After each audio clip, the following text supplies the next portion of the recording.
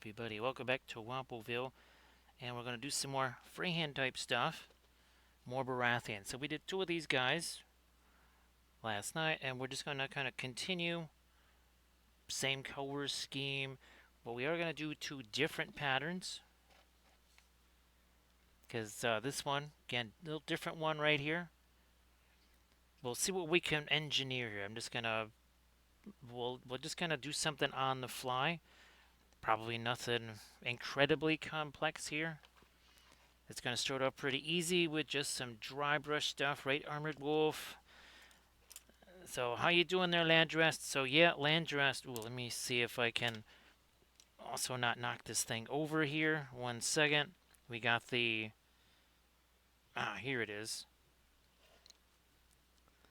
So we're printing out this bust here, and I actually was finally able to get this thing to sit on top there. Because remember I was saying you can move this, hey there Hornspan, how you doing? How you can move this along all the other axes except for the Z. The only way you can move that is, again, and it's not assembly now, it's called merge. So how you doing there, Hornspan? How you doing there, Blades? Great to see everybody. Oh, let me see. So, Hornspan, I hope that everything is going pretty well. And I guess, well, I know it's on the later side, so sorry it's on the later side again. Landrest, yeah, I had to go super deep into the Google searches because there was, some responses from Bamboo, and they said, well, just do this. And people said, that's not there. And they said, oh, that's because this has changed. So, yeah, they never change stuff on the slicer, right, Landrast? So great to see you there. And again, Horns fan, thanks for joining us here. I think, oh yeah, I was sending out people some pictures of what the landscape looked like here 4 years ago today. Needless to say, there was a wee bit of snow here. So great to see everybody. Again, sorry that, and again, we're going to have some more, we'll have some more busts going.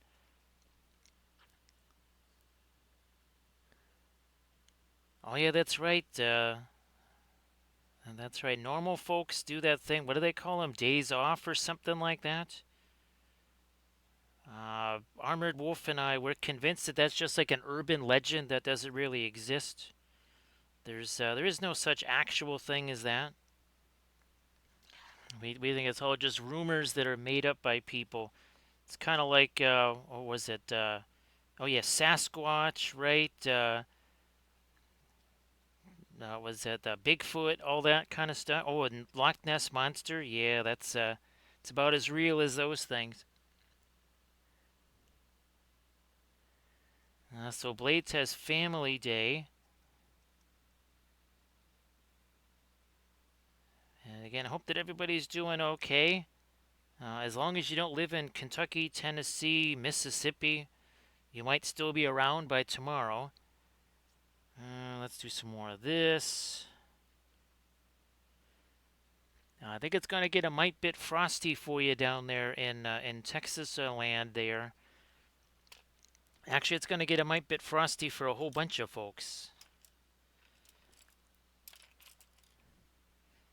Could be somewhere upwards of some places will be 50 degrees below their average temperatures. So that should be interesting. Let me get some more of this. There we go. Some of that yellow, a little bit of the Mars yellow deep there. And a little touch of that just to get some opacity to it. Hornspan, it's just, it's kind of normal here. It's just in the low 30s. The snow really did not materialize. There was a little, but that's all there was, just a little bit of snow. Outside of that, not very much. Yeah, Blades, and I think there's another one coming after that. because they keep talking about a nor'easter. So I think actually your party is going to continue. Hey there, Mijar, how you doing? So happy Saturday to everybody, and happy Saturday there, Mijar. Great to see you again, of course. We're just getting underway here.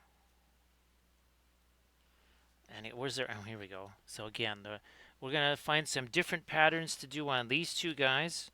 These are the patterns that we did last night. I mean, super basic stuff there, nothing complicated. So blades again. If you don't mind shooting me a reminder for tomorrow, just 'cause it's been so crazy here.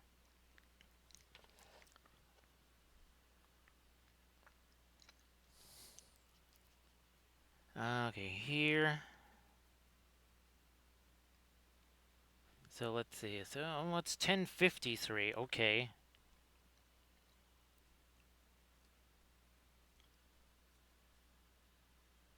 Hey there, Vendetta. How you doing? Great to see you again. Where's the thing that was actually somewhat complicated? Oh, here it is. So this one was a little bit more elaborate. This was the one we did in our three-part series there. Had a blast doing this. That's that Loot Studios one there.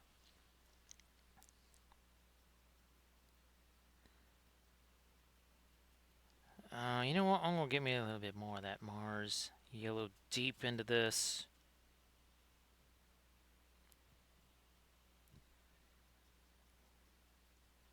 And then we'll hit it with our with the same kind of little bit of glazy stuff that we did yesterday, last night.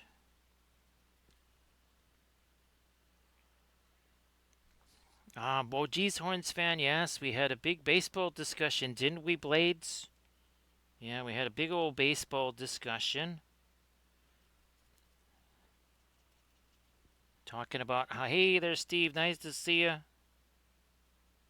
Again, happy Sunday to folks where it's already Sunday. So, Vendetta, hope everything has been going relatively well. Hopefully, everybody's been able to maybe do some miniatures related stuff. Again, just trying to keep this as little paint as possible, right? Always less is more, more is way too much.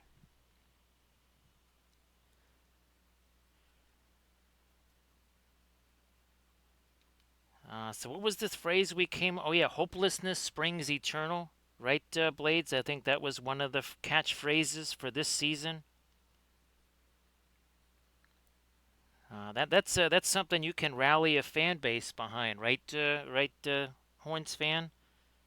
Hopelessness springs eternal.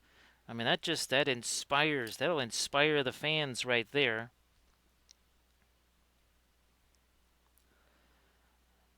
Now, yeah, here, let's get some of this. Oh, and I don't know if you saw the new tutorial. We just posted that.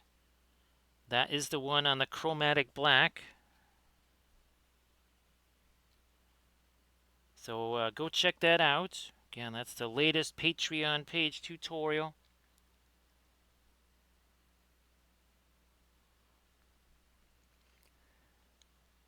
So there's no more All-Star Game, Horns fan. I don't know if people remember the All-Star Game years ago that ended up in a tie, and then they tried to do something to so that wouldn't happen anymore. I don't remember what it was, but there was the All-Star Game that ended in a tie.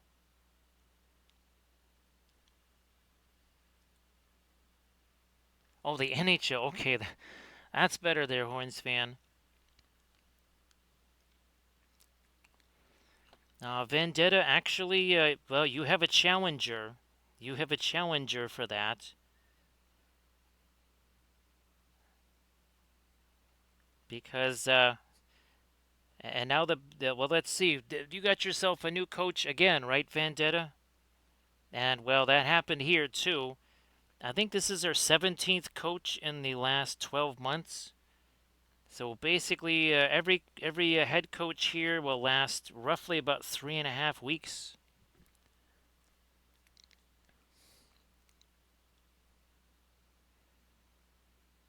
So yeah, the again, hopelessness springs eternal also applies to football, doesn't it, Vendetta?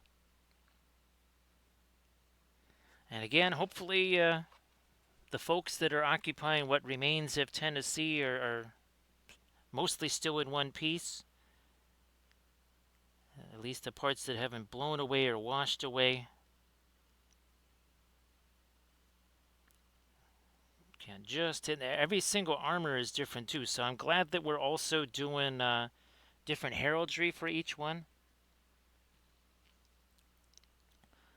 So I guess they did move. They moved the Daytona 500. I think it up a day or something like that because of all of the activity that's happening right now.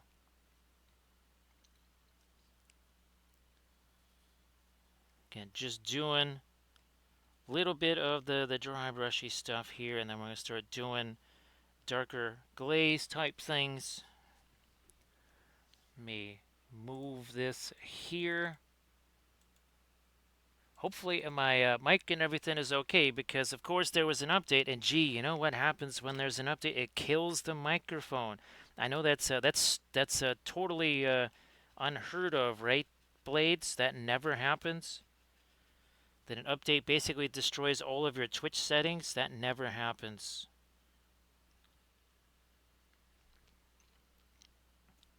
Now that's good. Because, yeah, as soon as I saw it, oh, okay, update. Well, that means the microphone is gone. It doesn't select another microphone. It selects something that doesn't exist, that's not a microphone. Absolutely no clue what in the world that is supposed to be about there, but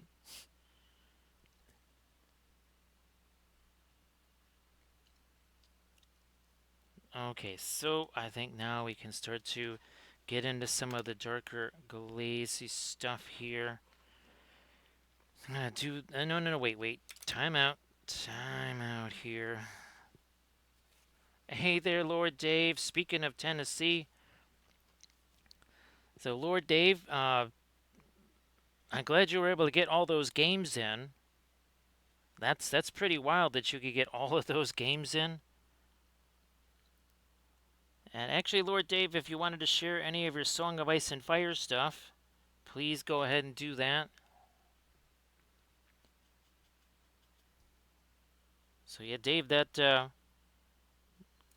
let's see, were there 4 people there or were there 6? It's probably I think it was 4, right? But that's really cool that you had a chance to do a song of let's see, a Song of Ice Spireganza there. 5 people. Hey there, Spoon Handle, how you doing? Actually, now that there's enough folks, Blade, Spoon Handle, you guys want to share some stuff in the chat, please go ahead. And of course, Lord Dave, if you want to share your song stuff in the chat, well, this would be the perfect time. Wouldn't it be absolutely fantastic? That sounds right, Lord Dave. Yeah. Well, and it sounds like you were able to have great success there. So again, everybody please give Spoon Handle a follow, give Blades a follow.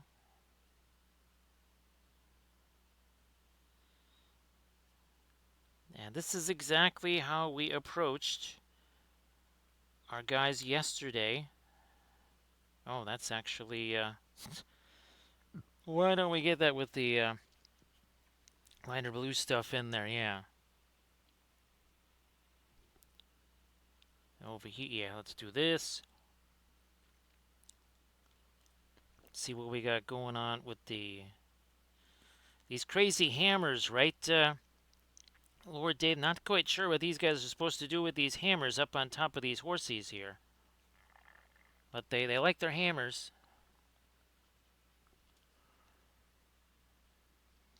So everybody please check out the Insta link that Blades just shared. So apparently, Lord Dave, I guess the Baratheons are just an army of carpenters. Either they're just they're a lot. They're an army of carpenters because they all have hammers. They love their hammers, don't they? And thanks to everybody that contributed with the subs last night. Trying to get to that 100 mark because again that's a critical thing for your split there. So we appreciate all the folks that also contributed to that. So thank you very much. Oh, that's right, real. Yes, I forgot all about that.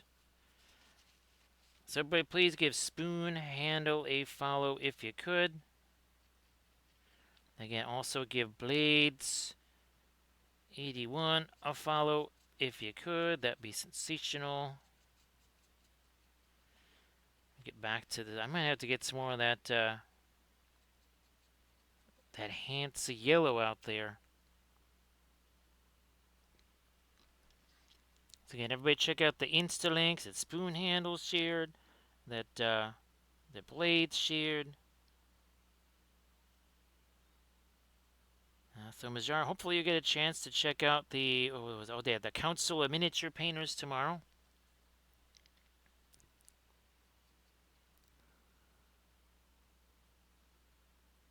Come on, there we go. Again, just throwing some of this lighter stuff in, then we're going to start doing all of our darker glazy stuff like we did yesterday. So again, everybody please give Spoon Handle a follow.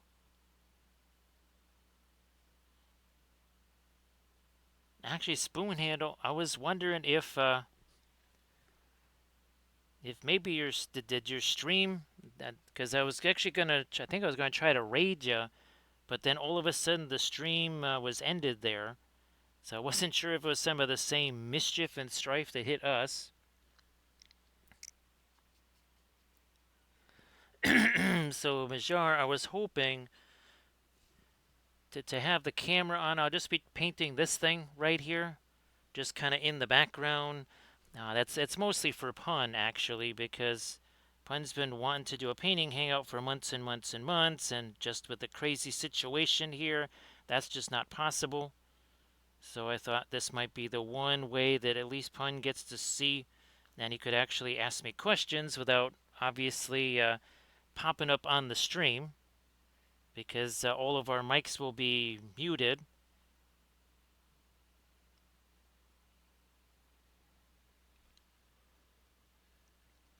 So everybody please check out that Facebook link that Lord Dave just posted. Again, some fabulous Song of Ice and Fire stuff there.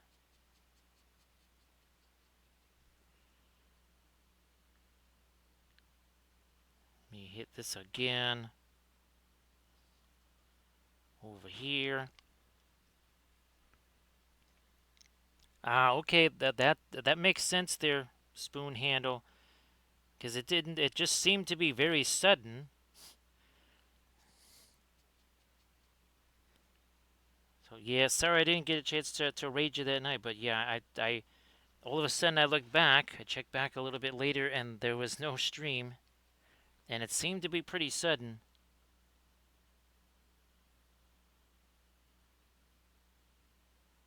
Now we're just again. I'm gonna hit some more of this with the lighter white here, or lighter yellow, sorry.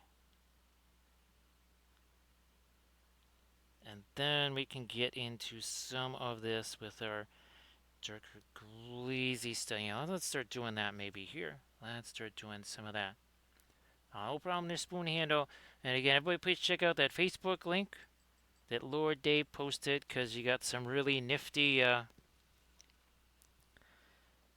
you got some really nifty miniatures there. Some Song of Ice and Fire, just like what we're doing here. Now, where did that... Oh, here it is. It's like, I just had me a brush in my hand. Don't know where that went off to. We're gonna start generating some glazy stuff here.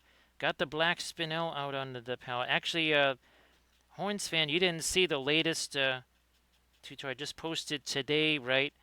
With the black spinel, oh, and the chromatic black.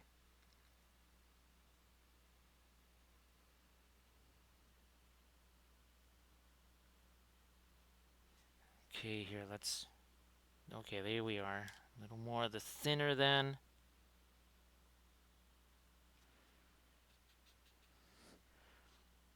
Do some of that on the horsey here.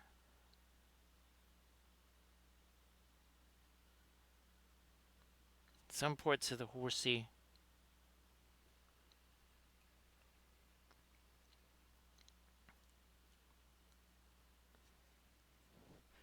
Oh, and also too, the we were showing these last night. Let me grab these again. Here we go. So these new Alkyd paints, they only, I mean, it literally showed up overnight. The Paul Rubens stuff.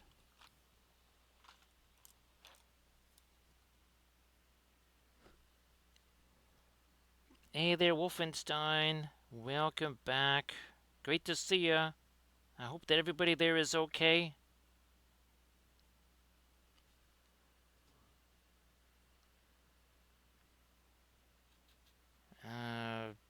You know, I'm gonna get me a little bit of that. Just a bit of the brown in there.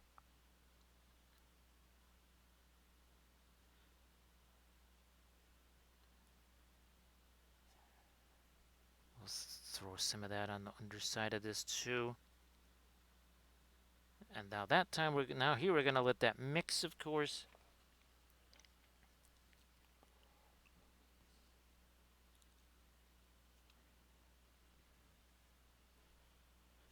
Back to again some of that brown there. Again, here I don't mind that that's mixes. See, this is a whole different way of doing the glazing. So we're intentionally letting those things mix.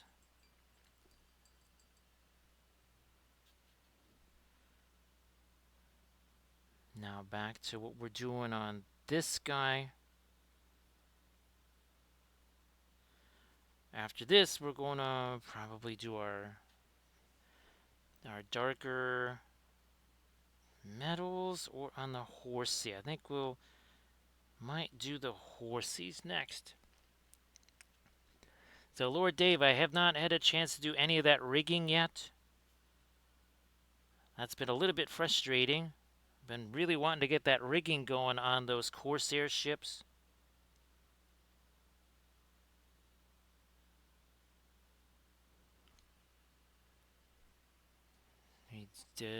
Sure. Just gonna hit this down here as well.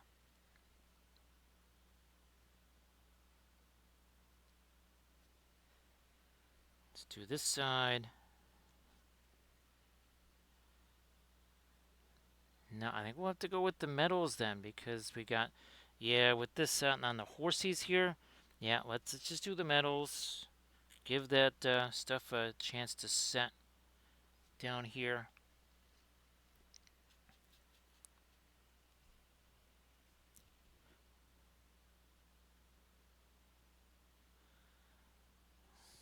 Oh, that's right. That's right. We've been just doing these things darker as well. So let's just hit this super quick.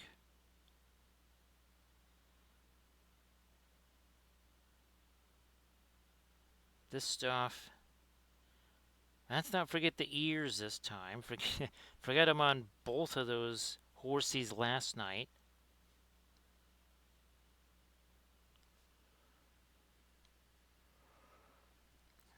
Lord Dave, I'm really hoping that this again, we'll see how it works. And what is it? The printable terrain. I believe that's what the name of the folks are that these are from. I mean, they have videos on it, but of course it's not quite the same ship. And this one will be a little more complicated than the one that's in the YouTube video.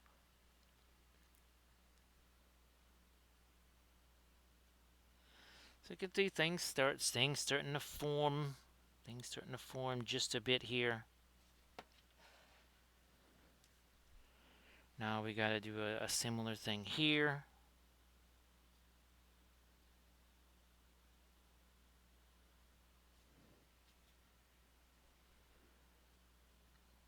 Just going to get the stuff like the reins and the bridle, that kind of stuff.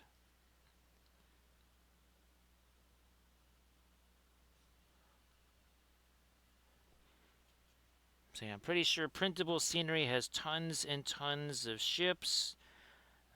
These are the ones that we did. We did 3 of these. Plus the dragon ship, the elven dragon ship there. So we did 3 of those on stream, and I believe those are from printable terrain, or printable scenery, or whatever. Whatever they're called. It's been a while since I last looked at their page. And I still have heard nothing from that one Kickstarter, which is very disappointing. Yeah, that's the one where it was the it wasn't the fishing village. It was this big city that was supposed to be like a seaside city.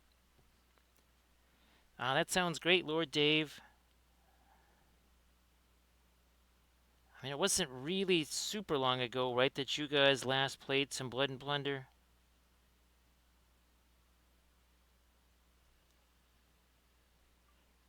So I hope that you're doing well there, Toady. Great to see you again. Yeah, I think it was like a bundle, Toady, and I think it was a bundle of 12 different ships. It could have been more, but I think it was a bundle of 12 different ships.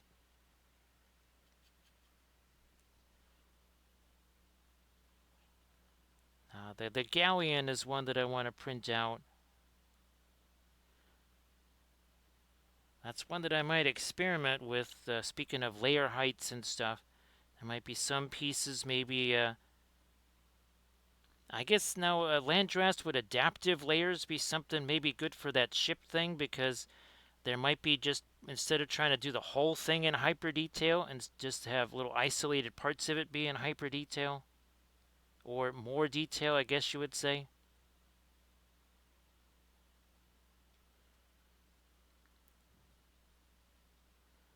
Do I have everything else there? Okay, fine. We'll just darken you down too.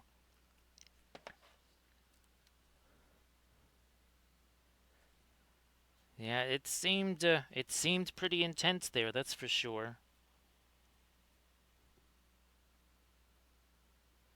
Why don't we?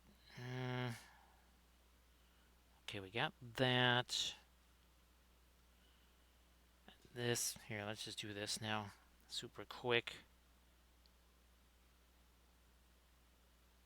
Then we'll do our kind of Payne's gray glazy things.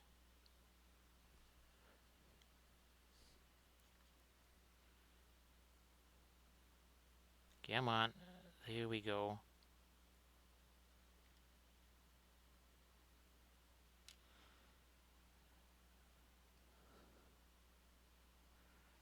So this is what, so that's 28 minutes in right there.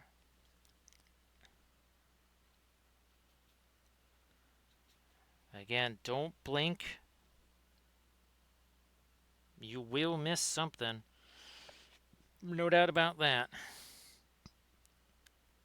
Hopefully we can do this without having to get more Payne's. Well, again, that's the Williamsburg Payne's Gray, which is almost basically indigo.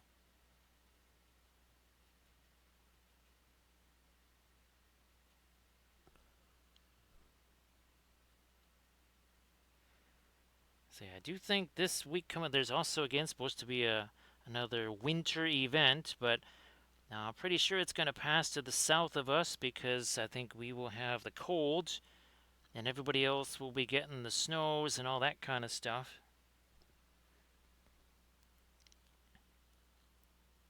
Now here, using a little more of the pin line wash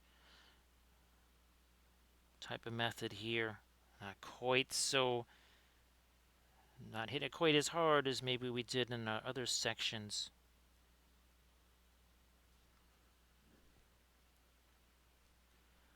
That will get just a whole bunch of darker Payne's gray there just to change that up to where it needs to be.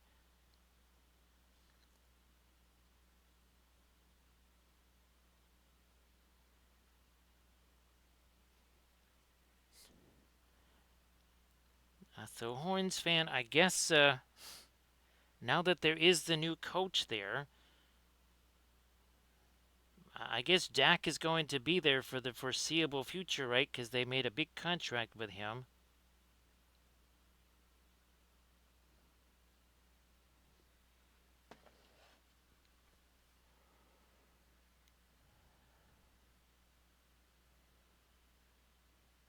Lord Dave, remember that one game? It was Wooden Ships, Iron Men, and that's when I asked, were there any kind of like morale things that you had to pass with crews on individual ships? And when they said no, I just sent a couple of ships straight ahead, and of course they became burning hulks, but they just kept going straight ahead because, well, inertia, right? And they ended up getting all tangled up with the other ships and the whole thing. I just started firing into the mess, and it all ran aground.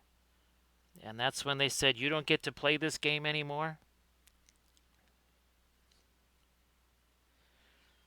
So Toady, I've been doing all of this stuff as basically kind of a favorite at Dark Sword Miniatures because they were a huge help when Kathy was sick because they did the Kathy tribute figure.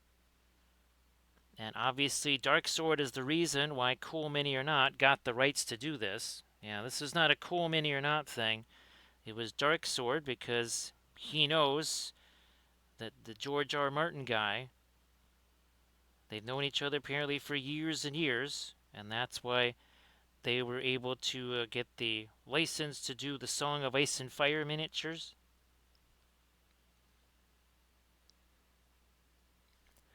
So yeah, Majar, I turned their Dance of Wind and Sail into a monster truck rally. Yeah, it took. They were set for like an entire day, and I mean by day, I mean starting like 10 o'clock in the morning, and they thought they were going to be going into the wee hours of the next morning. That took about 25 minutes. Yeah, the entire the entire session was over there, and they spent more time setting up all the ships than we did playing.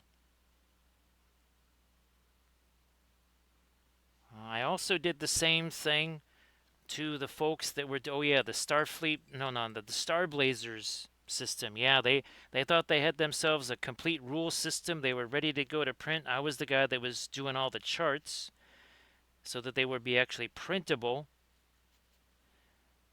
And they said, well, he plays Navy games and stuff. Maybe we should try it out with him. And of course, their play testing was Games Workshop style play testing, and that nobody actually played the game, which meant that nobody had played the bad guys. So within about 15 minutes, again, everything was over. All of the Earth ships were just smoking wrecks in space. And again, what wasn't destroyed completely was on the way to being destroyed. And they just basically looked at the table, staring straight ahead, and they said, "I guess we need to adjust some things." I think it was 7 months later when they said, "Okay, let's try this again." Now you know why Games Workshop never lets me playtest any other games, because they'd be on 40K third edition by now, and not 40K 17th edition. I'm sorry. 10 seconds went by. Now it's 20th edition. Whoop, sorry. FAQs. Whoop, sorry. 21st edition. Oh, wait. 3 seconds have gone by. 4 new codexes.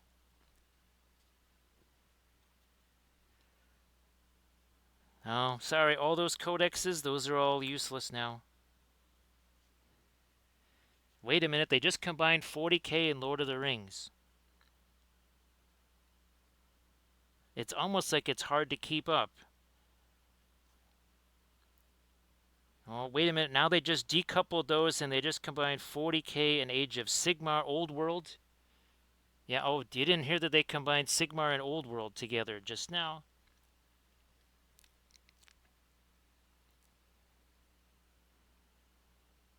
Yeah, Lord Dave, well, you heard what happened with MESBG, right?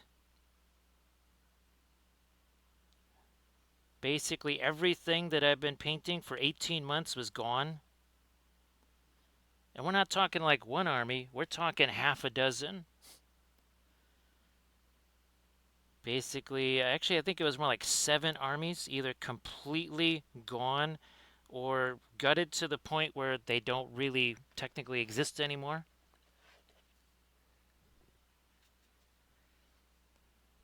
So, yeah, everything gone, which is fine, it worked out actually really, really well. It worked out great because, well, the movie was a disaster.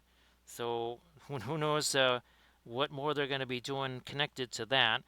Um, and now we're just going to do our own stuff, right? With mixing the War of the Ring board game together. Oh, by the way, you can see how we're getting our mixing in our darks here. This is all wet blending, but with a dry brush. But the paint, obviously, very much wet, isn't it?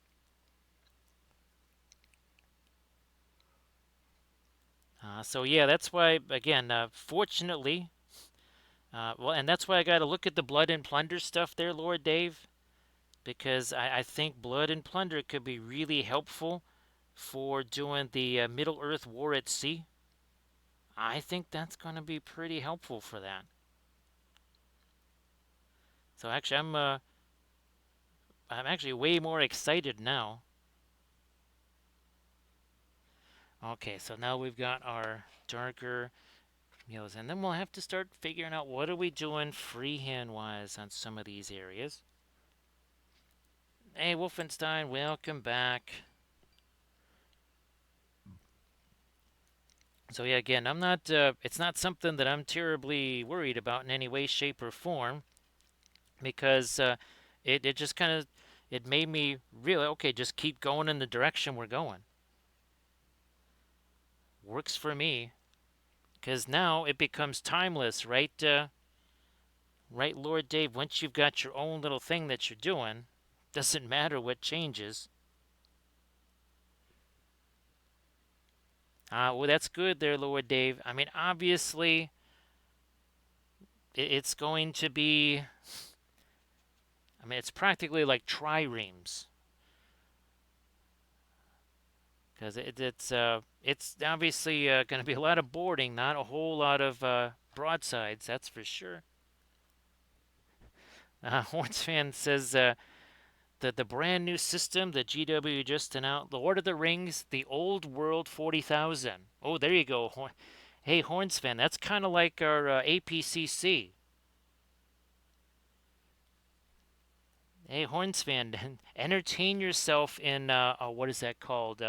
In AI and what's that? Copilot. Yeah, try and create a logo for Lord of the Rings: The Old World 40,000.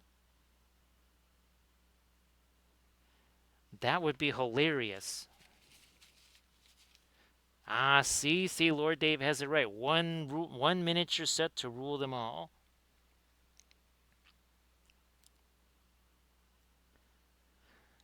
So yeah, Toady, that's why we're gonna just try to immunize ourselves from any further shocks like that. By just saying, all right, that's fine. We'll make up our own stuff, and we'll be good. We'll be all good. It'll work out just fine.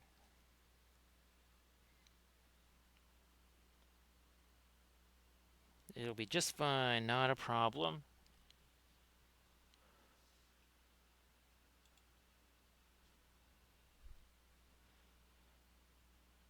Now again, a lot of our shiny stuff's going to go away. Oh, and by the way, that's 39 minutes so far. 39 minutes is all that it's taken to get to this stage right here. So it's just I'm just saying it happens quick.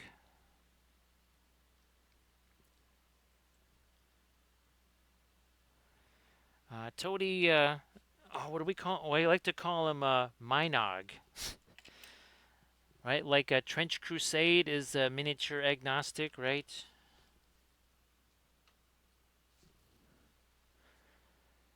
Hey there, Sector X. Oh, gee whiz. Let me see if I can grab one of those for you. Oh my goodness, it's hard to reach. Ah, here we are. So yeah, Sector X, couple of things. That is definitely, you can see it kind of doesn't tip over so easy. And then it also extends the bottom of this a little bit more. So I had to do some measurements. I almost got some that were a wee bit too big and others that would have been too small. But these were the Goldilocks ones. They fit just about right. And as you can see, it really kind of offers the same kind of counterweight as we got in here, right? Because we could fill these up with the sand.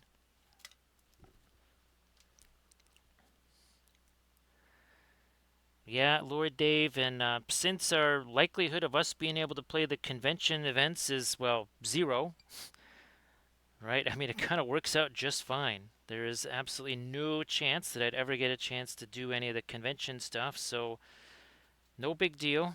It's all good.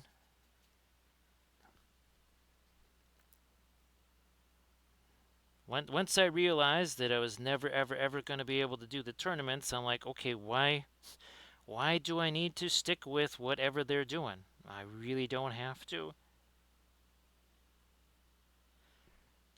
So great to see you back there, Sector X. And Sector X, that's printing out now. Actually, here, let me kill this. 1 second here. Let me get to this here. Okay, so the thing here, if you want to move this along the z-axis, well, okay, you combine the two things together. The assembly tag doesn't exist anymore. You have to go to what was it? Oh, what was it called? Um, oh, geez, now I've already forgotten what the heck it was. No, it wasn't combined. It was I don't know. It's whatever is in the slicer. Oh, I think it was merge. That's it. Yeah, I knew it began with an M. It was merge. Lord Dave, it's always just, I don't know. It's just a little too crazy, right? And of course, with the no outside food or beverages thing, it's way more relaxed at your house, right? Because, well, there you can actually have beverages. I mean, how can you play Blood and Plunder without beverages, right, Lord Dave? It's almost legally, yeah, it's almost like legally, it's almost illegal. Yeah.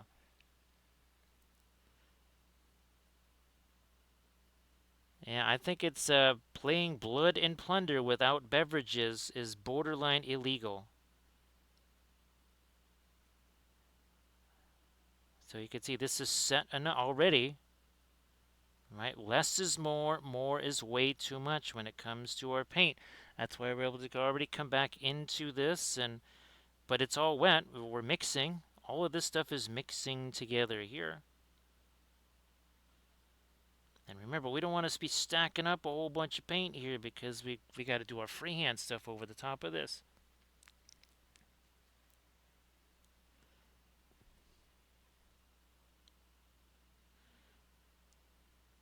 Starting to work some of that into here now.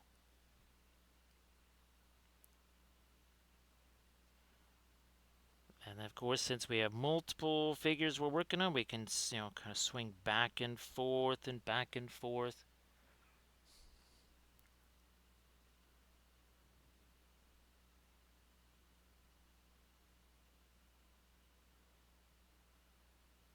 Now, Horns fan, I think you actually got a chance to see this, at least a little bit of this one, right, Horns fan?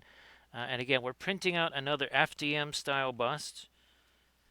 The one that's on the printer right now is another Nerixon bust. So basically what I did, now this one was printed separate, right? This and this were printed separate. Here's the thing, you can see you got the decapitated arms here hanging down below this, which meant that this was sitting on rafts of supports, whereas now the one I'm printing, this is already attached to this. So now this is a much bigger base of support instead of just a whole bunch of rafts.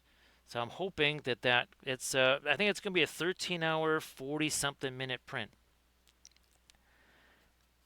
And I believe we're something like 3+ hours in, maybe 4 hours in.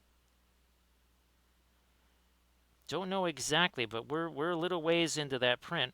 By the end of the stream, it should be well over halfway. I might also, at one point during the stream, just march down there and just to make sure everything is copacetic with that. Sadly, I was not able to get the two resin printers printing. This stream wouldn't have started till 11:30 if I tried doing that, because I would have had to make all new build plates. Well, still, there's a bunch that I made from the hospital stay on Friday. I guess I'll try maybe and use some of those too.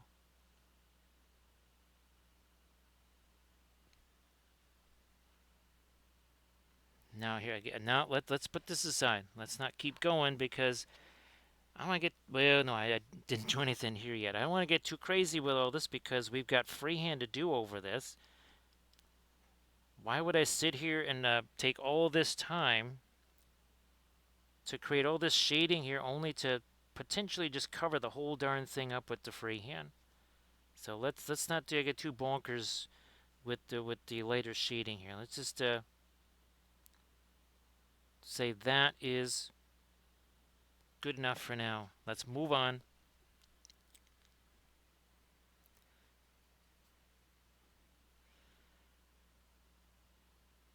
So Lord Dave, I haven't. The last time I saw that much Song of Ice and Fire going on in person was that very brief time. What was that? 2 years ago, when Marty and Kimberly met us at Adepticon, and they were the ones running the Song of Ice and Fire events there, and that was at the other hotel.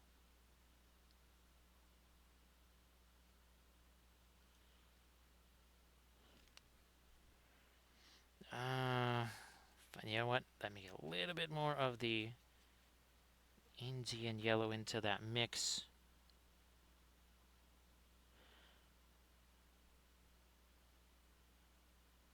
Here we are. Let's see. What was there was a I saw there were some outriders or some like some scouts or something like that, and they had the green icon. I don't remember what they were. It popped up when I was looking for the Baratheon heavy cav.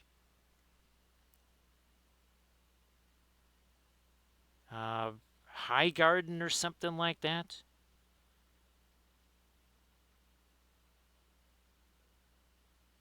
I think that was the name of the sub faction, if you want to call it. Yeah, it was High Garden. That's it. Yeah.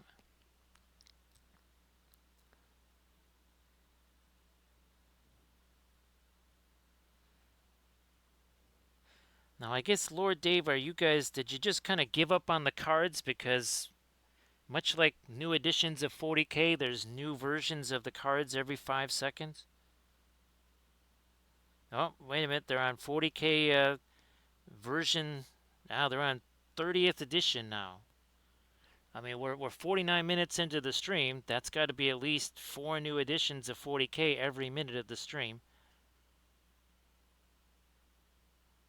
Oh, and by the way, Kill Team has been canceled and renewed 4 times as well.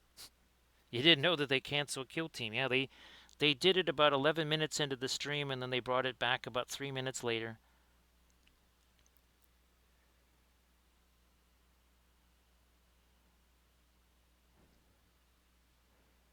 So the High Guard Knights did see some table action today. I think they more on the lighter side as far as, well, I think to Baratheons, anything that's not I don't know, a Clydesdale is light cavalry.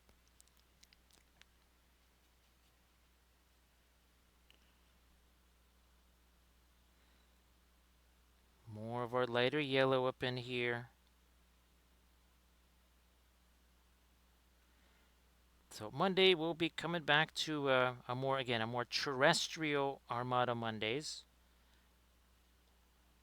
That's one of the things I'll be doing tomorrow is making sure I get us some ships prepped for the Monday stream.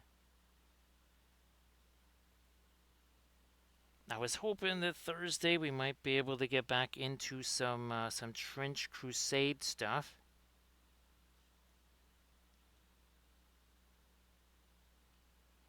I do have some things printed. I think I have a bunch of the Trench Pilgrims printed out, the pointy head guys. I'll see if I can't just chunk a bunch of them on some bases real quick between today and Thursday. That's well, they're kind of yeah, they're like prancy wood elves, right, Lord Dave? So again, all of that darker stuff that we put in, see, we're taking advantage of that now with our lighter yellow over the top. And again, we're not going to do too much more with the lighter yellow because if we're going to do all that freehand stuff right now, what we'll start doing is we are going to throw a little bit of some yellows on our armor, like here, right? That's going to be reflecting all that yellow. Let's do that there. We got to do some here. Come on, there we go. Again, I got to reflect some of this yellow here.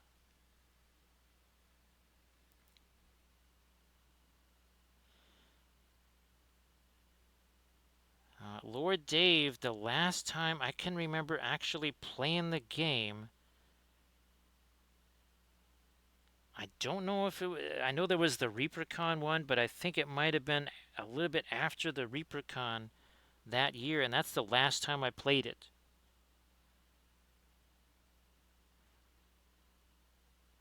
I don't remember what they were called, but there was a flurry of new Lannister units at the. Oh, that's when the Baratheons were brand new, Lord Dave. Yes, literally it was the last time I played this game was right around when the Baratheons were released.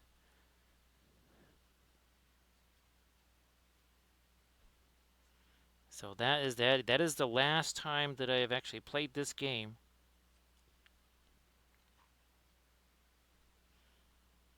Which is again pretty much the same for everything.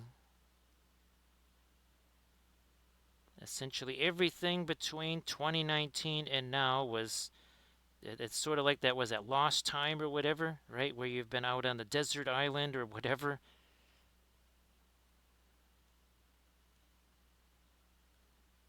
And you come back and it's like, yes, we developed the internet. Okay, let's keep. Yeah, I'm gonna throw a little bit of the lighter yellow in there, and then maybe something down in there. That's gotta be a little smidge lighter. That can't be quite that dark.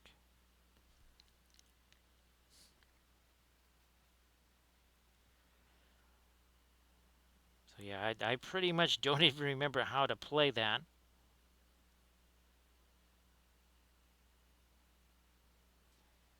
I'm trying to think. Well, let's see. Last time I played anything was maybe one brief game of MESBG, probably a year and a half ago. That might have been the last time I played anything. Let me get some of this in here. There we go.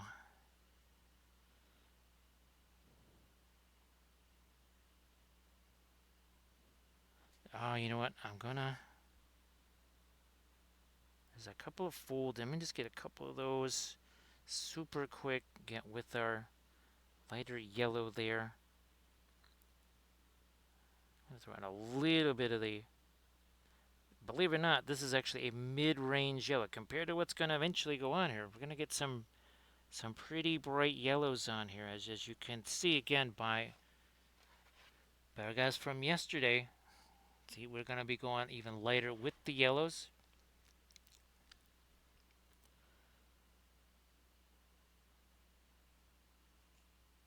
Yeah, Lord Dave, holy smoke. I can't even imagine what it's like trying to keep up with all that.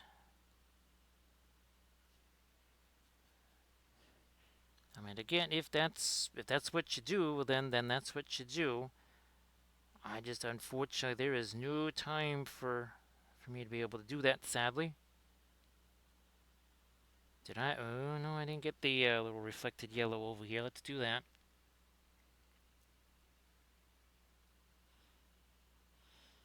Well, Lord Dave, I'm glad that you get a chance to do that kind of stuff.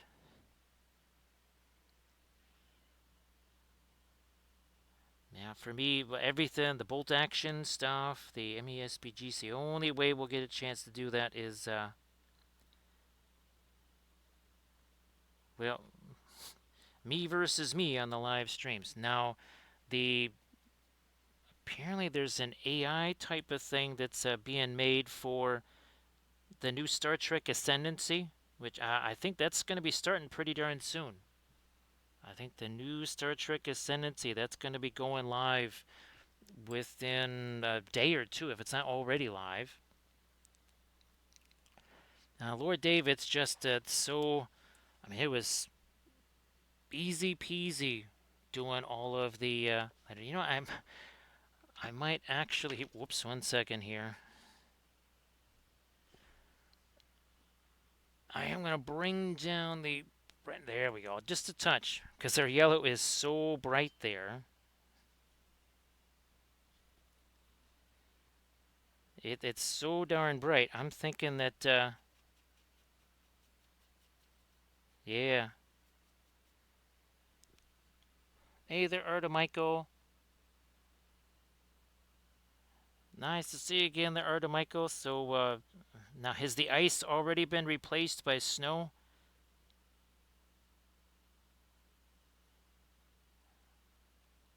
I'm guessing things. I don't know if there's multiple nor'easters, but there's definitely going to be some activity. That's for sure.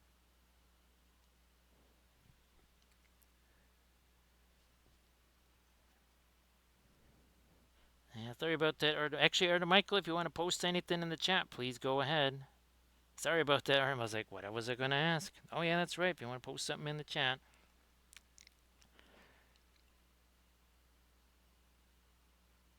See, I mean, look at this, Lord Dave. There's no layering, right?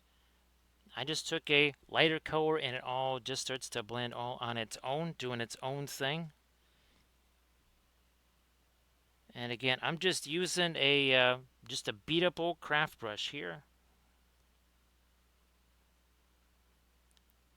In fact, I'm gonna. Where'd my scissors go? Oh, there you. Geez, how'd you get back there? We're gonna do a little bit of this. Oh, there we go. There we go. I think we just did a little successful surgery, battlefield surgery on that brush there.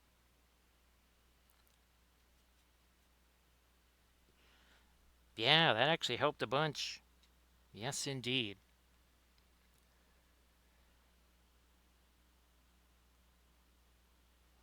Lord Dave, I think it's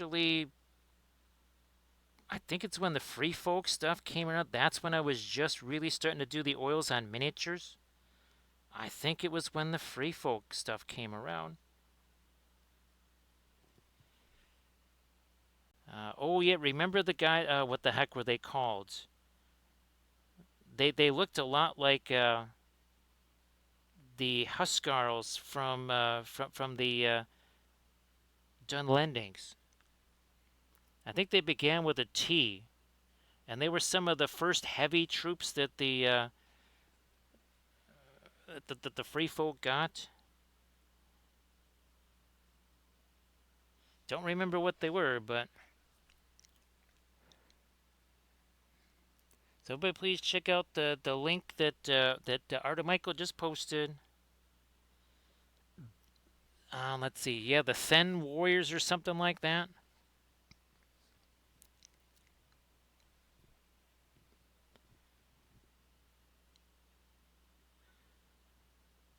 Because I think those were some of the first ones that we. Oh yeah, remember that shield? Oh yeah, it was because they had those shield bosses, and people saw me paint up one of those shield bosses in about 8 seconds or something like that.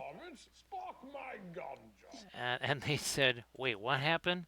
Thank you so much, Pixeloo. Appreciate that.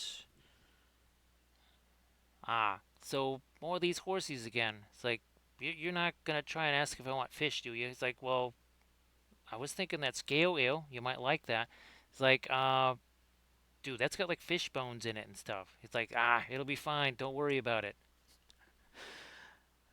Let's see. Let's see what happens here on our big Gandalf 6. Big old Gandalf 6. What's going to happen there? Ooh, that's a good roll. It's a solid roll of a 5 for Pixie Lou. Thank you so much for the follow, Pixie Lou.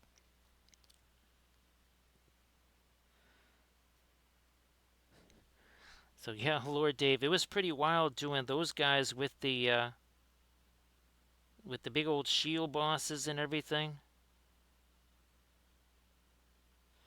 Again, that's it takes no time at all. We're 1 hour ago, these had no paint on them whatsoever.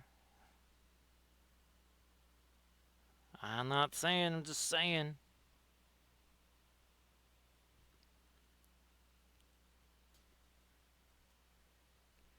Now, go get me some of this lighter stuff. We're going to try and get some free handy stuff on his clothes here too, not just on the horsey there.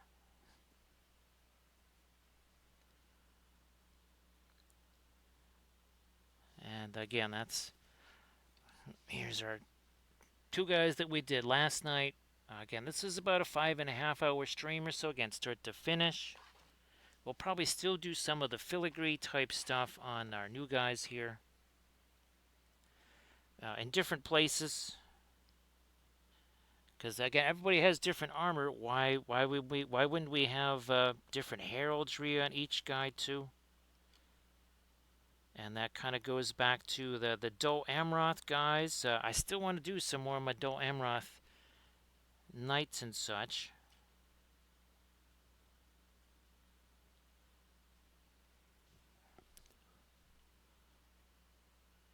You know, that's kind of in shadow from the fur cloak there.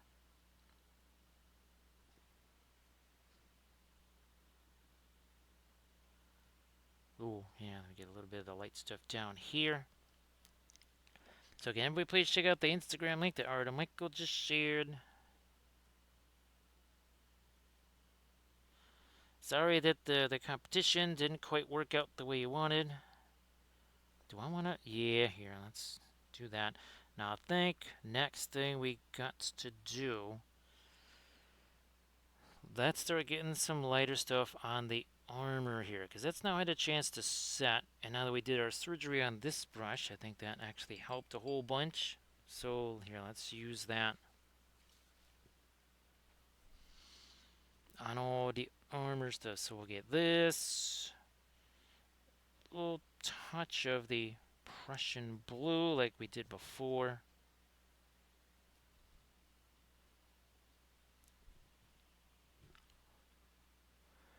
So see you later there, Lord Dave. Again, glad you had a chance to do that, and glad things didn't get too crazy for you with all the weathers and such. So see you later there, Lord Dave. Again, thank you so much for being here.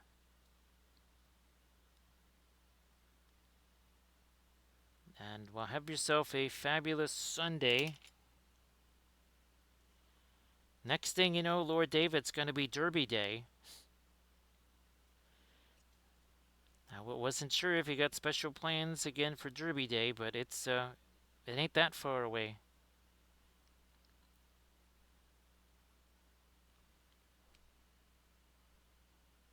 Okay, we're gonna get some of that later stuff on the helmet there.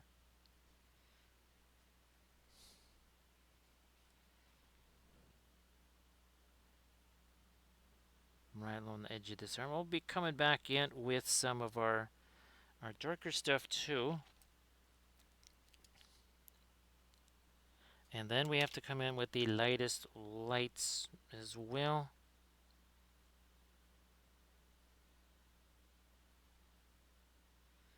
Yep, we need to get a little something there, and then that also needs to be, I mean, we need the yellow reflection, but we also need some of our regular metal color in there too.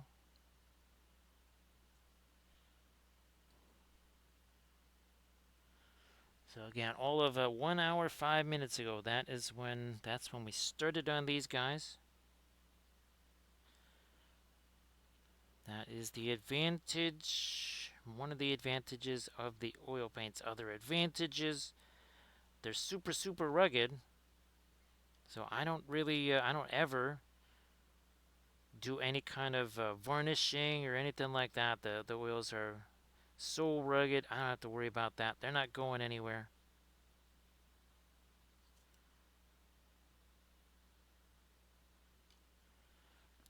And of course, if you use as little paint as we do, well, you're not necessarily going to be waiting a long time for them to dry.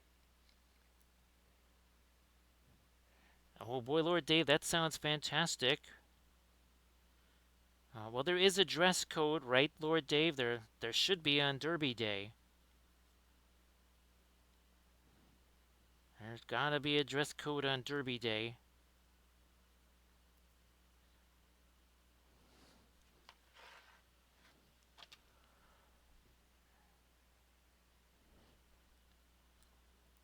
And let's see, yeah, let's get more of our light on the top of this. And there's some kind of funky thing on the knee there.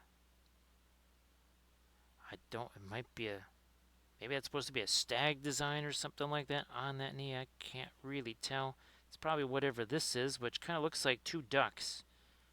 She looks like two ducks facing each other. Oh, I see we need to get more of our yellow up in there too. Yeah, each one of these guys has different armor, so it's, you do one, that's not really going to tell you what the other ones are supposed to look like.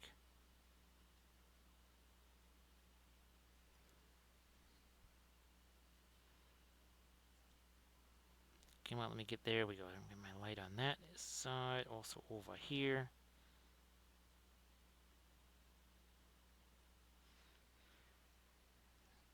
Just a little bit of the ice blue combined with some of the Payne's gray. As we welcome in Bearded Celt. Welcome back, Bearded Celt. Everybody, please give Bearded Celt a follow. So, Bearded Celt, I hope that the stream was a blast. I'm sure it was. Like always, you wants to share something in the chat, please go ahead. So, Bearded Celt, we've got some more Song of Ice and Fire stuff going on here. We, let's see, 1 hour and 8 minutes ago, these two guys had no paint on them. We're just about to get into our freehandy type stuff on these lads here. Here's two that we did last night. This was, I want to say a 5.5 hour stream or so. Did these guys start to finish? Again, these are Song of Ice and Fire. And this is kind of your typical cavalry unit here. This is a Lannister, Clegane Brigands right there. So that's again a typical unit right there. Now Bearded Celt, where's my latest one? Ah, here it is. So this was the latest bust that we painted. Gosh, was this Thursday? Yeah, this is our Thursday stream right here. Yeah, that was our Thursday stream. That was super fun. That is from Nerixon.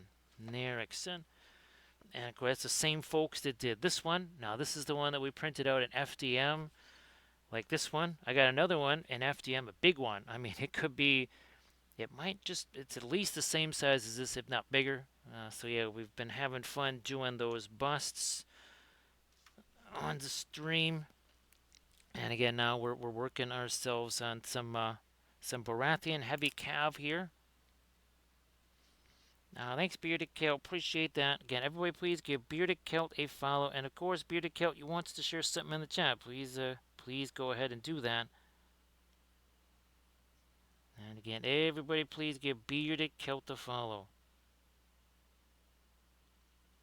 Bearded Celt. I'm hoping to get back into also the Trench Crusade stuff. Oh, this coming week here, I'm going to be prepping a bunch of things, so we'll be getting back into the Trench Crusade stuff. So we get to do, shall we say, something a little bit more weathered, just a bit more weathered. And we are also going to be returning to our more terrestrial version of Armada Monday. So that's we're going to get back to our regular ships. We have done, I think, 3 streams with these, with the Tau ships right here. Again, all painted with the oils. Everybody check out that Discord link that Bearded Celt just shared. And everybody please give Bearded Celt a follow if you could. So I hope that you're doing well there, Bearded Celt. And again, everybody please give Bearded Celt a follow if you could. There we are. Here we're just breaking down some of our fast. We're going to try and get some of our much lighter stuff now here into the armor. Then we'll come back with some of the darker stuff. Really solidify some edges. And then that's where we're going to, again, get back into figuring out some freehand designs. And we want to do different stuff on each guy. So everybody check out those Discord links if you can. Please go ahead and do that. And again, please give Bearded Celt a follow if you could. So Bearded Celt, I'm sure that the stream was fabulous. Hopefully, I wasn't sure if there was any massive new projects that you got going on, or just kind of continuation of all the other ones.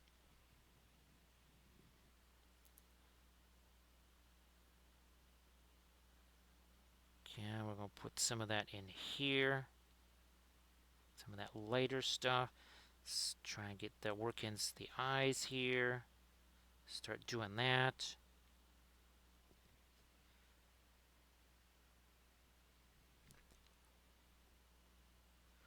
So again, everybody please give Bearded Celt a follow. Again, working in some of this really kind of the brighter highlights on things to really bring out the shine in some of the metals here. Then we'll come back with the really dark stuff.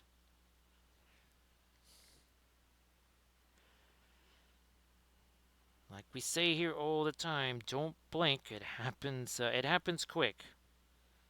It happens very quickly. Working with traditional oil paints right out of the tubes. And if these guys aren't dry by tomorrow, they'll be dry soon enough. Because we're using minimal amounts of paint. We are not piling the paint on here. I know folks think, well, geez, you must be piling the paint on there like somebody doing a giant landscape or something. No, that's not what we're doing. No piling the paint on here.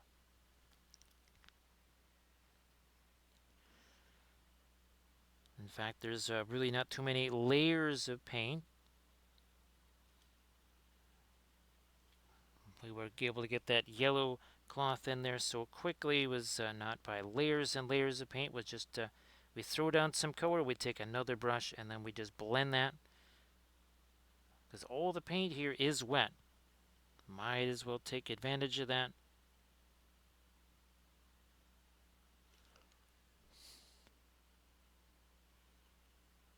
Now let me switch this around here.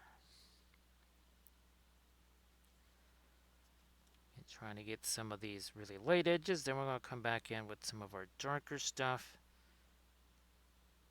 And really clean up some edges there. Sharpen some stuff up. Trying to also make sure we get some reflected light in places. Otherwise, not really metal. No reflections, no metal. That's how it goes. We need something lighter down in here. Let's get to this guy now. Hey there, Nurgle Matthew. Happy, is it still a happy? Well, no, now it's a happy Sunday. 1 minute ago, it officially became a happy Sunday.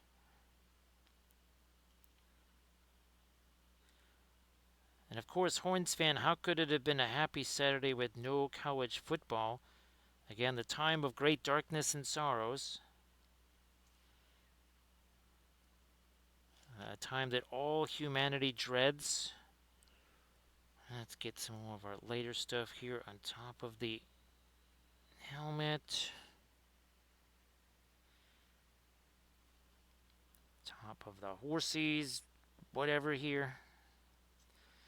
Get him some eyes there. Is that? Yeah, there's a little bit of metal there on the bridle, of course.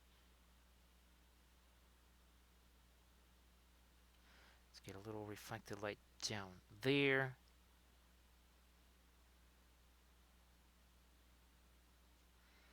We need reflected light here.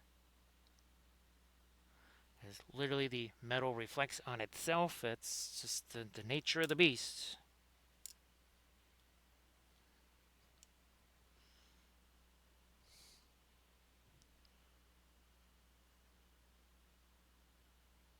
Yeah, here, let me again use this to do a little bit of blending there.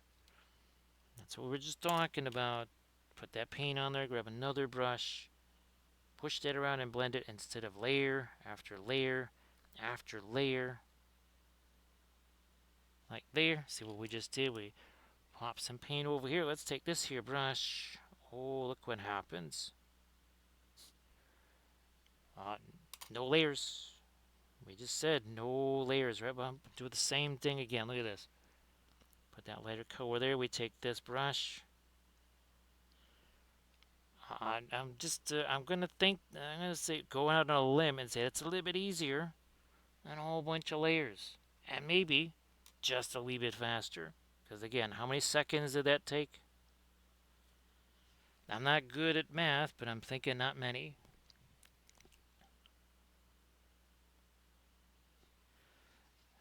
So yeah, math, we don't really need to even worry about math there.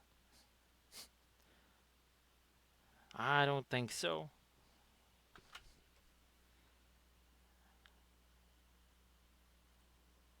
More of our light down here on some of that stuff. Oh yeah, let's get these plates right here. Not doing anything on these guys, or not really anything on the chainmail.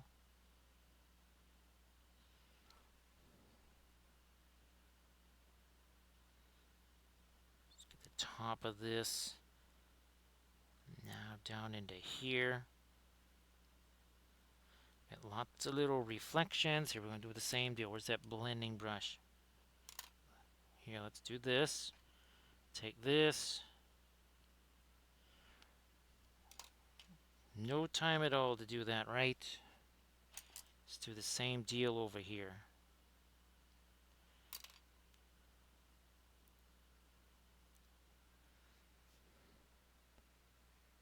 No time at all.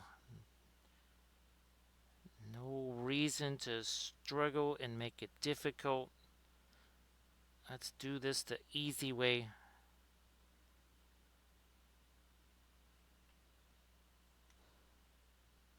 Speaking of reflected light, we need some over here.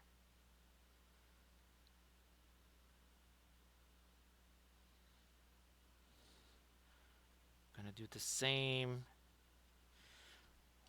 in the other parts of the hammer. Again, no layers. It's not necessary.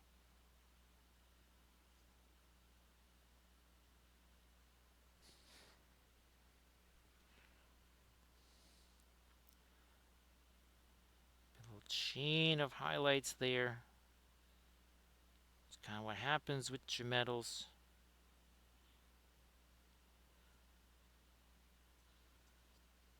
Let's get this side over here. I don't think we got this yet.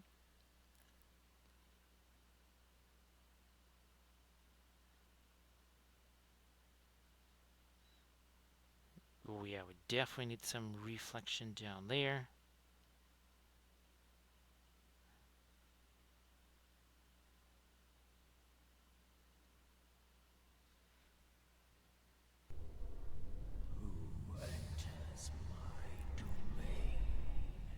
there, Silent by Design. How you doing? Thank you so much for the raid. Although, everybody, please give Silent by Design a follow if you could. So, Silent by Design, you want to post some stuff that you've been doing in the chat? Please go ahead. I know you just finished that stream, so unless you skedaddle off to that photo booth, you're not going to have a whole bunch of pictures of what you were just doing. But you got a Discord, Insta link, something like that, work in progress stuff. Why don't you go ahead and do that? These guys, both of these, 1 hour, 20 minutes, and 55 seconds ago, had no paint on them. Yeah, so we're just about to start sketching out our freehand, which will be done kind of like what we did on these two guys last night. So here's again some of the other Baratheon heavy cav. So in each one of them is going to get a unique heraldry because, I mean, not all of them are named Herald. This was our Thursday stream. Yeah, this was our Thursday stream right here. We had a blast doing that. That is a bust from Nerixon. Here's another Nerixon bust. However, this one, that was printed out FDM style. Yes, that was, you can see it right here. See that? And the nice thing is that it's very solid. Even though it's basically somewhat hollow, it's not like a resin bust hollow. And here's another FDM one that we did. Everybody please check out that link that Silent by Design just posted. That sounds fantastic, Silent by Design. Now this is also done in FDM. We did 0.08 layer height, adaptive layers, still only the 0.4 nozzle, but yeah, that was done in FDM style right there. So everybody check out that link that Silent by Design just posted, and everybody please give Silent by Design a follow. So thanks again for the raid, Silent by Design. Now, actually, I've got another one of those really big busts printing out right now. I'm going to keep doing that experiment with the Bamboo Carbon X1.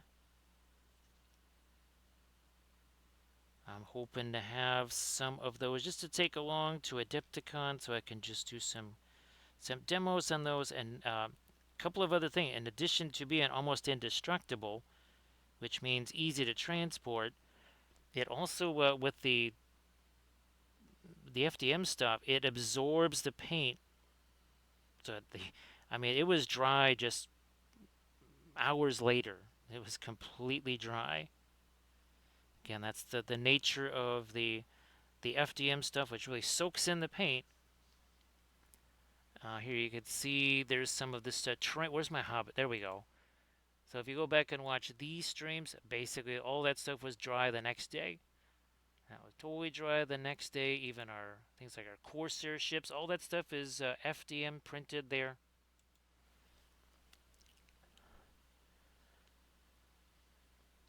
No problem there, Silent by Design. And again, if you if you hang around a bit or something like that, and later on you have your pictures good to go from what you were working on, I mean, no problem, right? Please go ahead and share that.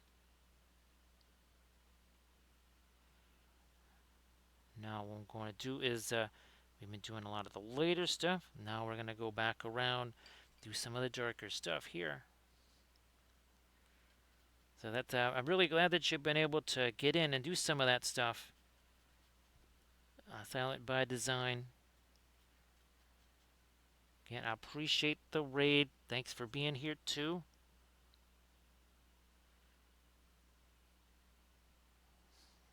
Yeah, I'm gonna get some of the dark stuff in here and also under here. We're gonna use our blending brush once again, like we did, and all the lighter stuff. So we just plop that paint there, and then we just do this little tap, tap, tap, right, and that just blends it all for us. We're gonna do the same over here. Look at that. That's just a line of paint. We're gonna take this here. We're gonna do this. You see how that spreads that out, and it blends everything just in a matter of seconds.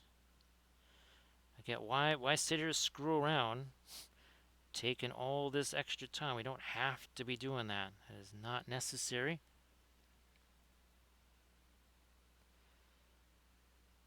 And again, just 1 hour 25 minutes ago, we had no paint on either of these guys. Again, it happens really quick. So as we say on the channel here, don't blink. If you blink, you will certainly miss something. So now this is where we start to really get some nice hefty darks into our armor. It also sharpens up some of the edges.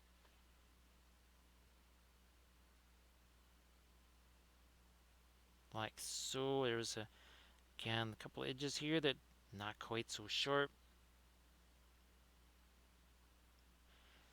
We need the shading there, but now we also help to kind of redefine some of the edges too. And that's with the metals.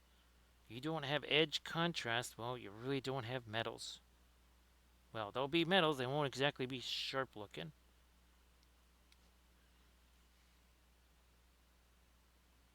Be more like foam. Again, just putting in some more of the darks there.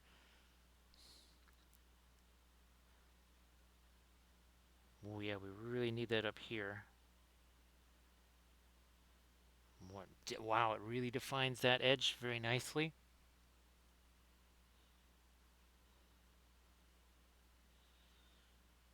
We need to do a similar thing over here. So these are Song of Ice and Fire miniatures. This is a typical cavalry unit of 4. Here is the most recent cavalry unit we did a few months ago. This is some Clegane Brigands. Again, a little bit of quick freehand on the flag right there. And that was 2 streams. We did 2 of them in one stream, 2 of them in another. Just same as what we're doing with these guys here. Getting rid of some of the non-sharp edges. This is going to need some dark up here too, like right there. So see, we got that. Now I'll take this brush here. See how that's it's got the hard line up there, but now we've got the soft edge underneath it. That's super critical. Work in some darker edges here again. Blending brush, like so.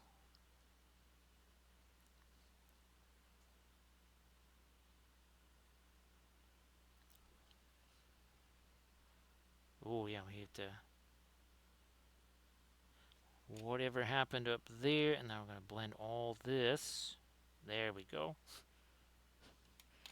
There's a little too much of the later stuff up there.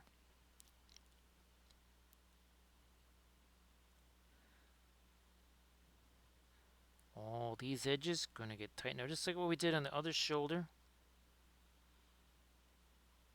Also establishing sort of a horizon line there.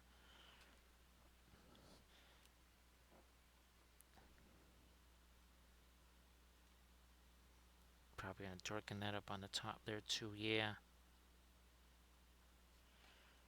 Take there again our blending brush. Your anti-brush can be a blending brush. Sometimes they're really gigantic. Sometimes they're even smaller than the one you just saw.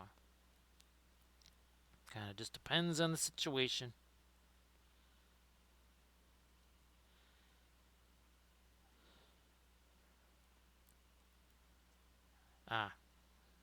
Down here we got to do the same kind of thing. Reestablish some of the real darks in there.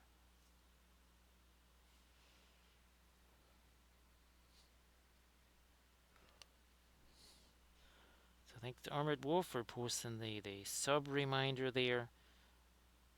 And again, last night we really appreciate that Renlor came up big with a whole bunch of subscriptions there, so that's appreciated.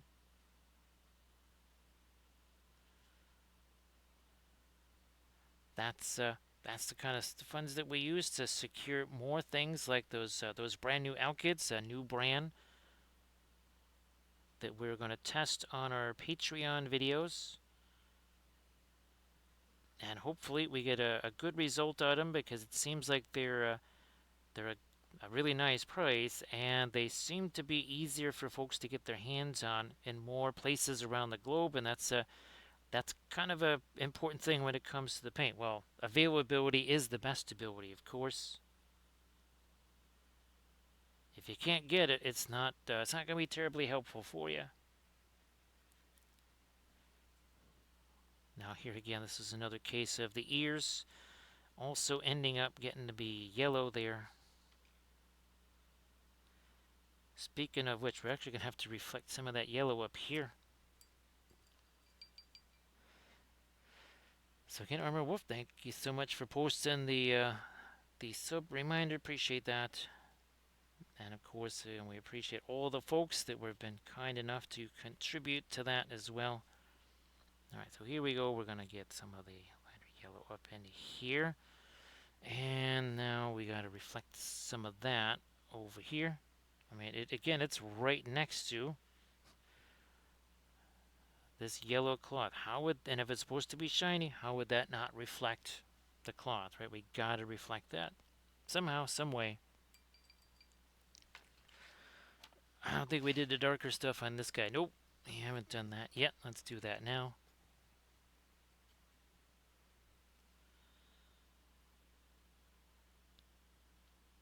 We'll be doing some of that filigree freehand type stuff that you saw on those other guys.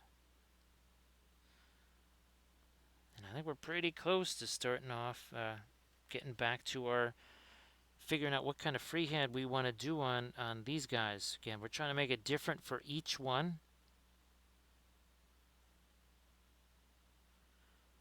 Their armor is different on each one, even on the horse. Every single one of these has a different type of armor, so it's I think we want to try and make these as different as we can from each other. Hey there, Valfira. Yep, Valfira. I think I was trying to shoot you a message earlier about that because I had max velocity on. And what wasn't getting hammered by tornadoes was getting washed away.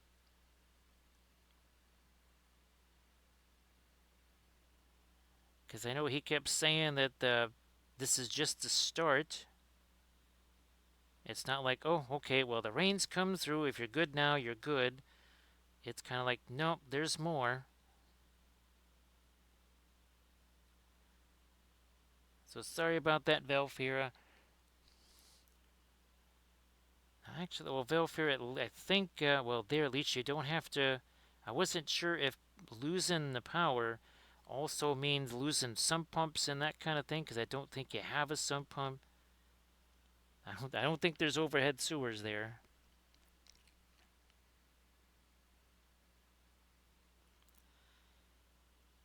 Yeah, Velfira, when he was showing some of the rain amounts there, and that's what's already there, and obviously, like you say, there's more coming.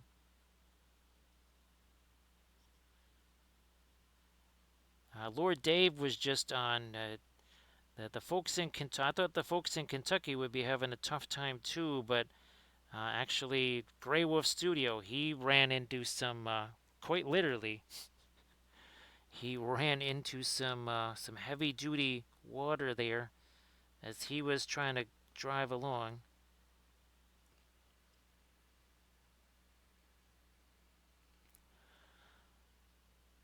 Yeah, Velfair, that was the crazy thing that he said. There's like tornadoes and flash flooding, then there's snow.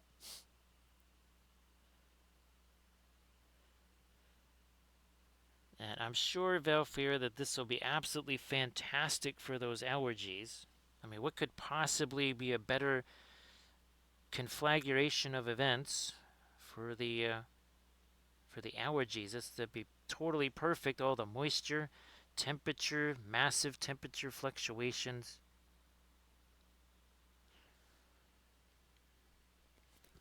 Oh yeah, turn around, don't drown, right? I think he's controlling the weather, Valfira. Yes, he has a smile on his face. That's because he's controlling the weather. So yeah, we should be I don't know, probably wind chills of 20, 30 below or something like that next week. At least that's my guesstimation there.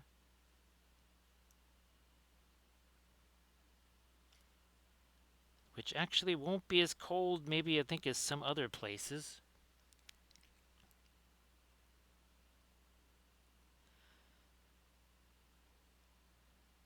Valefair, what can I think it was Theoden that said, didn't he say it in Lord of the Rings? He said, "What can you do against the most lethal condiment known to mankind?" I think they even used that quote in the movie too.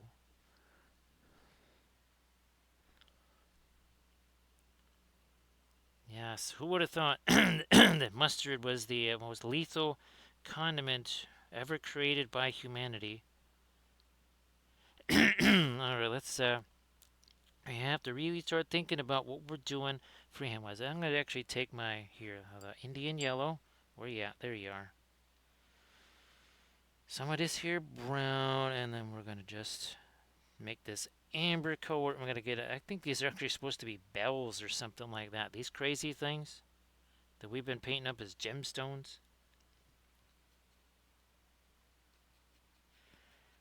I guess I don't know. Did Virginia and West Virginia get even more than you did? Because it sure seemed that way. Basically, he kept saying this is going to be like a mini Helene. So if you liked what happened in North Carolina, you'll love what's coming up here. Hey there, Doji. Great to see ya. Of course, Doji, you want to share anything in the chat, please go ahead. Whether it's your fabulous oil painted stuff or your fabulous terrain stuff. Well, we know you just got fabulous stuff to share.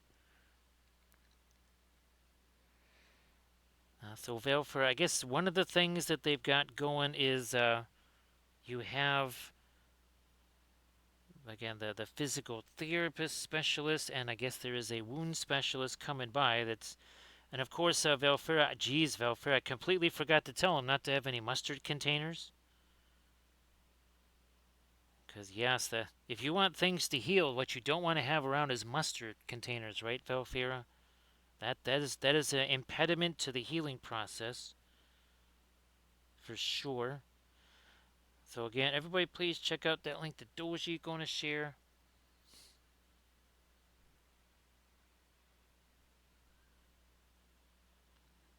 Because again, Doji does some fabulous oil painted stuff.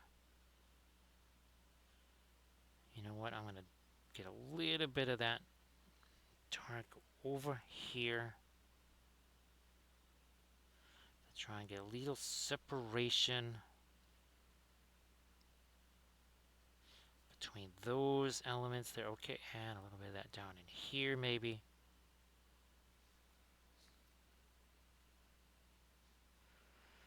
So now I think it is time to start messing around with some freehand. And again, 1 hour 38 minutes ago, these two guys had no paint on them whatsoever.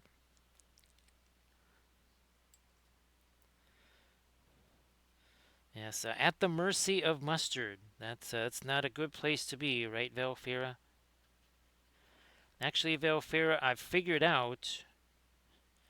It took many Google searches, but I cracked the secret of the bamboo slicer and being able to move things on the z-axis.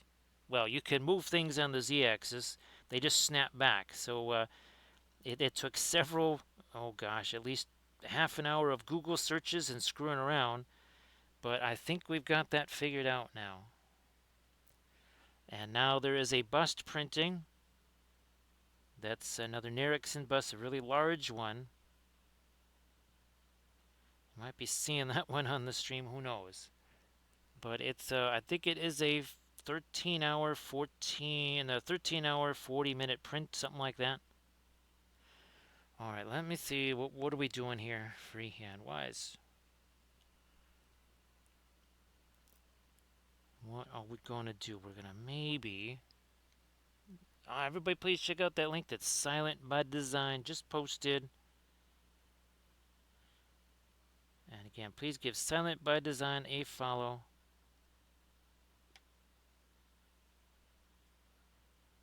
We're just going to start fooling around with a little something there.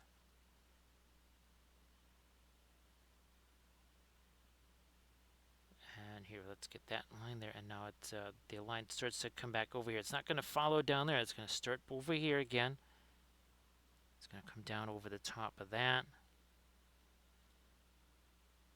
And then it's going to head in that direction.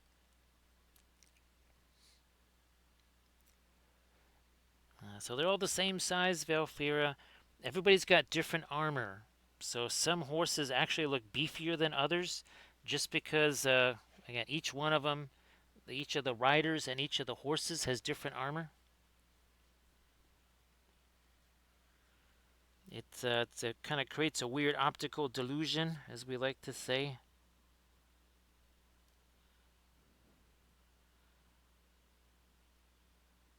Now we're going to take it like so here.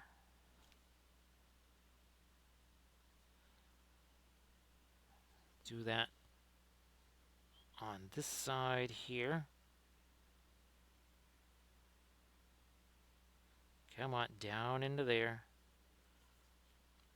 Then back over the top.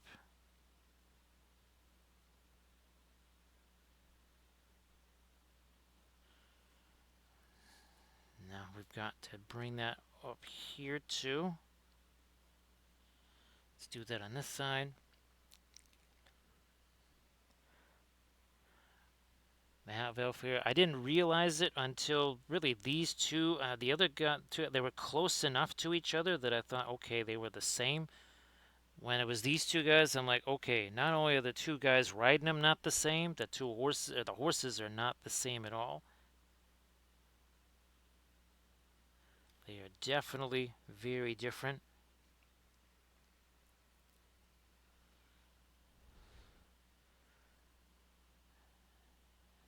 Now, let me see if we're going to do this. We want to make sure, okay, there.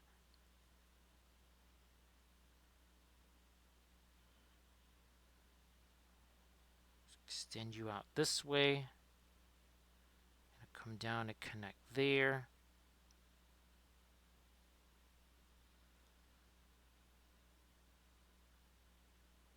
Then you're coming down this way. And you're coming from over here.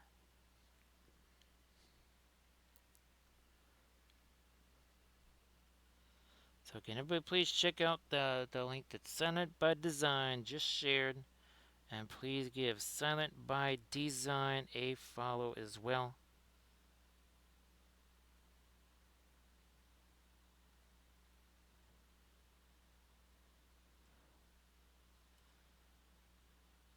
Come on down that way. There we go.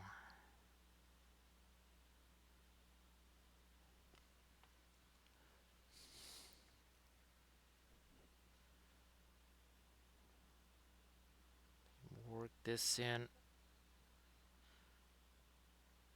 And there's a lot of mischief here in this part of the pattern, because there's a lot of undulations and folds. Yeah, this is why we also didn't want to go too crazy with getting all the layers and layers of paint in here, because we had to paint over this anyhow.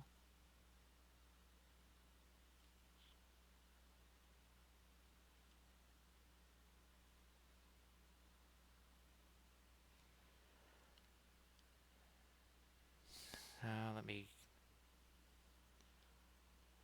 Oh yeah, we didn't do this part yet. Here, let's get the cross pattern. I just have to settle for it like that. Again, it's all the undulations are changing which direction that's going.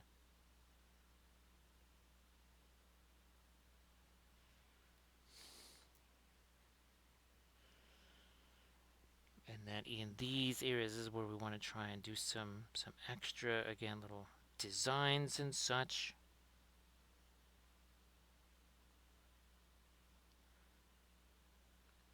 We kind of do little shapes within shapes. And all of a sudden, again, our freehand pattern becomes way more complex than it actually is.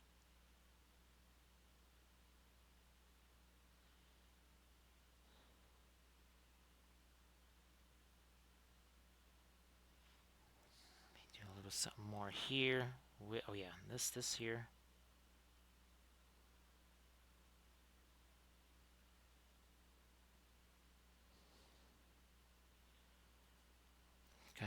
Now this side again, it's going to be trickier because we have a whole bunch of undulations here that we have to manage.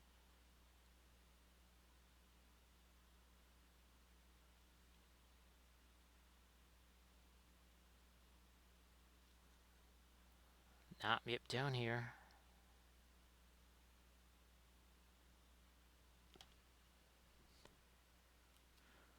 Just using that black spinel, there's a little bit of the Payne's gray, I think, mixed in there too.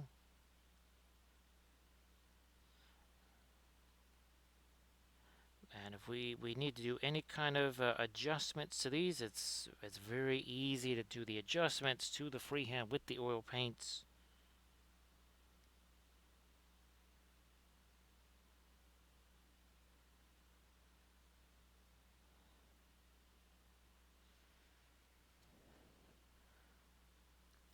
Bring some of this in right in here.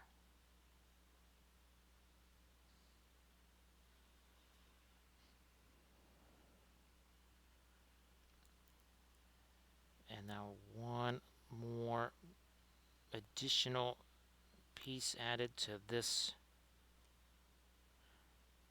part of the freehand. So again, each design a little bit different.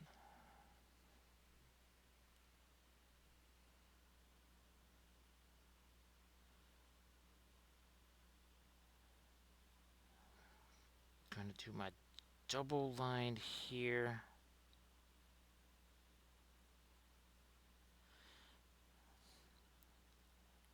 Continue that over on this side.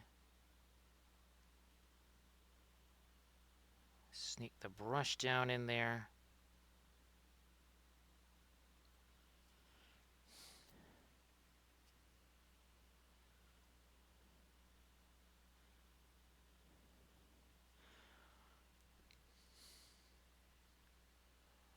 Now I'm gonna try and get one of my references here. So 1 second here. Where's my?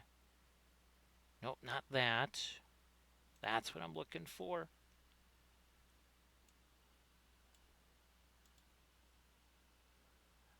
I'm looking for a deer. Okay, so or a stag. Maybe we'll use this one right here.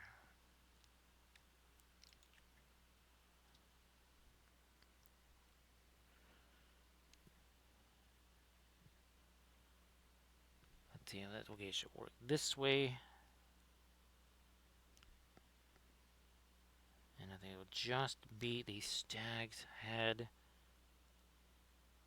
Kind of in profile form. Nope, we're gonna have to change that because, yeah, let's change that around here super quick. Because that's just too, we gotta move it down here. Let's move that down.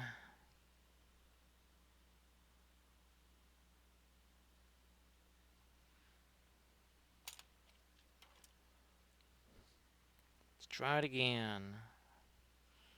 Except I'm gonna do it over here because I need to let that other stuff have a chance to set for a bit. So again, kind of let that be the antlers there.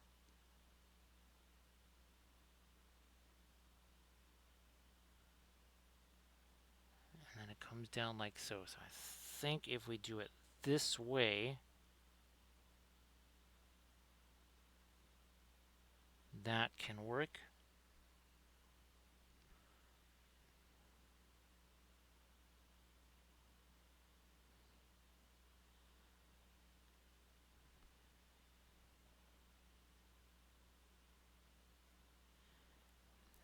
Just try doing that. No, we're going to do this. And let's end it out this way here. There's not enough space for that. We can do this, though. Let's do that end of the pattern instead.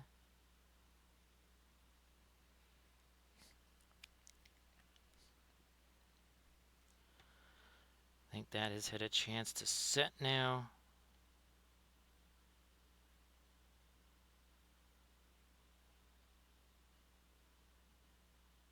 Let's get some antlers on him here if we can.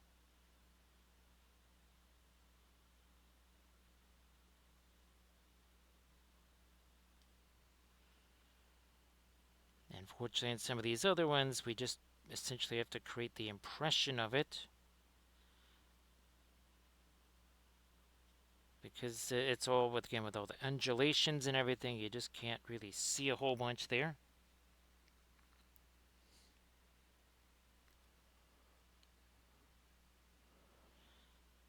Yep, Velfir, that is what's so fantastic about the oils, right? It's so easy to just go, well, that didn't really go where it was supposed to, or we don't really like how that looks, and then we just make the changes, like that Rohan banner from years ago, where I made all those changes to it. Yeah, here's the one.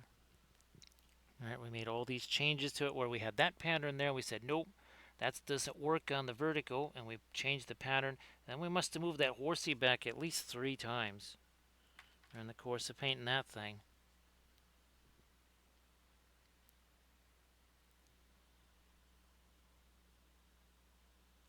Darken this down right here. Doji, that's what I thought I was going to be doing here. That's originally, we thought we were going to have somewhere upwards of probably 10 to 11 inches of snow combined between, various snow events. That has not materialized.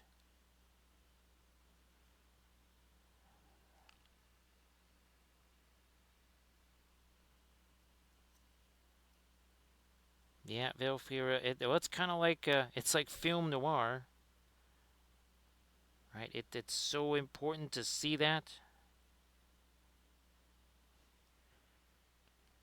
And, well, you certainly don't see film noir anywhere else, do you, Velfira?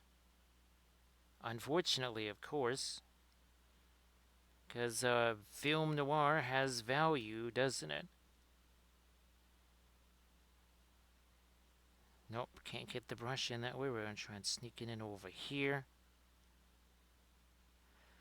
And again, I can still go back into this and do all of the, working with the, get into the yellow again to lighten some things up.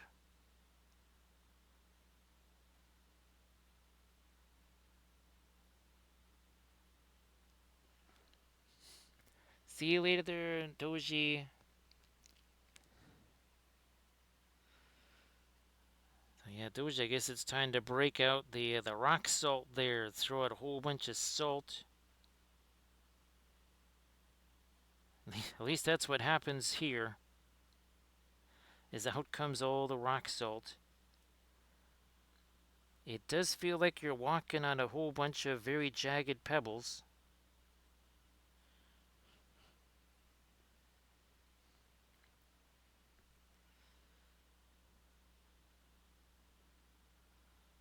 Now I'm going to try and again get a little bit of what looks like some script in here. As we like to call it, Greeking. There's no actual words there.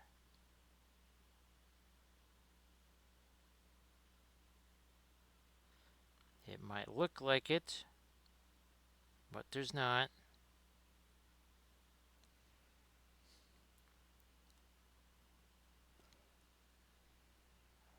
I wonder what'll happen here, Velfred. Now we've got these, there's still another round of the shading on the yellow stuff. I wonder, let's see, which one of these? Let's do both, because then we can fit them both in the screen. I just want to see what happens. Remember last time, Velfred, the armor really just kind of disappeared, but the yellow looked really bizarre. I wonder what's going to happen here. It does, right, Velfred? Well, the armor kind of does too. But boy, the yellow looks super weird, doesn't it? I just it's hard to even describe how that level of weirdness. But that really does go away when we bring back our color, doesn't it? It just looks so bizarre when it's in that lighter mode. And I'm not really sure what the heck it is, Velfred. I don't know what we're from a visual standpoint. What kind of a weird effect are we seeing there? I'm sure there's some kind of a term for it. Well, it's an optical delusion, right, Velfira? I mean, we are delusionists here. That's what we do. We create optical delusions. Right, Real Brush Guy? How you doing? Everybody, please give the Real Brush Guy a follow. Velfira, it looks like it's just like a dingy white, doesn't it? I mean, it kind of does. So everybody, please give Real Brush Guy a follow. Real Brush Guy, as always, if you want to share some stuff in the chat, please go ahead. And of course, great to see you once again. I hope that your Sunday is fabulous.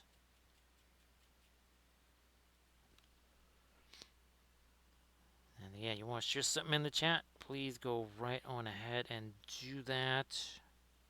Now, what we need to do here is really get in and figure out where this is going to end around our little the stag on the shield here. This is also not the latest light. Believe it or not, we can actually get lighter than this on the shield. However, I'm just doing this for right now. Then we move on, of course, to other areas.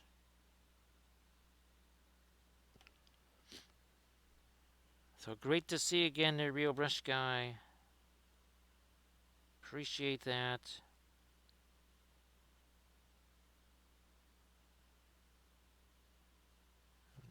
Here, let's pop in some more of our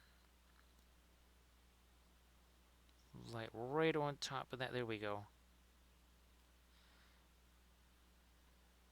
And some in there. Okay, so I think that is pretty well set.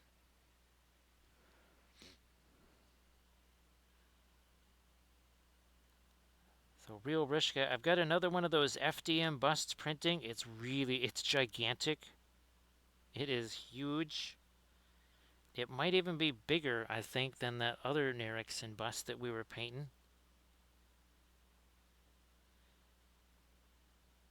Let me get that. Now back to some more, just the Indian yellow.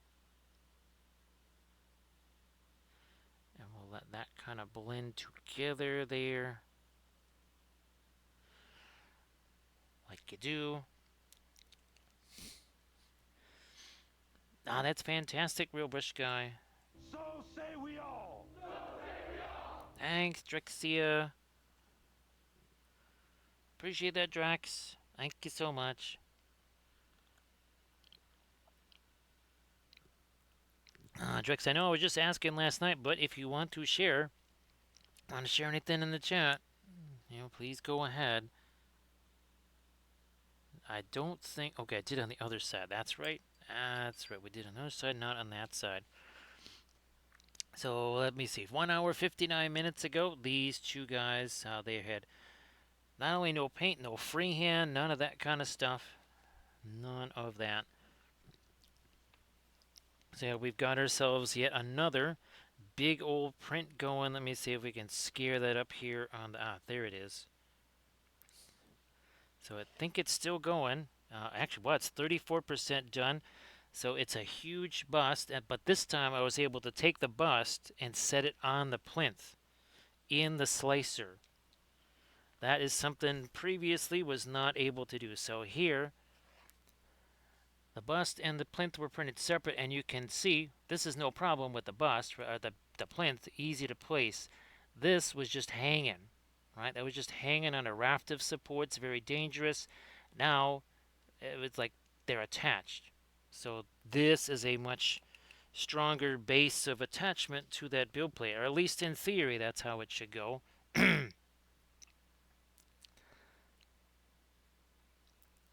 Well, that's 1-to-1 scale terrain there, Real Brush Guy. There's nothing wrong with 1-to-1 scale terrain. You know we love terrain on the channel here. Yes, so thank you so much, Drexia. Appreciate that, of course. As always, we'll do the same. I think that we did on our other shields. We're just gonna, again, super simple little nothing pattern here. Just filling some things in. Which way do we want to roll with this?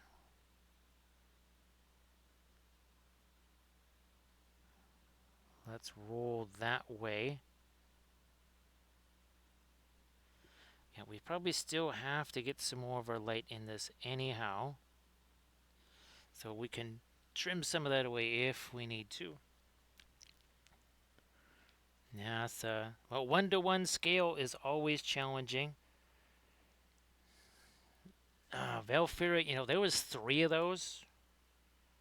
I don't know if I have pictures of all 3. I know I have, I think, 2 of them. Here, where's those black heart busts? Here we go. So that was one of them. And that was one we actually painted on the stream. Oh, and that one, that's another one there. That's another half life size. And this one, yeah, that's all 3 of them. Now this one, Valve, I swear that one must have weighed about 30 pounds because of the huge giant head on that thing. Boy, Valfair, that would have been super fun with the oils, right? That would have been pretty darn wild.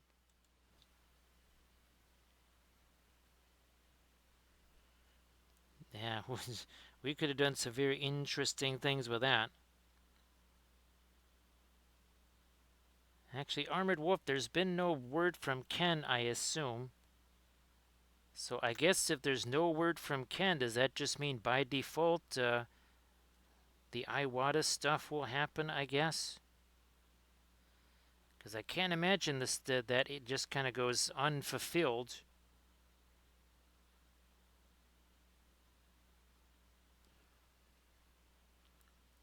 And again, thanks Armored Wolf for posting a link to the Patreon page. I just posted the latest tutorial to the Patreon page earlier today.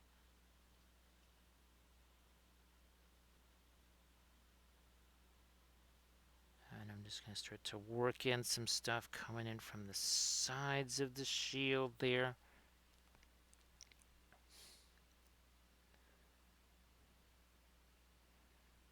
So Drixie has a little note there.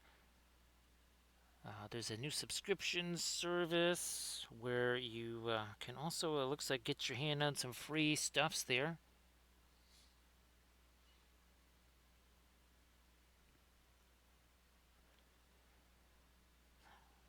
Veilfear, it was certainly, wow, it revealed a lot, and not about the thing I was expecting. The chromatic black was kind of here, neither here nor there, Valfera, for me. I was like, yeah, whatever. But what I saw with the black spinel and the other, that was actually far more fascinating, I have to say.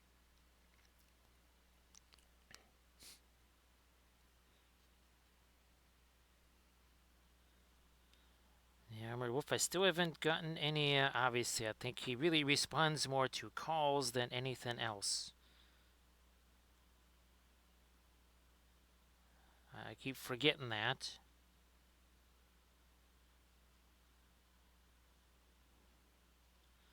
Let me try to darken this up a little here.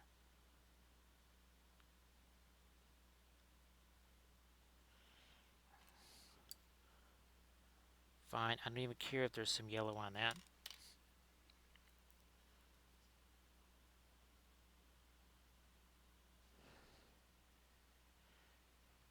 I wonder, you know what? I think I need to get a couple of hefty areas of some darker stuff here.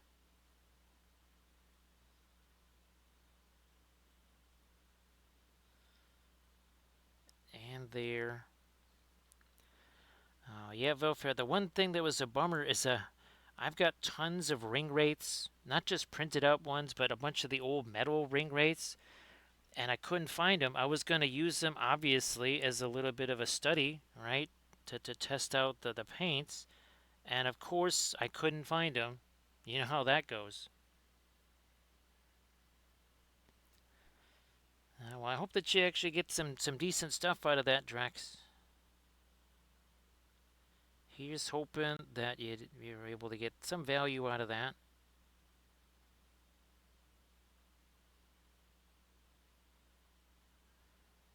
I'm gonna have to get some of the some of the lighter brown or something on here. I'm also gonna have to get some Matera Rosa onto the straps here. Let's start working some of that in here. Where's my? There you are. That is going to go here. Again, on all the reins and such. And Valfir, of course, well, I guess tomorrow, a big change in what I was originally going to film. Actually, it's like the third change of what I was going to film in that many days. First, it was, well, okay, I guess I was supposed to be filming this, but I guess it's going to be this based on this showing up. And then it changed again because I wasn't expecting those to show up overnight, Valfira. If those hadn't shown up overnight, I think I still would have gone at least with that second thing I was going to do. But, well, it's change, change, change all the time. Now you know why I can never find anything here. Because the changes happen on top of the change. Yeah, I'm just going to continue to use the, yeah, that light blue, the ice blue.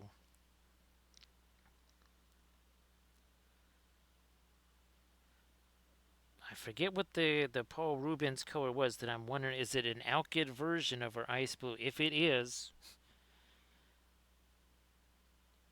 boy, that could be the next fast matte white.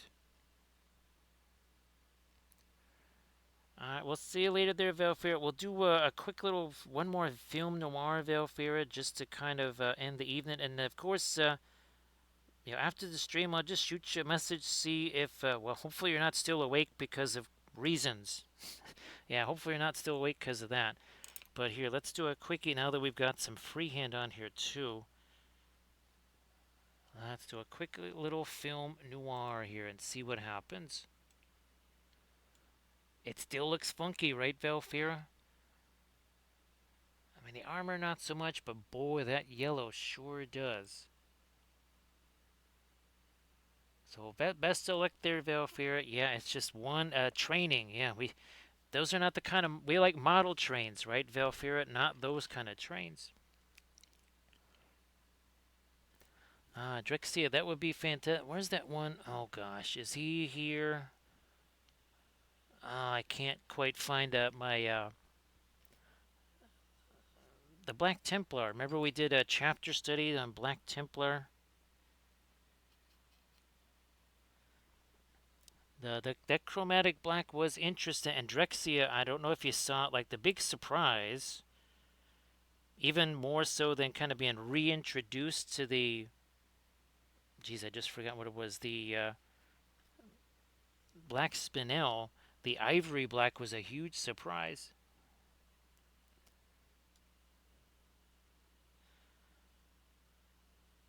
Actually, Drexia. Now, oh, you know what, Drexia? I was talking about, wish I could find those ring rates. Drex, I'll try to print up some, just some quickie Space Marines there. Maybe we do some BTs. Or a vehicle, that's it. Yes, we can do a vehicle. Actually, I have like a Chimera. Is that sitting right here? I swear that thing is sitting right around me here. So it's just out of my reach. I don't know. Maybe we'll have to do that on that Chimera.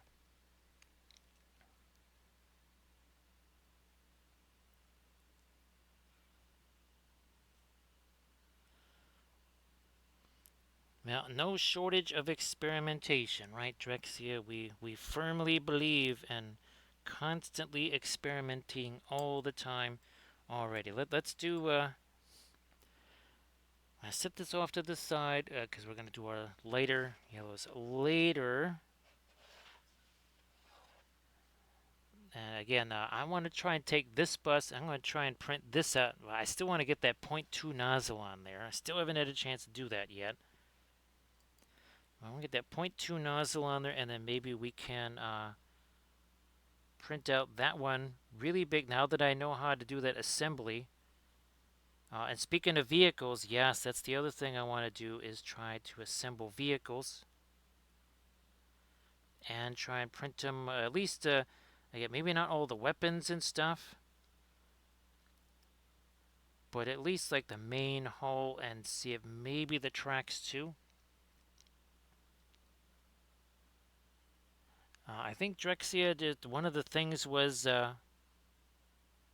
maybe the original Ivory Black was maybe fooling around with the student grade colors.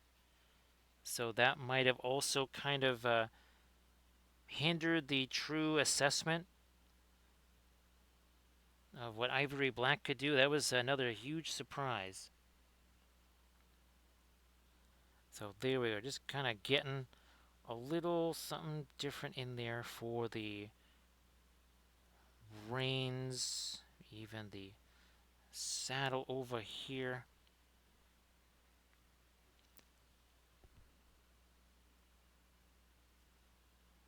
This little bit there.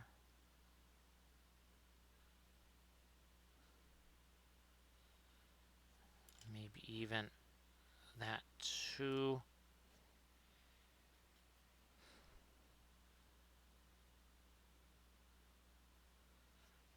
Did I do anything on this? You can't see any of the saddle on the other side. That's weird. That is unexpected.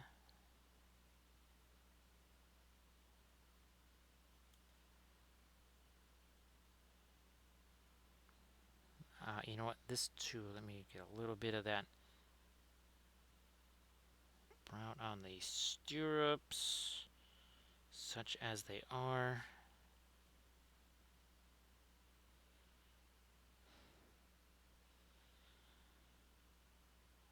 Alright, let's see what we want to do here for some freehand patterns. I'm going to try and do something different on this guy that we haven't done on the other two.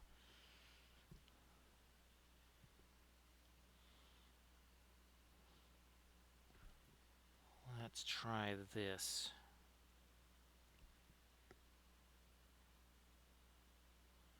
This is a reasonably open area. Then there is the little bit of parchment here.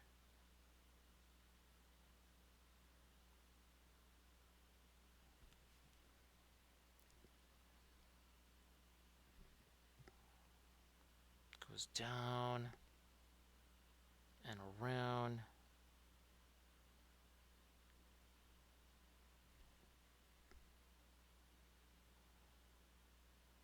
No, not that way, this way.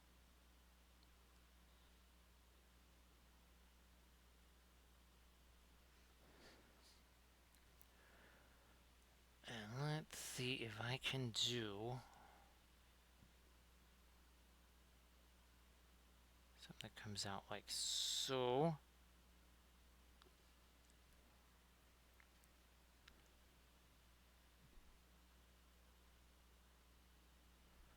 Not quite where we need it to be yet. Maybe that.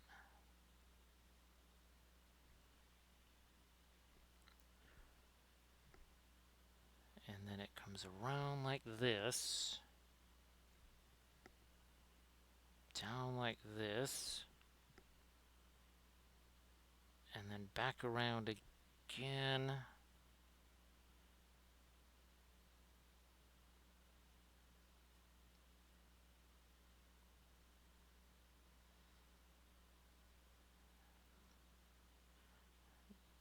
Okay, that didn't quite go in the direction we need. Okay, now I think we've got it more in the direction we need.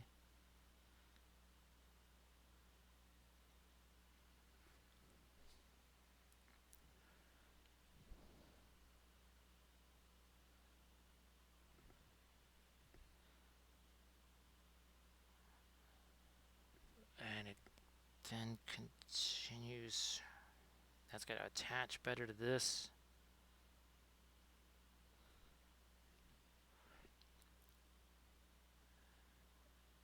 And then maybe, okay, a little something like this.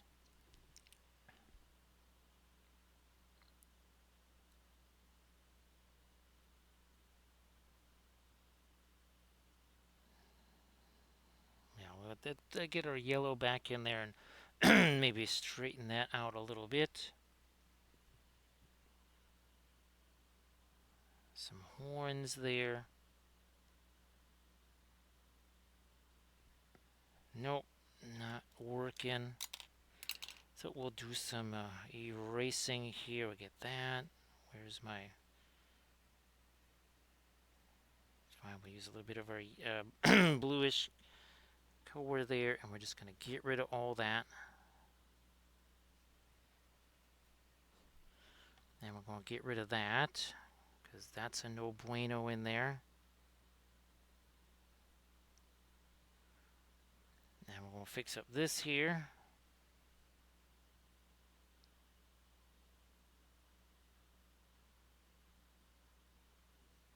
To get that working more the way we need it to.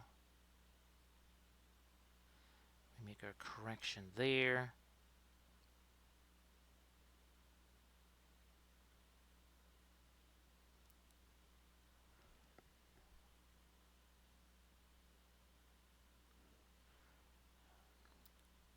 Here, let me get a little bit more of my lighter yellow on this edge here. Yeah.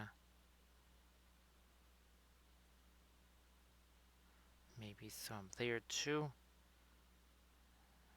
Yeah, while I'm doing this, I'm going to reinforce some of the later yellows in a couple of spots. Oh, and the shield too.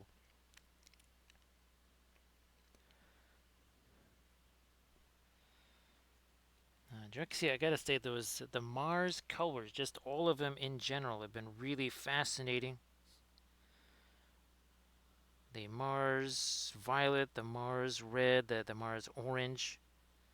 Who knew there was such a fabulous paint production company on the Martian surface? Those guys, I think they gave up on space lasers and invasions, and they just said they switched to making paints. They just said, you know what, let's just chill and make some oil paints here. Let's forget about building canals and all that other stuff. Let's just make oil paints.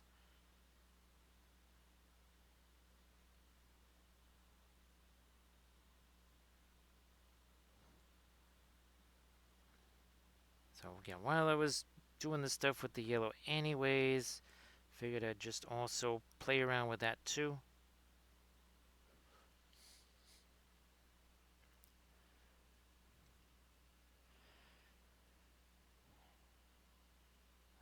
Boy, Drexia, as you can see, the oils really do make short work of it. Now, Drex, I don't know if you've seen now again, it's an older one, but remember the Imperial Fist chapter study? Yeah, we did that Imperial Fist chapter study, and of course that made short work of the yellow. Then we also did, oh gosh, the Howling Griffins. We did a whole army painting series on them. That was another instance where there was a lot of yellows involved.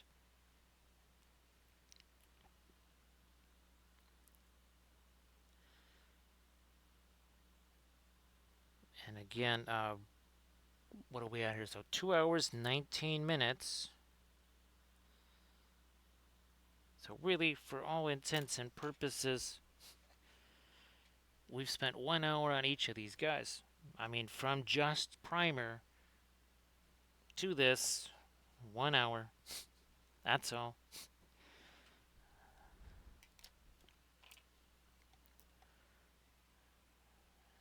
Where's my, here we are.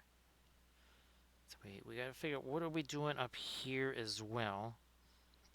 Not entirely sure yet.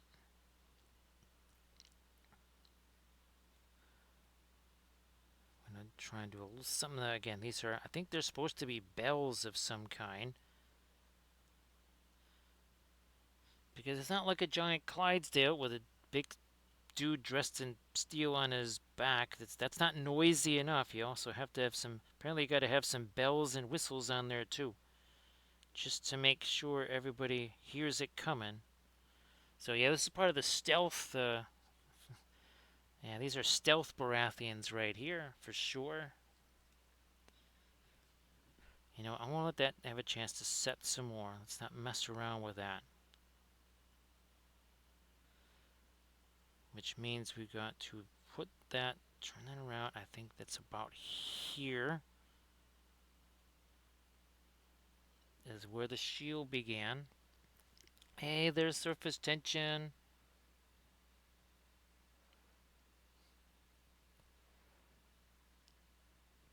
The surface tension, of course, you want to share some stuff in the chat. Please go ahead.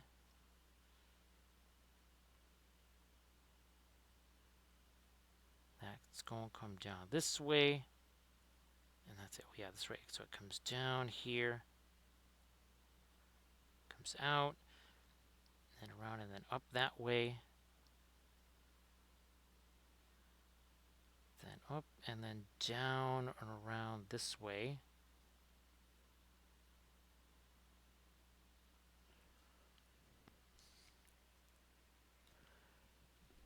And of course, if you want to share something in the chat there, of course, I know you've got the link that you can share. Surface tension, so please go ahead and do that.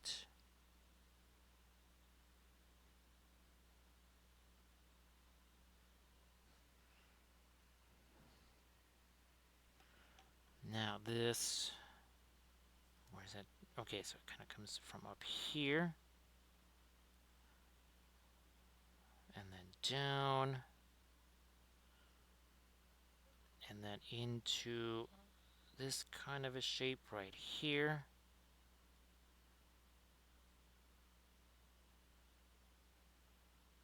Like so. Hey there, Inganes. Great to see ya. Everybody, please give surface tension a look-see on that link there. And of course, great to see you there, Inganes. Happy Sunday.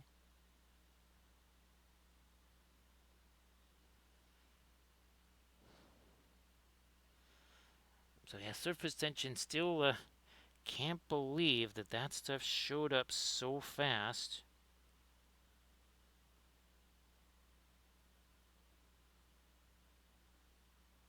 Which means, well, we'll be using that tomorrow in our next video.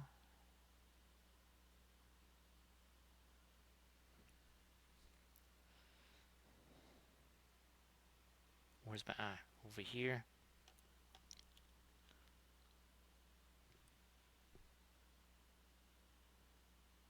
You know what? I think I will shade that out, and we'll do that on this side too.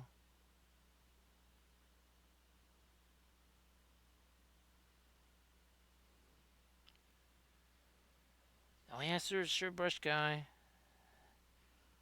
Definitely, real brush guy. Go ahead and do that, please.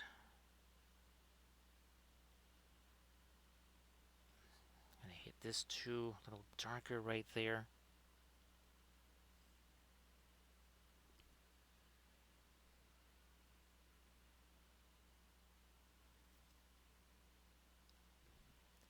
So getting that swings around. We want to. There we go. We need a little more flourish on that. And then we'll try and do the whole stag thing here.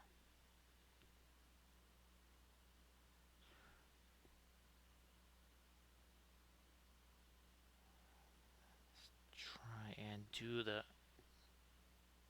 face like so.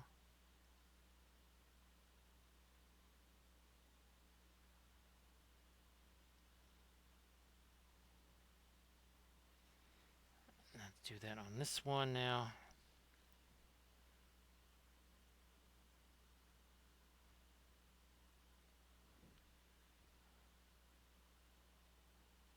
sort of a portrait thing of we got the stag here.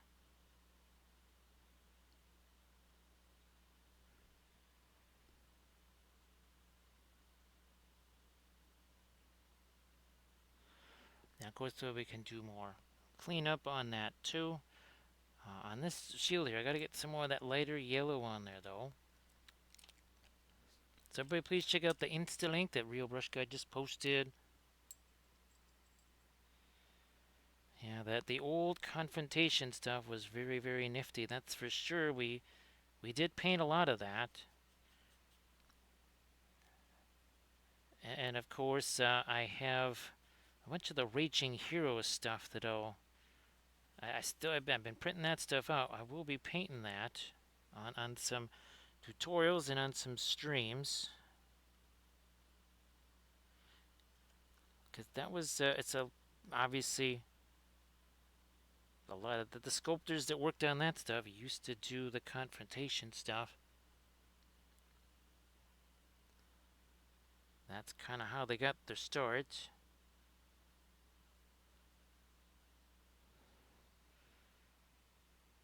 Yeah, I'm gonna go more light on that yellow right here. Let me try this.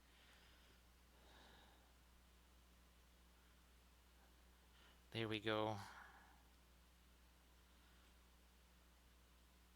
And then still work some of that out onto the to our cloth here to lighten that up some more.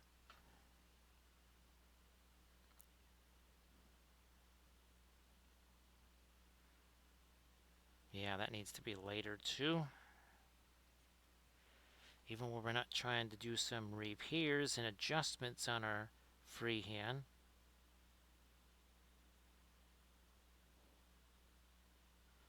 Which we're going to do over here a little bit, getting a little change in the shape of that.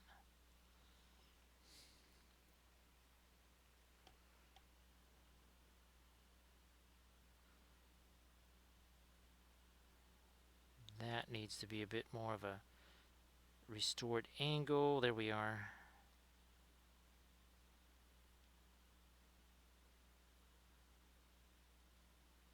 We need to cut into that a little bit more too. Yeah, Real Brush Guy, those when we were really starting to do the miniature painting, that's when the confrontation stuff came in, and of course it was a very different way of sculpting, a very different way of painting, right, Real Brush Guy? Back in the day.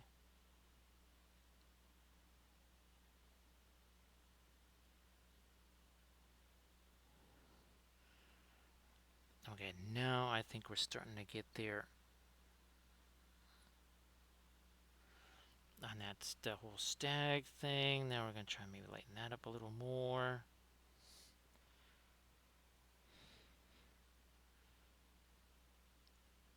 And get this a little darker too, or a little lighter, sorry.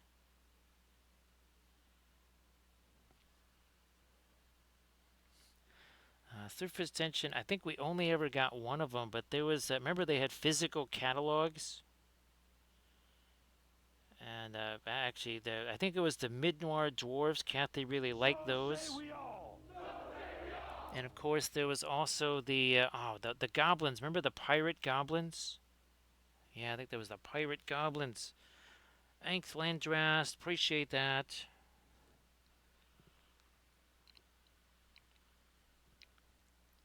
So Landrast, that massive terrain piece, you're gonna have to film like a little video through that as you're moving around through it, Landrast. Thanks, appreciate that surface tension. Thank you so much.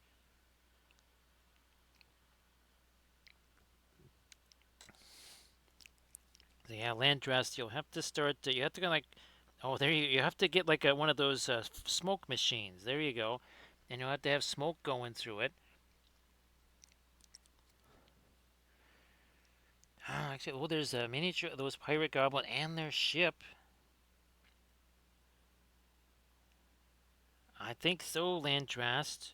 And again, oh yeah, Landrast, you use the like the little different LED lights so that each room kind of has a different light flavor to it. Yeah, you'll have to do that too.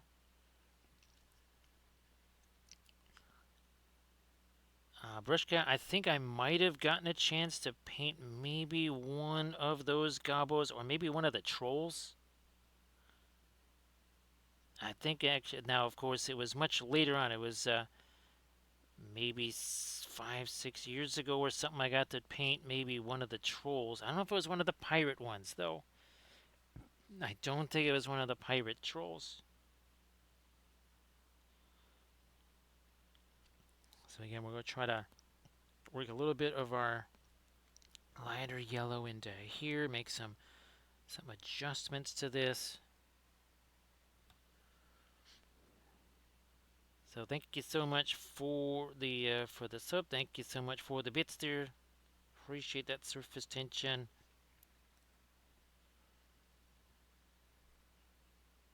Oh boy, I don't remember. Geez, I don't remember seeing any box sets. Well, of course, obviously they were based in Europe, so it's probably not a surprise that we didn't see a lot of things here. Because it was a little bit different back in 2002, 2003, right, Real Brush Guy? Remember how that just kind of set Cool Mini or Not ablaze? And again, that was that's not the game producing part of it. That was the miniature painting part of it. Well, that's fantastic, Real Brush Guy. I guess Real Brush Guy. I haven't looked on eBay. I wonder if, because you never know, there might be somebody that they have a bunch of those. They just want to get rid of them, and they don't really know just how much people are looking around for those. Now the disadvantage is they were so soft and smushy. We actually had to just like not paint those anymore because we couldn't ship them. They were so soft and smushy, there was no way to ship those things safely. So that's one of the reasons why we kind of gave up on painting those. I know I still have a bunch of them here somewhere. They're floating around in the house somewhere.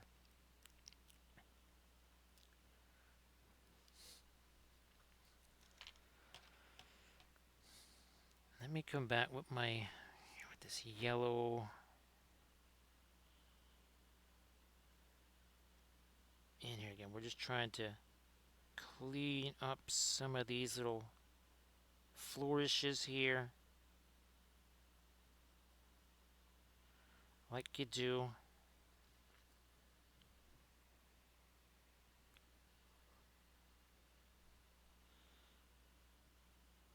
Let's work it this way here.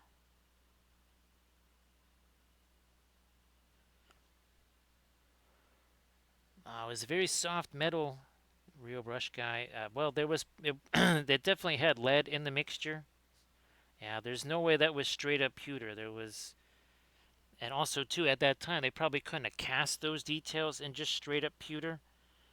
So they were using the softer lead mix so that they could actually get all those finer details. But yeah, that was super soft, squishy metal. So when you're filing those and all that kind of stuff, you might want to wear some gloves there.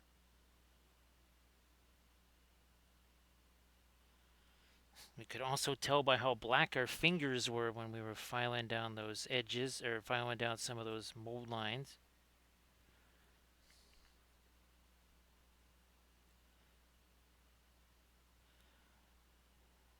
Now, yeah, here, let's lighten this up again. Just trying to clean up some of these edges here.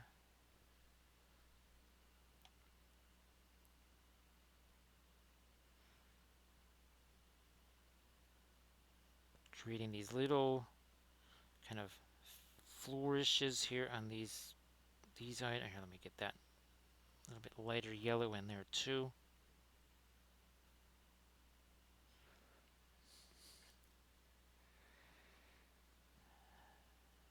So everybody check out the Insta link there again. Some good old-fashioned confrontation miniatures there. Again, that's the Wayback Machine for sure.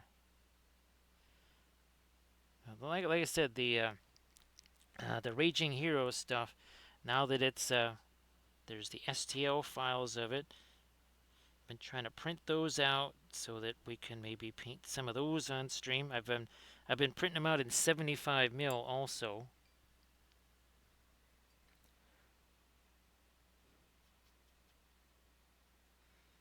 Here we are.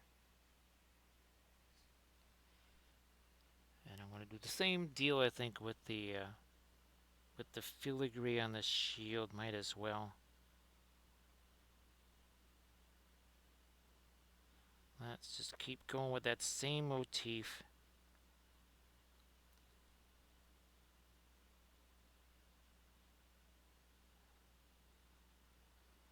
Smaller one there. And then another little hook right there.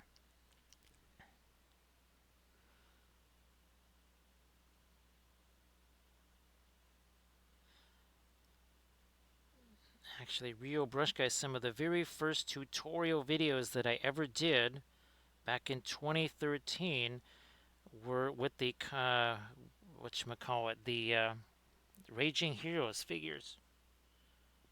I wonder. Oh, wait a minute. I thought I actually and this is one of them. This is literally one of the miniatures from those old painting videos. Wow, that's metal right there. It's an old metal Raging Heroes figure.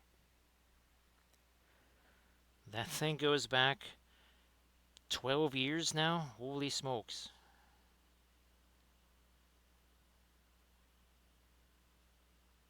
And that's why when you do when you sign up for the Patreon page, that's why you're getting, well, now it's got to be close to more like 2,200 hours worth of videos, because you are getting every single tutorial video that I ever filmed, including those original ones from 2013.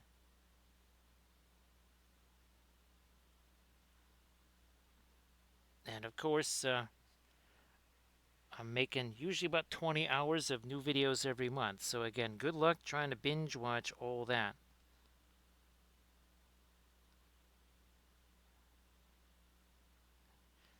Because usually every single month there's somewhere between 8 to 10 new videos that show up.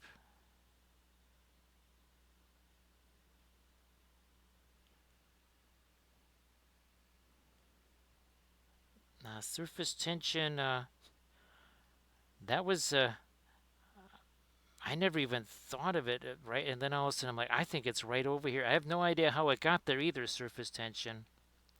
Actually, surface tension, it sounds very wibbly wobbly, timey wimey, doesn't it? That's, which way do we want to go with this? Let's go that way.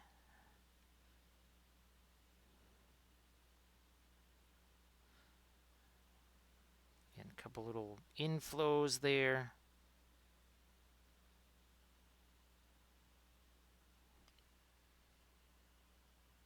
So again, that's a little simple something on that. Nothing complicated.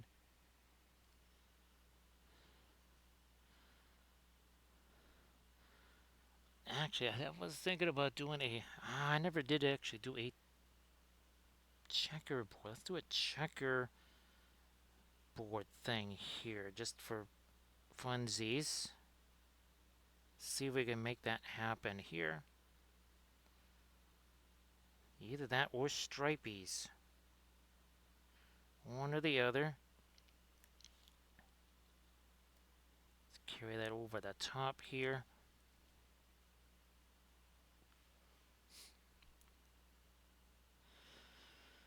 Yes, those are not like the chocolate covered raisin originated distortions. Those are different spatial distortions, I think.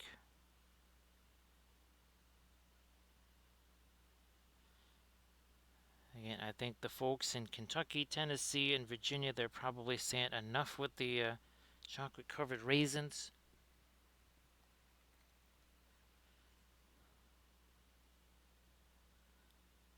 Now, let me see if I can rock and roll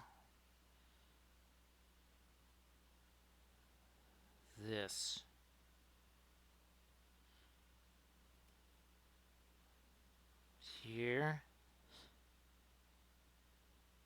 Nope, nope, nope. Down there. A little further down. And that has got to be as close to right down Broadway here. Right down the center. That just might work, actually.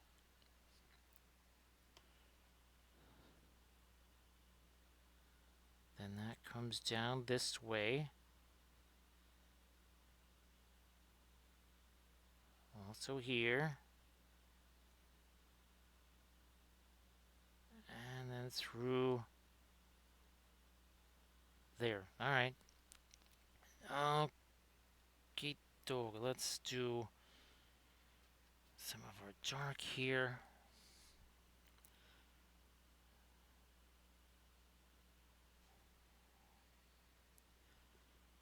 In our little squares. It's like this is one of the first things I had thought of when I was first kind of getting these guys ready, and that's the last thing I'm doing because I completely forgot that I just thought, what the heck? Haven't done a checkerboard in forever. Now we're doing one. I mean, wasn't like that was difficult. That was pretty straightforward.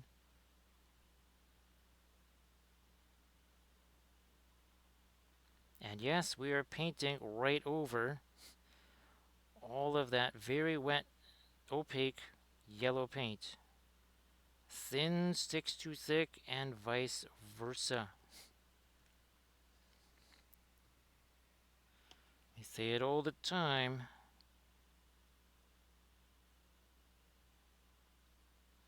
Thin sticks too thick. There we go. Fill you in down here and then another one over here.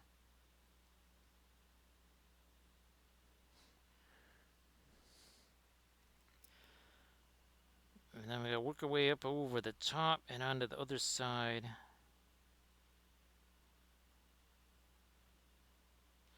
We gotta figure out what kind of lighter stuff do we want to put on the horse itself. I think we'll just kind of go with lighter browns and grays.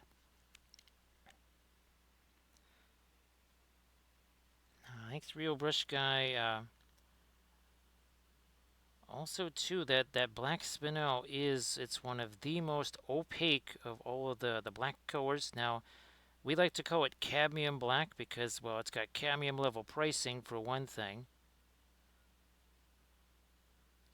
But it is very opaque, just like a cadmium color, no doubt about it.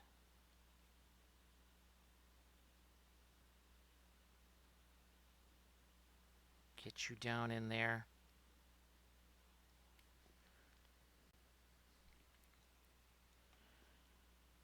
And of course, with the liner brush, it's specifically meant to be able to do stuff just like this.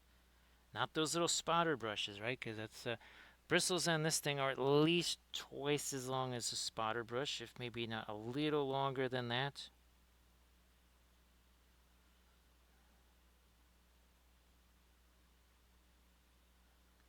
Absolutely love the liner brushes, and of course all the brushes that we're using, they're all synthetic. This is where sable brushes go to die or be ignored.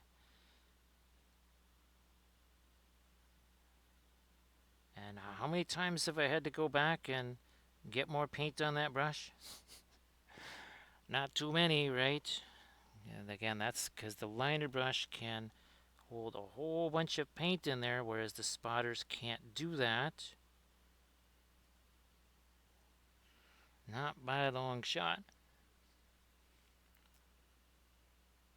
I was tempted to do the checkerboards out here. Maybe we do that just for funsies there. It's going to make them look even more like a racehorse.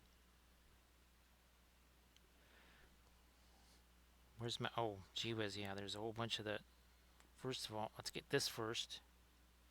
Let's do that. There's a whole bunch of dark that never happened down there. Also, over here.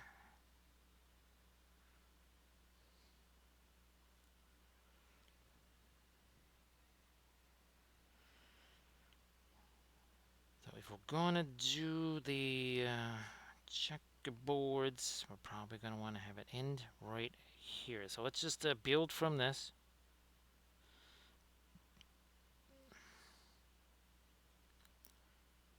Be just like we did on the top part there. Again, how many times have I had to go back and refresh that brush? And again, all of this yellow stuff, this is all wet. All of that yellow is wet there. However, we've given it plenty of time to set, haven't we? I mean, some parts of this yellow, I haven't, let's see, was it 2 hours, 46 minutes in? It could be upwards of 2 hours since I last touched some of those surfaces there.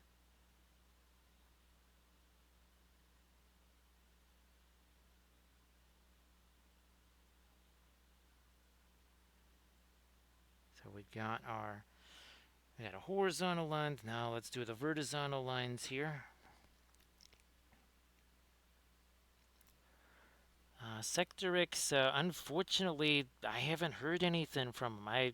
I'll send him another email, but I sent him those messages. Remember I was telling you, Sector X? I sent him like pictures and I sent him links to the videos and everything, but I have not heard anything from him. So I don't know. Maybe there's a different person or something like that. I don't know. But that might be the end of the line for my Cavalry stuff, at least from them. Actually, Sector X, I still wanted to get that digital compressor there, their version of it. You know what? I'm going to make this thing dark here, because that actually would be helpful going up against these little jangly bells here.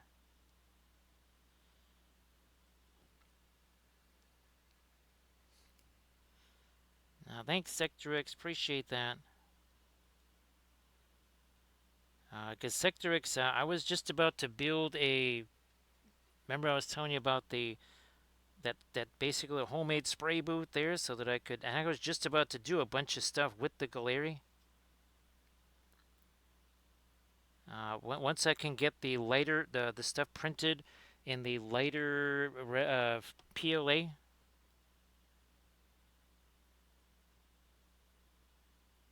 Because I really wanted to get their version of that digital compressor, because I really did like that digital compressor. All right, that was simple enough, right?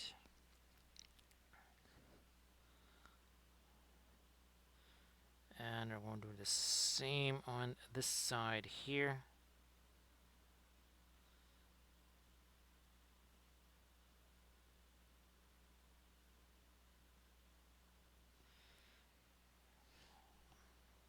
Yeah, let's do this.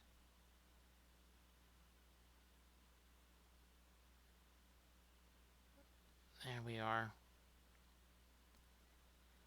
Oh yeah, that's going to be darker too. That's good, because that one is really kind of twisted around.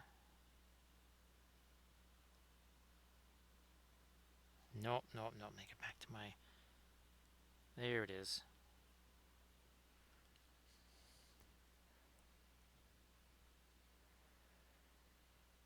So Sector X, we're not doing long sessions. This is just, we're just filming videos with it. If I'm doing actual regular work with it, then then we use the big giant one. But this is just for only for the videos.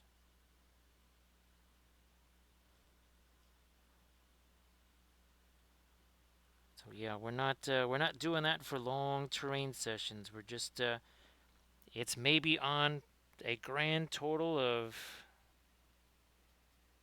an hour and a half during the entire tutorial. Now, what does this say? Well, ours is the Fury. Okay, let me see if we can actually get some of that. No, no, better thin that down some more.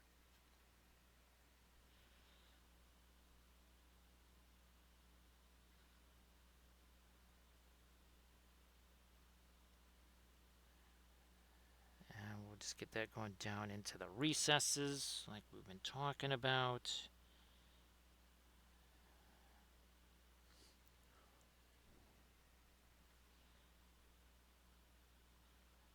Yeah, we have a massive compressor for really long, arduous spray sessions.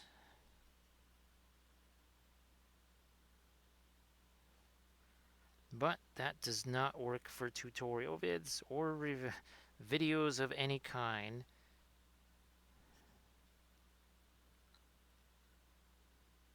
I'm gonna have to get some more of my lighter stuff into this too.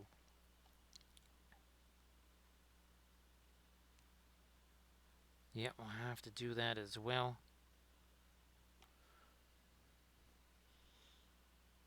What I might do real quick though is refresh the medicine here. Very quick, give a couple more minutes for this to set as well.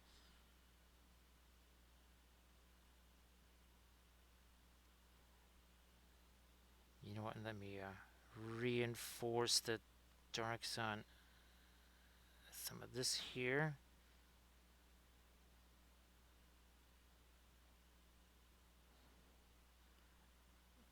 Can't make that more of a flourish there like we have on this side.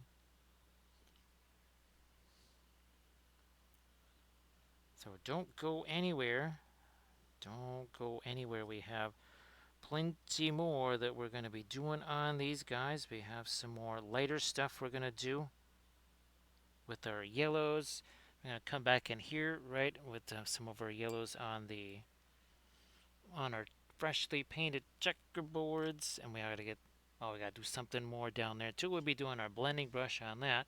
So again, don't go anywhere. We will be back in just a few minutes. Also, oh, I want to check on that print too. Yes, I want to check on that print.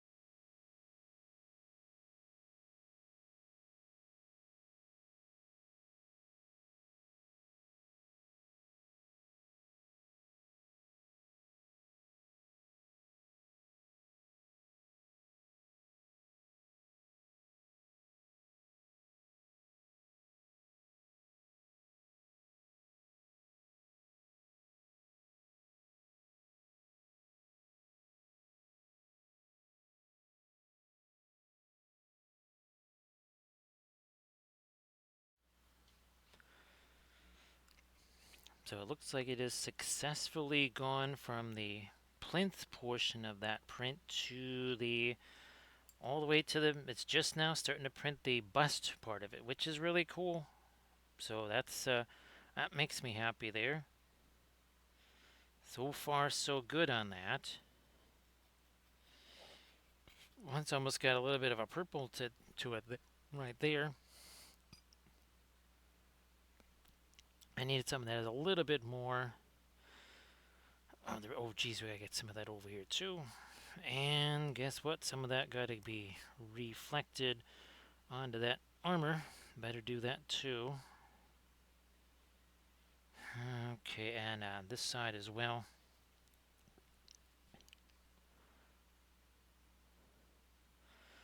So yeah, Sectrix, having that thing right there on the table next to me as I'm filming is super, super handy.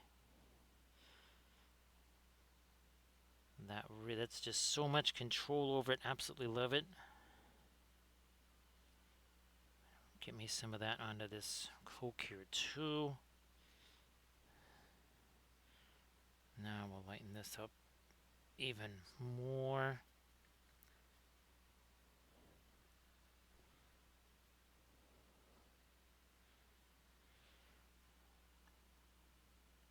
And still have not had a chance to mess around with the .2 nozzle there.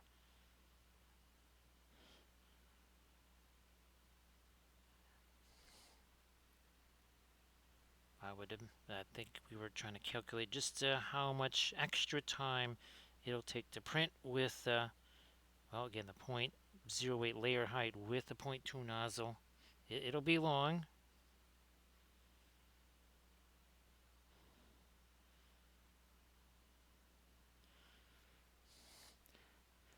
Actually, Sectrix now, I'm thinking what I'm going to do for some of these other complex things is I might try to go into that slice. Well, the one thing, Sectrix, that I just can't seem to be able to figure out is how to get rid of those stupid drop-down menus in the bamboo slider. It's always getting in the way.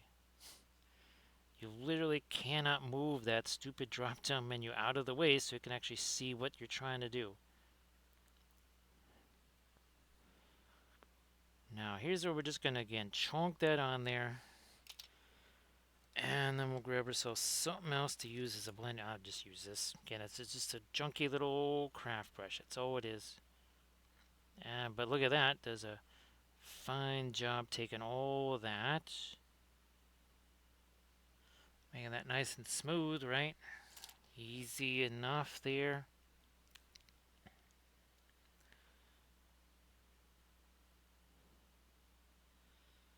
You know what? I'm going to lighten you up a little bit more and then really go much heavier with the lighter. And you know what? I need to get some of the fast matte white. Probably got to put more fast matte white out here anyways.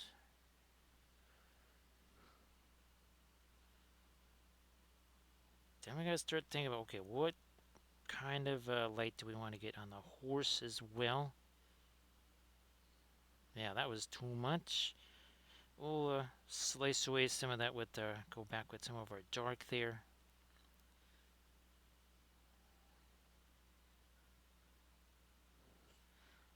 Find me a little bit more reflected light there too. We didn't do that on this one either. Here, let's go back this way. Nope, yellow. That's what we need to do. Oh geez, we need it over here as well. Wow, we need a whole bunch of, well, reflected light, but reflected color as well. There we are.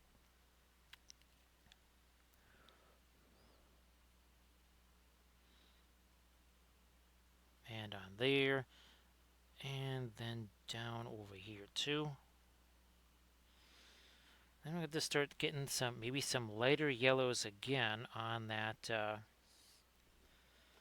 where our checkerboards are there, I think. 1 second here, just here,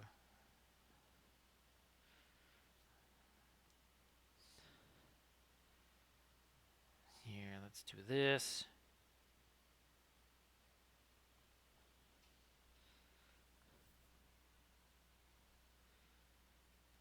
Add some of our lighter yellow here.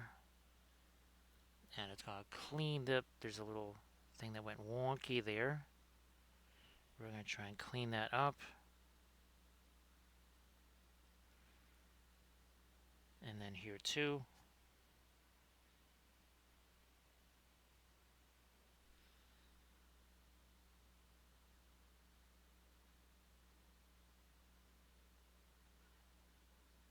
Also here.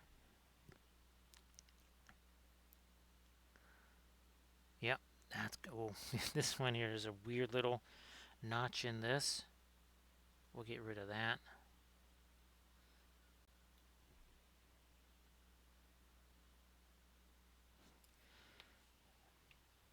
Let me clear this out here 1 second. There we go.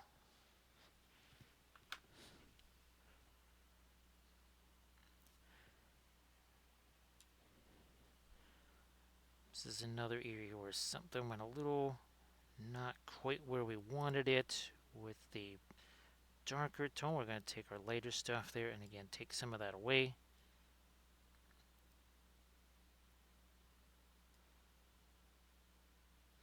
This is the nice thing about the woods. It's super easy to make these adjustments here with your freehand.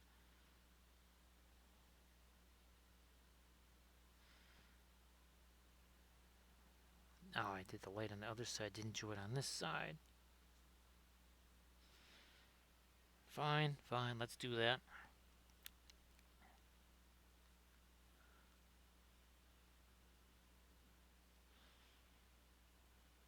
I never did anything on that part of the reins. Now here we're just gonna throw some lighter stuff on the horse and then take again just some blending brush there. There's a big old mold line that just runs right down the middle of the face there. I'll do what I can with it, but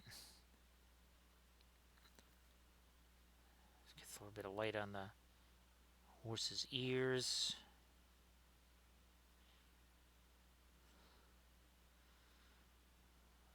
Little something here on the all this fur. Oh, hey, Grand Oracle. Thanks, Grand Oracle. Appreciate that.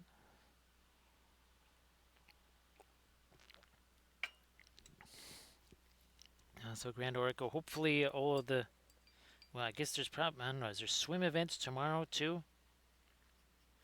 Oh, gee whiz. Okay, that's... we'll just have to get all that out of there and see if we can get some fresh yellow over here now. So thanks, Grand Oracle. Appreciate that. So, Grand Oracle, I think you heard about the breakthrough that took, oh, shall we say, some colorful metaphors and lots of Google searches to figure out. Hopefully your printer's been doing well there too, Grand Oracle. Well, of course, again, surface tension, stay safe out there. You never know when that bright celestial object might just fool you and appear suddenly. And again, that could lead to disaster in Welshlandia there. Well, that's fantastic, Grand Oracle. Glad that is still doing what you need.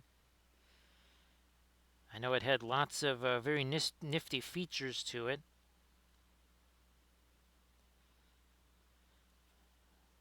I'm sure you're enjoying those too.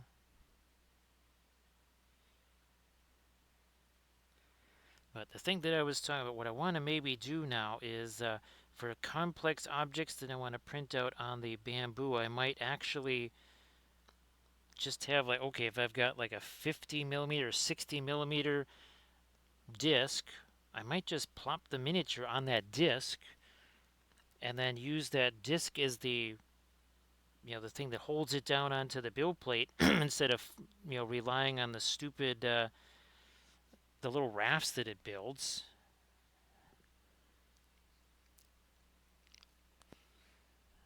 Surface tension, I would not trust those. I would not trust those.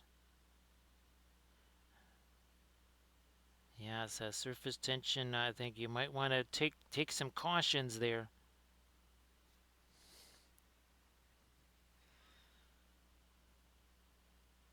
You might want to have your camouflage parkas and all that kind of stuff ready to again shield yourself from those harmful rays.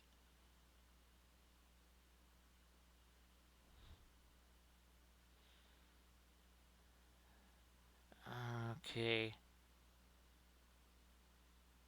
Now, of course, those poor folks, I mean, they just happen to have that name. I don't know why they've been sullied by that. And everybody always says, beware of those harmful rays. Everyone ever named Raymond just says, what do you mean? What did I ever do to anybody? I'm going to get me some of that lighter yellow here. Then we're going to try and do those little dots on the stupid belt of our stealth heavy cavalry here.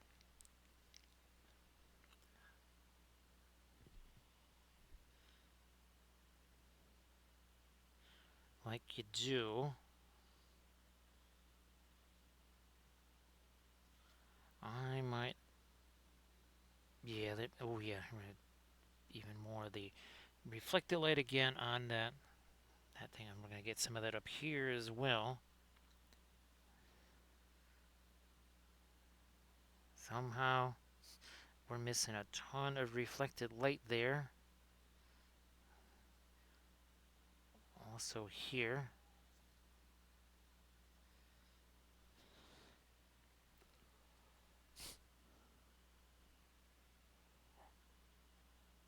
I've been doing this little design on all of the saddle blankets. Here again, nothing complicated, just a simple little thing.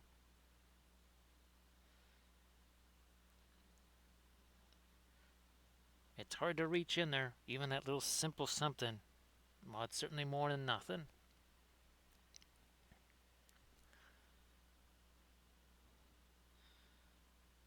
And I think I can do a little bit of cleanup maybe on some of these little swirls in here.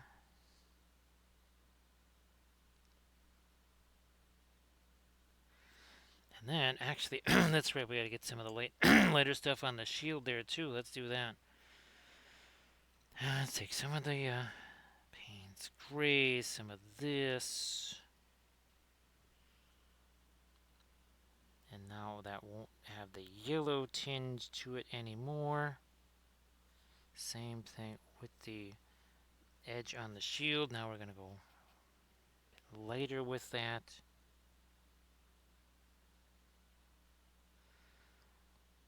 All the way down in there. And then some more light on the again, I really wish they didn't do the sculpted freehand stuff, because we would clearly rather just freehand our own freehand, like we might have done in other places.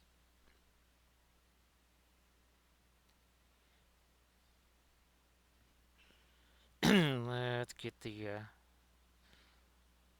lighter edge on the top of the shield here, because I haven't done anything there. Now there will be a few little lighter edges on top of our little stag here. Not that big of an edge. Let's get rid of some of that.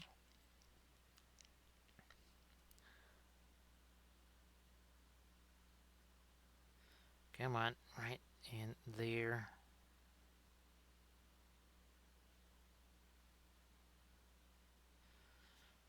Now down here. Whoops. Okay, that worked its way into the later leather color that we've been doing. Now let's get rid of this stuff. Maybe we'll expend a little bit of it over here.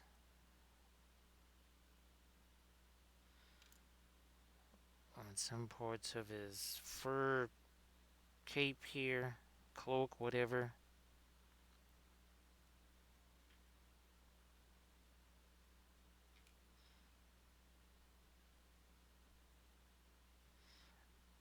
There 2.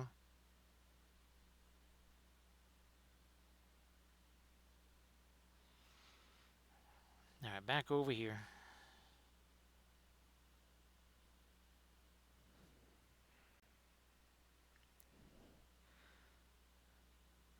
Yeah, I need to get some more of the Payne's Gray into that as well. Yeah, it's looking a little bit... Oh, really need to... Never did get these two sides separated as far as their light and dark. This certainly needs some more light on it up here. Nope, that didn't go in the right spot. So we'll take this, wipe that away, try it again.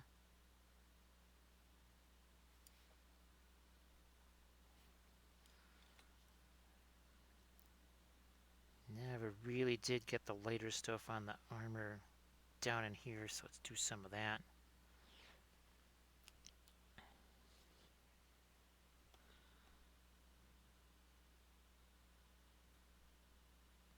Gotta get this edge on the shield trim part. There.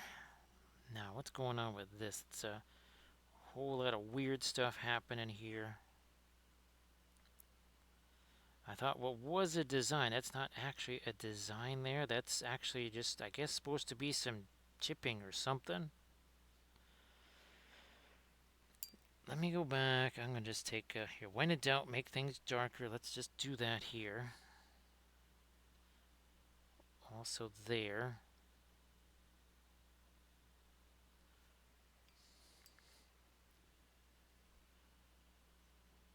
Now we'll just fade those together a little. And then here, we'll see if we can't find some of our yellow and do some yellow reflections there also. Here, it's kind of like what we did over on this side here.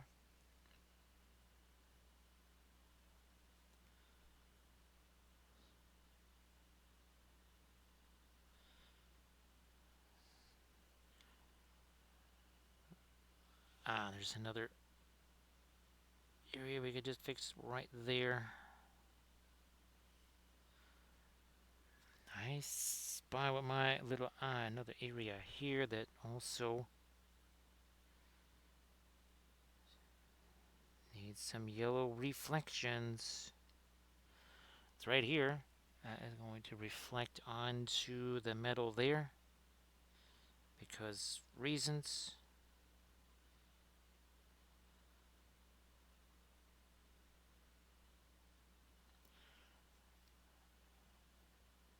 Fine, we'll throw a little bit over there too.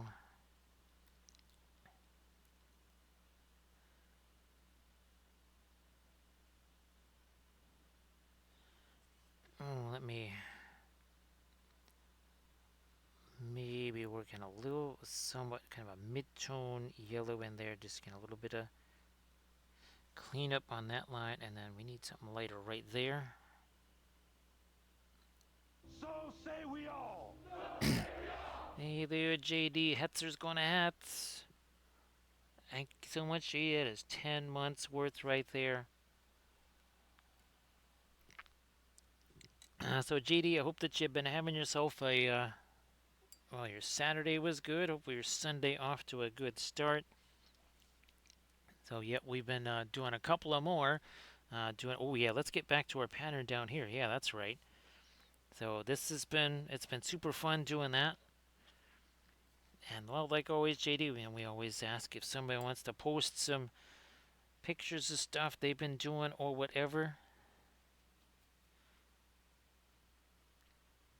Fine, let me get some more of that white into our yellow, and let's start having at this here and get things caught up like what we did on the other one.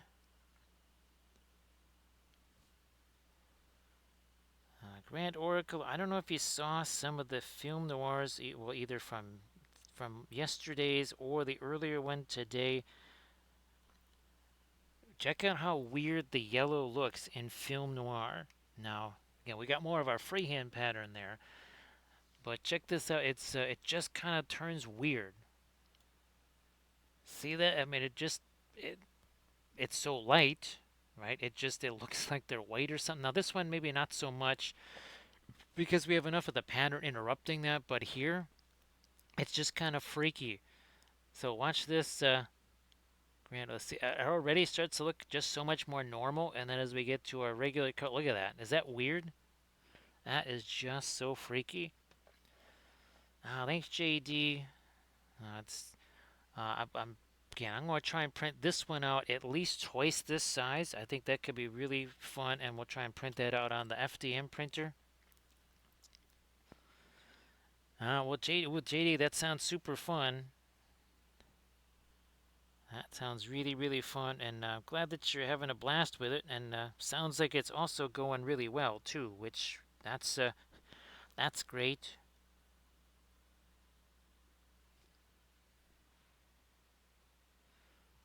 So Grant Oracle, tomorrow I guess we'll begin the yet another color theory and oils.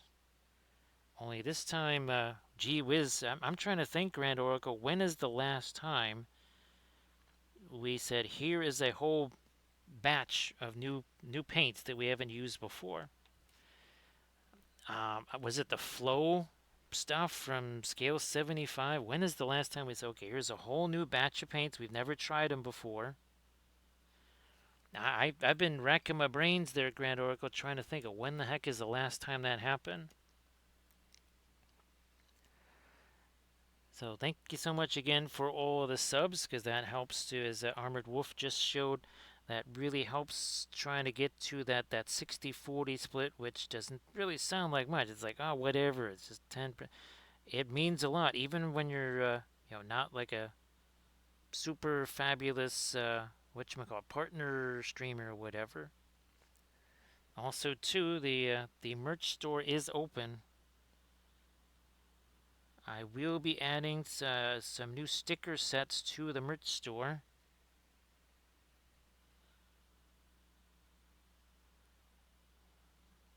I don't think we're doing that tomorrow, but during this upcoming week, I'm going to try and get some new.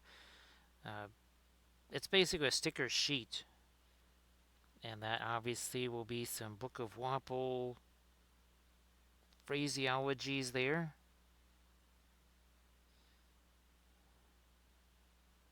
Ooh, here, let me keep it at. Let's get some more of our yellow over here, too. And then here, not just reflected light, but making that the yellow. We'll do the same over here.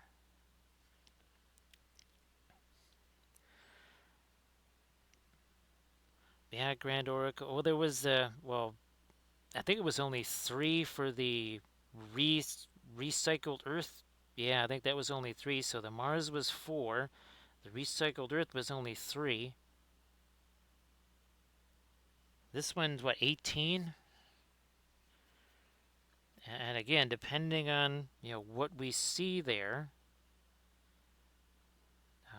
I don't know if it's another set of 18. I don't know.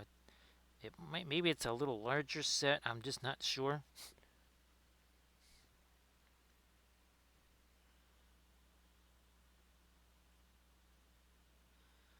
Let me. You know what? We're gonna make that a little bit lighter yellow there.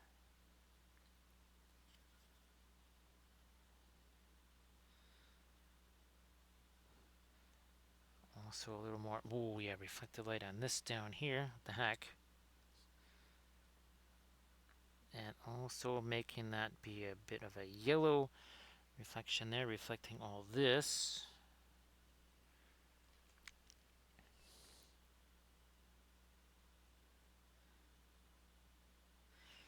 So GD,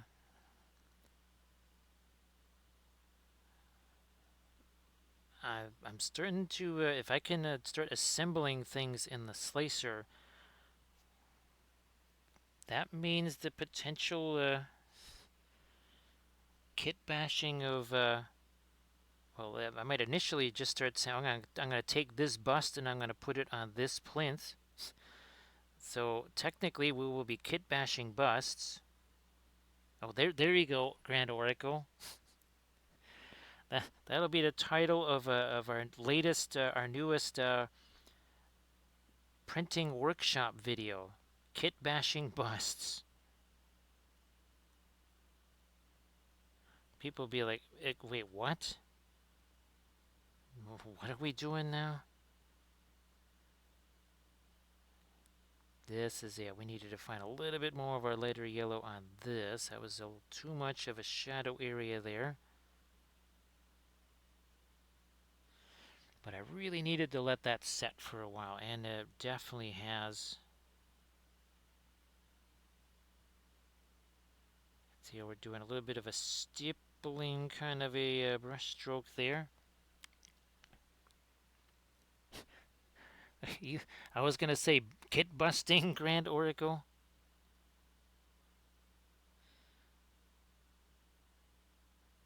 I don't think we want to say bust bashing because that sounds very destructive. Or like we're very negative about the bust. Like like there's some kind of weird, very negative reviews of sculpts or something.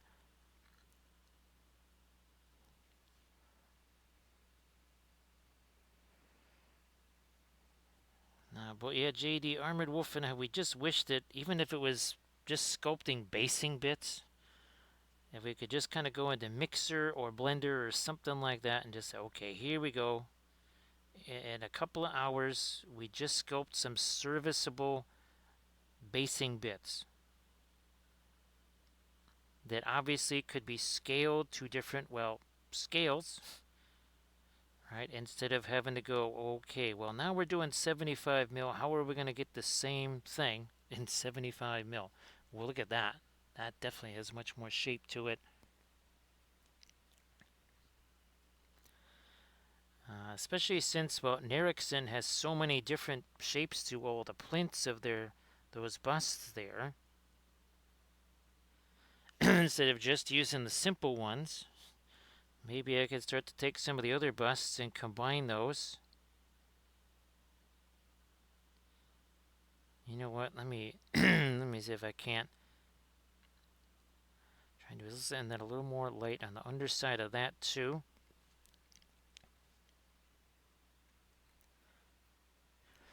So again, 3 hours 24 minutes ago, both of these guys totally paint-free objects. There was no freehand, there was no metals, there was no nothing on them.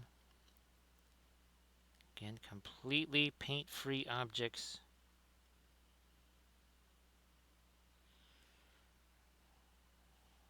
That's why we say don't blink here on the channel, because you'll miss something.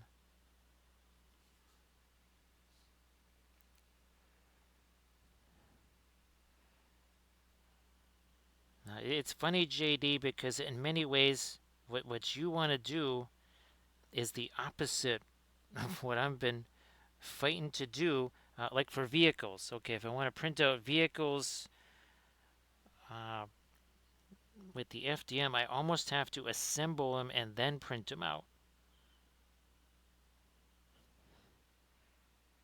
That was actually a little tutorial vid that I found a few weeks ago, trying to print out, it basically was titled, Can You Print Out Vehicles in FDM? And there's obvious limitations, like, okay, you're trying to print the tracks and some of that. How do you try and do those? And then, of course, there's also things that have already been hollowed out, and I have no idea how to de-hollow them.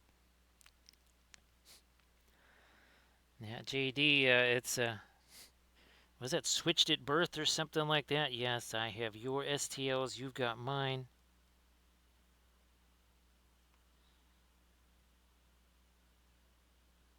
Okay, that's another thing that went a little wonky. We're just going to correct that here.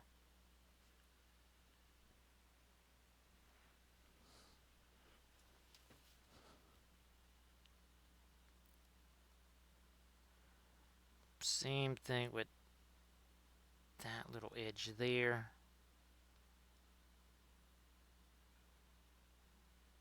Trying to just squeeze a little bit of our lighter yellow down into this one. Does a couple of things. It starts to clean up some of the pattern, but now it also starts to create a little bit more of a shading in there.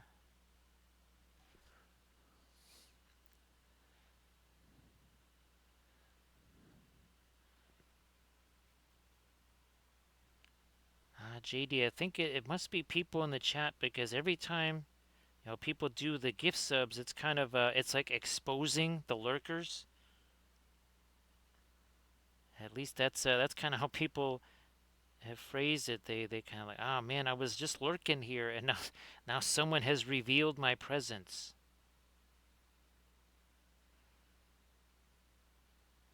And again, all the subs are super appreciated.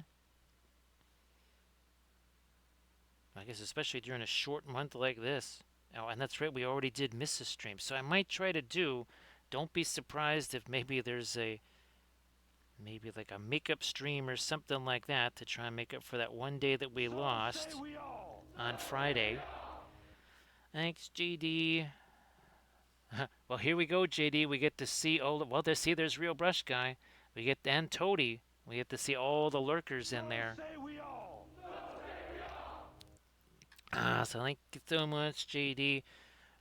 Now, JD, what's interesting again is for really complex things So say like we the all. busts. Let me see if I can. Oh, and even this, right? Something like that. If I could actually mount that to something, because obviously that organic shape, it's not going to like that. But if I can maybe put that like on its base or something, maybe that gives it something to attach to while it's being printed. So maybe something like that. I don't know if that would actually work, but who knows? Maybe. So thank you so much, JD. Appreciate that. And hey, Blades. Actually, Blades is Heavy T. I haven't seen Heavy T yet in the chat. So thank you so much, JD. Appreciate that.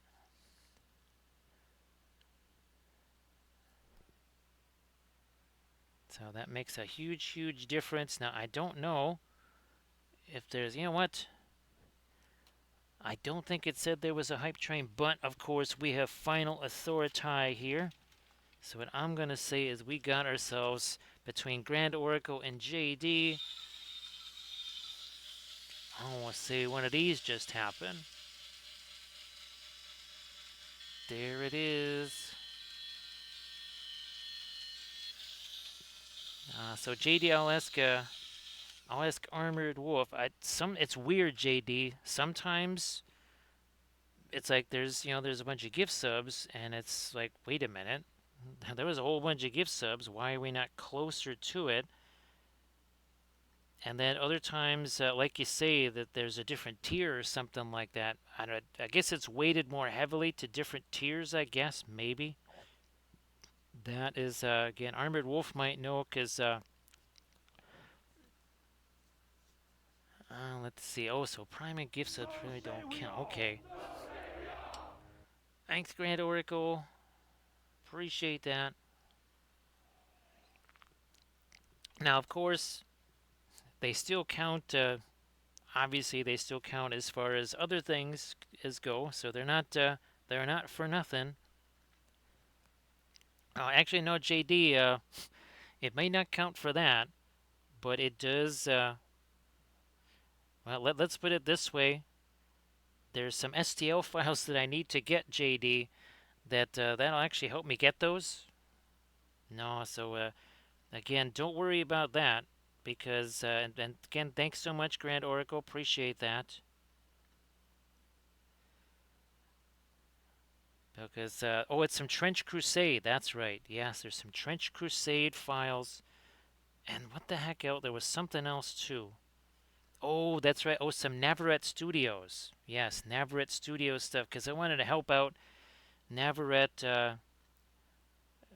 He's got some new files, and obviously with all the craziness with MESBG, he's kind of he's a little bit kind of out in the wind there. So actually, the timing is perfect there, JD. Timing is perfect. And again, with this being a shorter month, and like I said, what I might try to do is it could be like a Sunday thing or something like that, maybe. Again, trying to figure out a way to do an additional stream, or I just don't think the earlier Saturday start is. I really wanted to try doing that over the winter, but when you're getting to sleep at 9 in the morning, that's very rough to try and start doing early afternoon streams, because just getting them set up is like holy smokes. Now I never did get the lighter stuff on the tree over there. We might want to try and do that as well. So thanks, JD. That is definitely appreciated.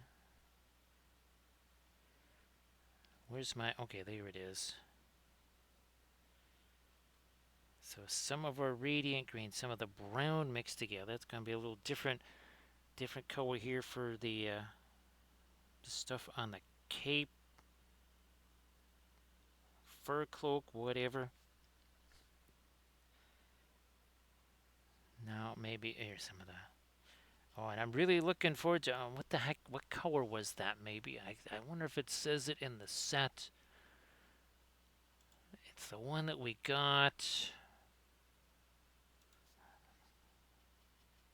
And I'm really thinking it could be... It's called... Oh, jeez. I can't see nothing there. Oh, light gray blue. There we go. Light gray blue. That could be the Alkyd version of what I just put on the brush here.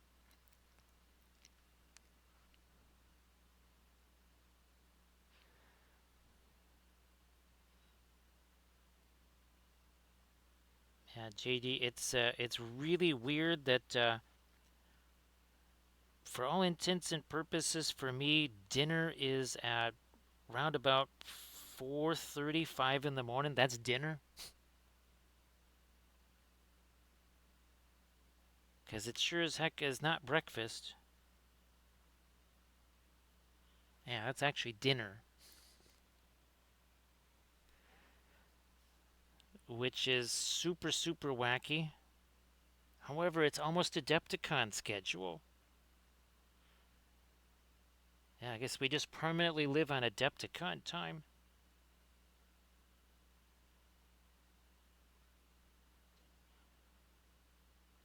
Well, at least Adepticon last year, right blades. And Blades, of course, if you want to share something in the chat, please go ahead and do so.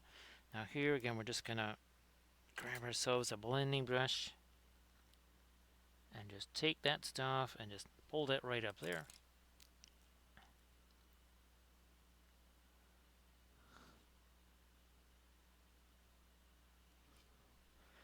I'm still gonna try and go one level lighter on my yellows right in there, and then down here on the end of that cloth. Yeah, I think I gotta get some more of the fast matte white out there.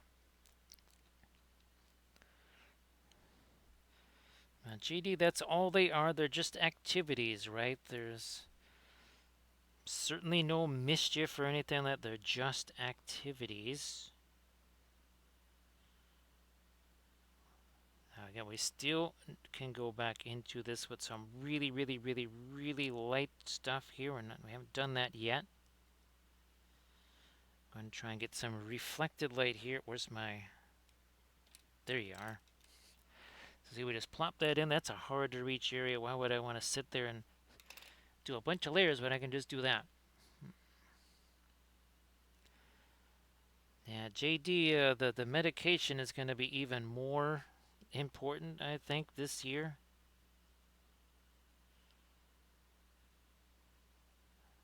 But of course, again, the Boy Scout motto is always be prepared. So we have to be prepared for any situation or eventuality, right, JD?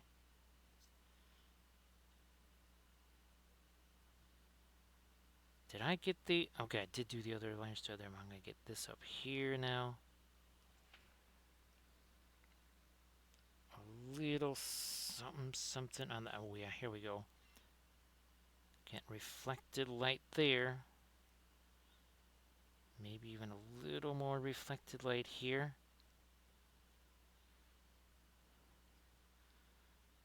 We did do something over there.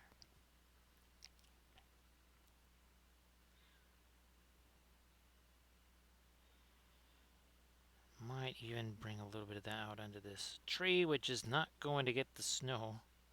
That was originally what I was thinking of doing, was just hitting these with the snow and ice and everything, but I think we'll do we'll do some flocking foliage.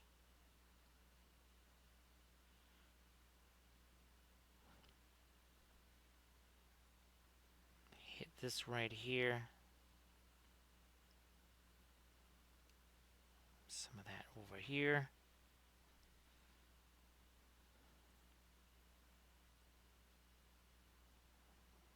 And some of that over here.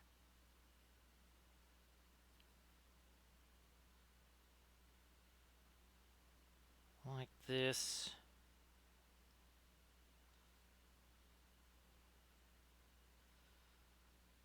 Something there. Oh, yeah. We need to get something really light along this edge. Up here. So thanks again, Grand Oracle, for the gift subs too. Appreciate that.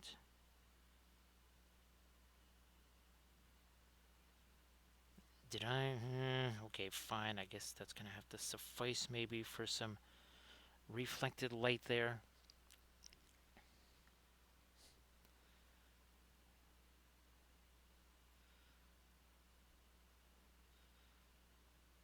So one of the vehicle files, it was like a Bane blade. When I saw the whole pieces, I was like, wait a second, because they were massive even on the bamboo build plate. I'm like, what the heck is this? And then I realized, oh, I think that might be a Bane. I think it was supposed to be a Bane blade. That is not something I would want to print out on the Mono X. That's for sure.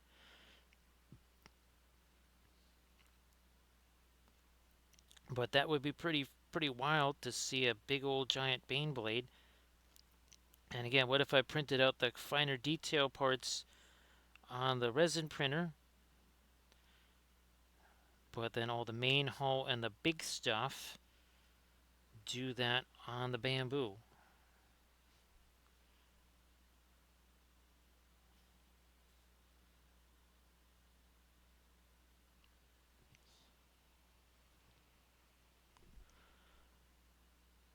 Yep.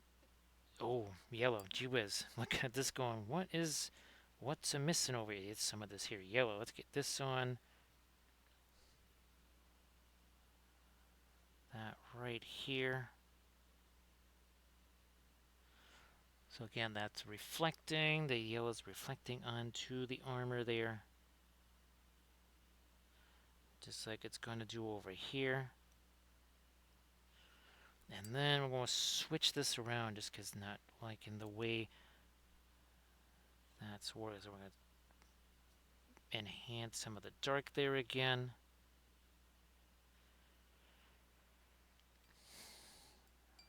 And now let me get the fast matte white back out onto the palette. I still got to try the, where's my Winsor Newton stuff here? Is this it? Nope, that's not it. The Winsor Newton fast matte, well, their version of the fast matte white. Their Alkyd titanium white.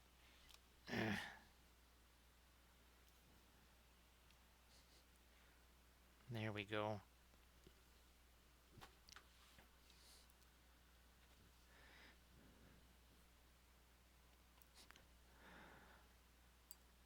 Yeah, that's for sure, Grand Oracle.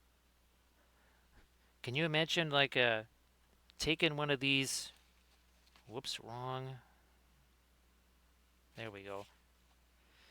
Taking one of these and making this like half human, half life-size Grand Oracle. That would be pretty wild. Actually, you know what? It's possible, Grand Oracle, that in the set that I've got, you might have Radiant Green, Radiant Violet, Radiant Indigo, and possibly even like not a Radiant Magenta. Oh, there could be some interesting. Yeah, this could be a very interesting thing here. So again, I don't know how it's going to work out, Grand Oracle, but it obviously we'll start with the color charts, and what I was going to do, just mix it with the white. That's it. I'm tempted to use their white, but that is again that's zinc white. Actually, you know what, Grand Oracle, that might be a worthy test, is to do the zinc white. Because then later we could do the same test with our regular, more titanium white.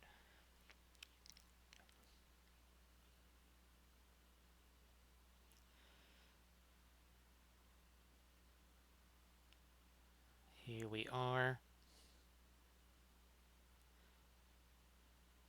Well, I guess the nice thing, Grand Oracle, is that they would certainly be unbreakable. Maybe we could just use them as uh, bookends. You know, we'll use them as bookends or something like that.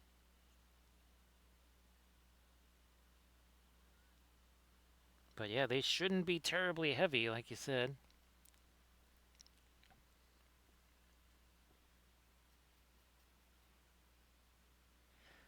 Well, Grand Oracle, according to Camda, he says that they are very comparable to our, maybe not Williamsburg, but at least to, say, something like the Windsor Newton stuff. Actually, Grand Oracle, they only have to be comparable to the Griffins. And the Griffins, they're not exactly expensive paints, so as long as they can at least compare to that. Oh, you know what? We gotta go. Glad we have our really light stuff here because there's some more we want to do down over here on the arm.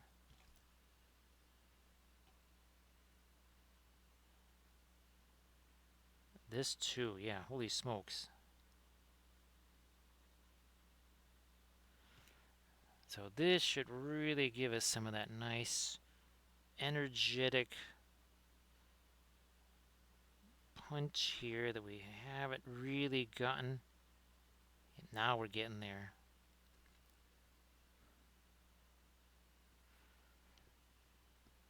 Because let me see, there was 18 of them for 45. Was it 50 or something?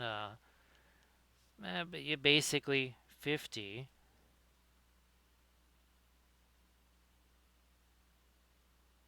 I think your Griffins, on average, 10 of those would be about 65.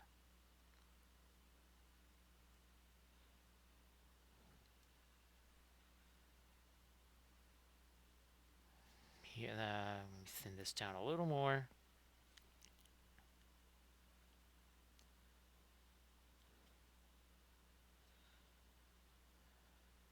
Boom.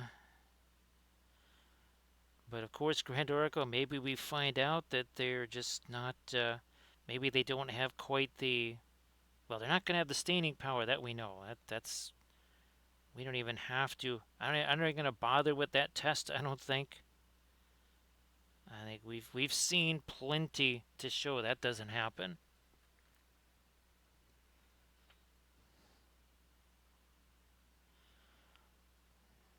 Now, what I might do here is now mix this with some of our yellow here.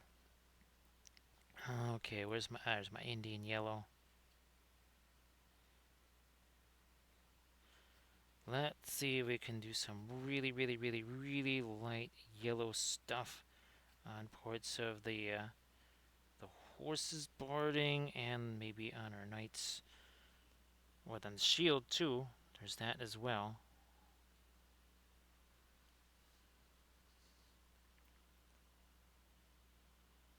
See that? We can get lighter right in here.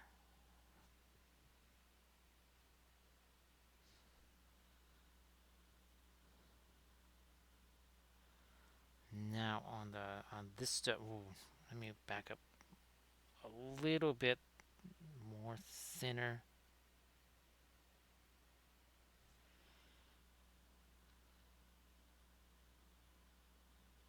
Let's try this right in here.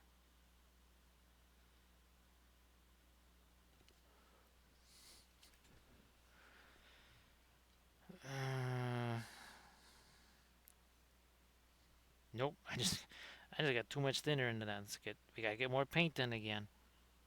All right, this over here. Let's try and do a smidge of cleanup in here. There we go.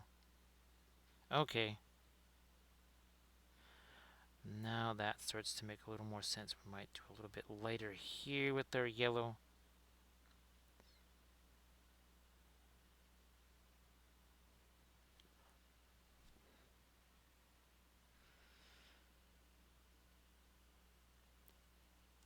And like anything else, Grand Oracle, they wouldn't just be used by themselves. Actually, Grand Oracle, if just some of the ones that we're thinking might be substitute radiant colors, that could be key, because all of a sudden now we could essentially use something like a radiant color, but it would not, instead of adding drying time, it would subtract drying time. That's kind of weird to think, right, Grand Oracle? That we would kind of get the benefit of the radiant, but not the that longer drying time. And of course, Grand Oracle, I can't wait for you to see. And this was the video I was going to do, was to compare that cadmium. Can I reach it here? Well, here's these two. Oh, well, okay, there's that also. Eventually, I'll get to the one that I want, which is this. There we go. Will this be, can this work like the Puro Orange in any way, shape, or form? And then can this be basically Terra Rosa in Alkyd form? And then, of course, uh, a little annoyed that I actually did, for some reason, have one of those sitting around and just didn't know about it. I think that was one that was someone sent to me. And at the time, we weren't using the Alkyd, so it just kind of was set off to the side for an experiment or whatever.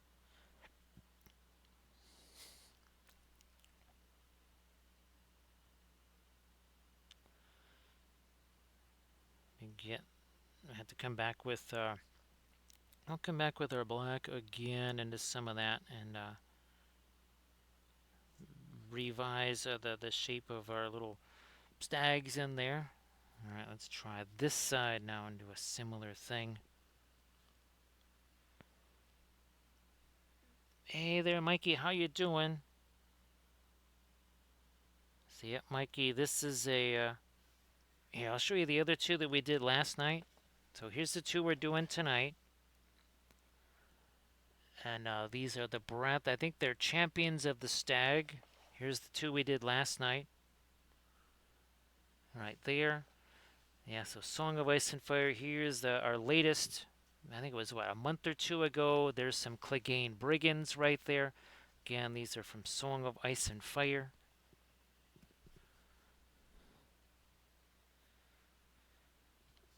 And here's some other Baratheons that we've done on previous streams and tutorials.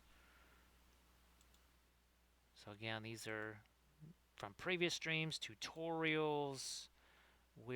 This is a series that we did, multi-based series there. So some more Baratheon stuff.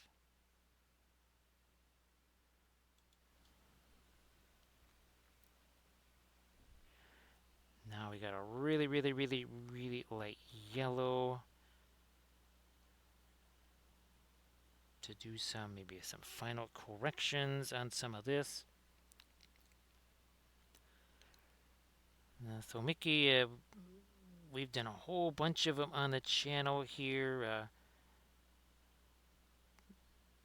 Let's see, where's those Starfall Outriders? So we did a whole bunch of Yeah, Martells, that's right. We did the Martells, a whole bunch of those. Where's my here we go. We did a bunch of the Greyjoys too. Obviously, tons of Lannister stuff. I think we got some more things up here. Let me see. Oh yeah. Oh gosh, we did like 6. No, we did something like 8 different Dothraki units. Oh yeah, there's the Kingsmen. Then the. I still wish that. Oh man, I wish I had gotten more of those. That would have been really nice to have.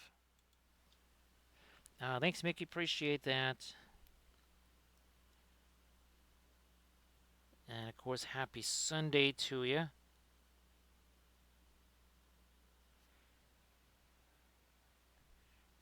Now let's.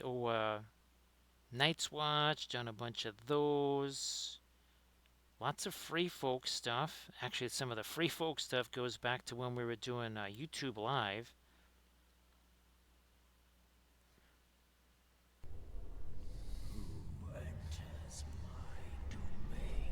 Hey there, T Crush. How you doing? Thank you so much for the raid. Everybody, please give Tundra Crusher a follow if you could. Speaking of free folks, speaking of winter is coming. Hey there, Tundra Crusher. How you doing? So we've been painting here. Let's see, 3 hours and 54 minutes ago. Both of these figures were just primer. There was no non-metallic. There was no freehand. There was no nothing on any of these. Here's the 2 that we did last night on stream. Again, these are Song of Ice and Fire miniatures. Here's the latest unit that we did. Clegane Brigands, more Cav because Cav. Thanks, Tundra Crusher. Where's our thing from last night? Here we go. So this was our Thursday stream, actually. Yeah, this one right here. That was a fun bust from Nerickson. We've been doing quite a few of these now. What's interesting about these are FDM printed. Yes, those are not resin printed busts. Here's again, there's the fabulous little plinth there. And there was this one too. Oh gosh, I think this was our Thursday stream last week. Not this week, but last week right there. So thank you so much, Tundra Crusher. And of course, T Crush, if you want to post anything in the chat, please go ahead and do that. I know you just finished your stream, so unless you want to skedaddle off to the photo booth, you won't necessarily have pictures of what you were doing tonight, but you got, Discord, work in progress, something like that, Insta, whatever. Please go ahead and do that. Hey, Trek to Tarzan, nice to see you again. Welcome back. And again, happy Sunday to everybody. And we've also been doing, let's see, our Armada Mondays. We did 3 in a row with our Tau ships. We've also done some with the Necrons, but this coming Monday we're getting back to our 1/1800 scale. We'll be doing some German ships there. Of course, we've enjoyed doing lots of terrain on stream. We did, 6 different Hobbit holes on stream. You can see what those look like on the Instagrams. Hey there, Camda, how you doing? So Camda, we're getting closer and closer to the filming with the fabulous new Paul Bunyan paints. I swear, Camda, that's what I'm going to say at least 3 or 4 times on that video. I'm just going to be calling them Paul Bunyan paints. And Camda, the next wave of experimentation has begun because I was successful in figuring out how to move that object on the z-axis. So I was basically able to assemble a bust, attach the bust to the plinth, And that is, hey, Marty, Moriarty, nice to see you again. Thanks, Tarzan. You know what? I think we did at least 2 streams on the Necron stuff too. And again, everything is saved as a highlight. So if you want to go back and watch those, they're right there for you to see. You just have to go back and now you'll have to look for the thumbnails because one thing you can't do is make a playlist. But yeah, go back and look for the thumbnails. So Tundra Crusher been working on some more of the frogies. And of course, Tundra Crusher, again, you want to share anything in the chat, please go ahead.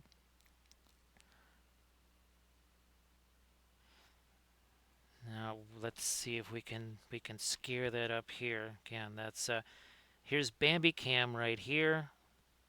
Let's bring up Bambi Cam. There we go. So it's almost halfway done. Almost halfway through. So we got 7 hours left. And I did do a check. It actually is now, it's gotten past the plinth and it's now printing the actual miniature, well, the bust itself. So Camda, I'll be filming the unboxing and what would you say, the color charts tomorrow. Well, Sunday, as part of our next tutorial video.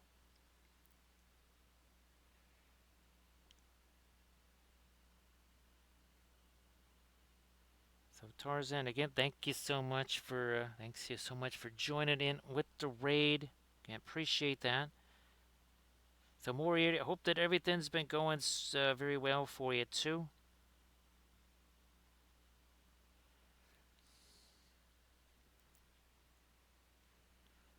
And Camda, yeah, we're thinking that potentially, if anything else, we could have basically outfit versions of well, 2 actual Radiant colors and then the other pretend Radiant color. The one that's actually not a Radiant, but I just keep calling it that. I am going to sneak in a little bit more of our lighter yellow right there.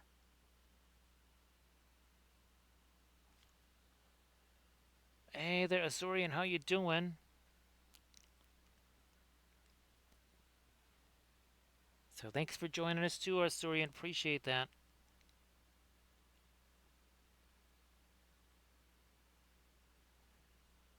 No problem there, Camda. And actually, Camda, I was just telling Grant Oracle that you've noticed, it's not the most expensive paint in the world, but you would say at least compares to say the Windsor Newton, like the Griffins, right?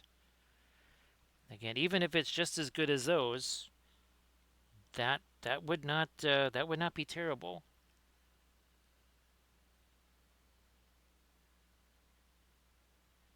Well, Moriarty. Now again, you know I love my magnifier light here. Can't live without it. So glad that, and hopefully they enjoyed painting that first miniature. It always starts with the first one, right? With the first link, the chain is forged, and then you'll be a prisoner to miniature painting forever, right, Moriarty? We're just trying to throw a couple more little lights. Oh yeah, here we need some of that on the cloth out there too. And again, the checkerboard pattern, super simple, super easy. Now we're going to try to get some, I might try to go a little bit darker with that here.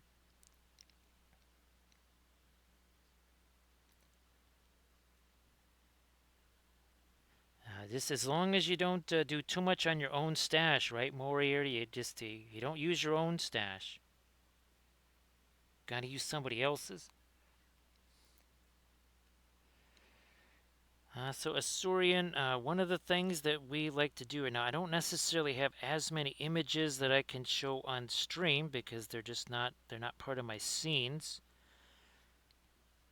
But what we've used, we've just gone into to AI and typed in a few things. So here, try this. So we wanted to know would the tattoos and brown fur work on these werewargs here. So you can see we went and we typed in certain parameters, and what I saw there was good enough to say, you know what, I'm going to go ahead and do that. Now here, we also did a little thing there with the AI, and then we transferred that to our Easterling buildings here. Now also too, we did that with our, oh gosh, 3 different color schemes for our, oh gosh, what are they? Oh, for our Arnorian army, but oh, here we go, this. So I went in and I said, show me Galadrim Knights on snow bases, teal cloaks, white armor. And what I liked it so much, I did an entire army based on it. Yes, I did something like 32 miniatures so far based on a color scheme that I just tried out using the AI.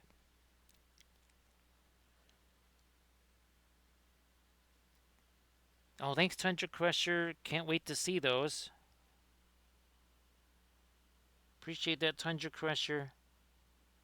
And again, thank you so much for the raid, too. Appreciate that. So yeah, that's definitely something you can do. Just go into AI and type in the miniature you might want to see. Also, you could again use it for basing themes as well. Say, all right, put it on this type of base. Is it going to look exactly like the final miniature? Well, no, but it could save you some time as far as, you know what? Okay, I don't really like that, but I like this part of it. So I'll take this part that I like and I'll combine it with this other thing, whatever.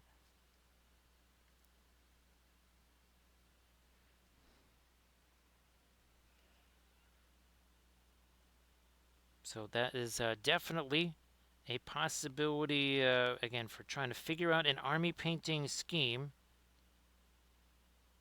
without having to, well, paint any of the miniatures. Again, that way you know, okay, do I really like this? Do I not like this?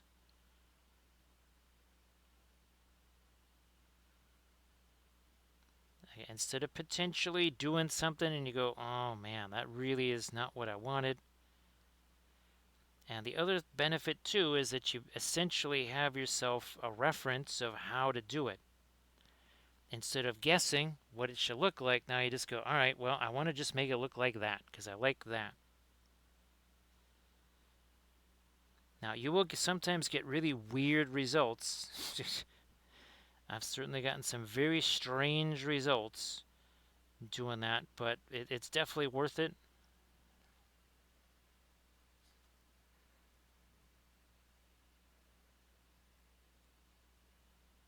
Well, no problem there, Asturian.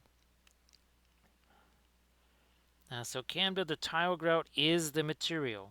So yes, I don't use, I stopped using any of the texture paste. The tile grout is the texture paste.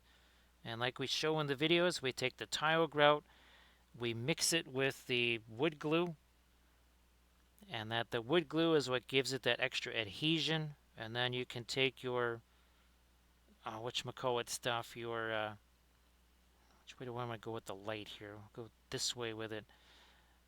You could take the sand and gravel. Where's my blending brush here? There you are. It's like, where did you disappear to?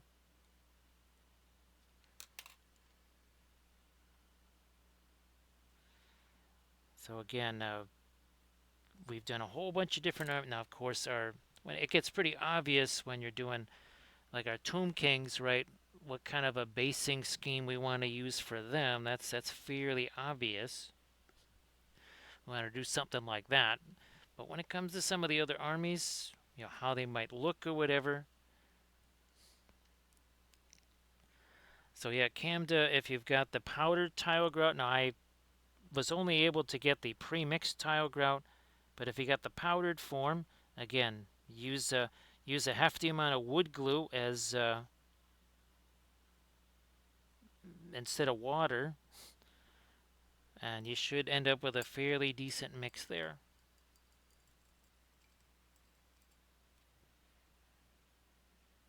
Back into my really light light here for some stuff on the shoulders here.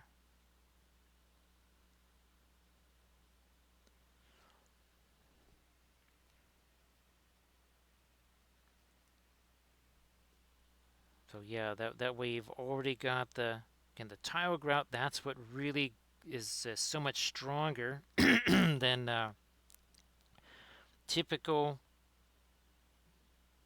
texture paste. And well, since you already got it, it's even more minimal cost, right, Camden? It cost even less because, well, you already have it.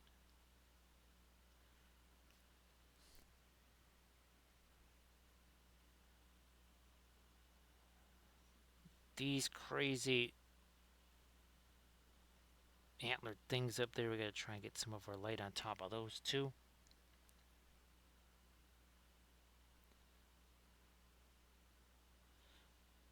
Now let me see if I can come back into here and reinforce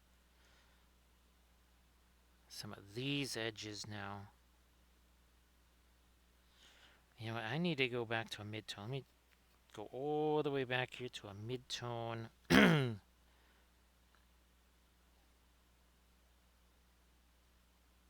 There. Now I think we can go a little lighter. Here. Also over there.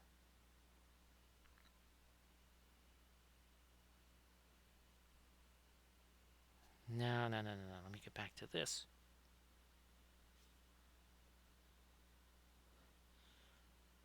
Also some of that up here. We need reflected light on that hammer.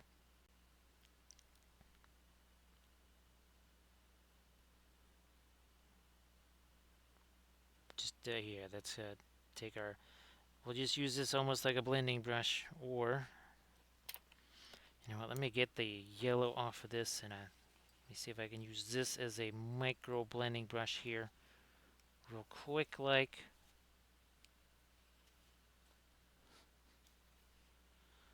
And of course, well, we love our 3D printed basing bits, which we certainly made use of, right, on our Lord of the Rings kitties. So again, the 3D printed. So now here, this was our Moria theme, right? We used a texture roller right there for that. And then these combination of printed these birch trees out. I got to print these out again, the larger versions of those, and then we have all the bog myrtle, and then we have all those fabulous tree roots there, again on our cat ladriel.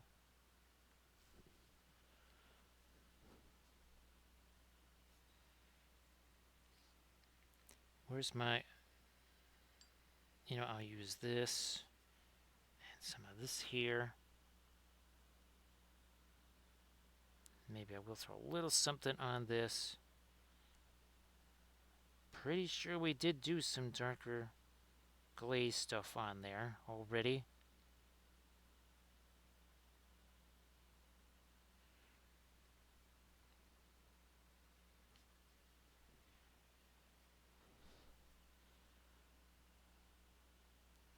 Got some of my latest light on that brush here. Let me get back to my yellow.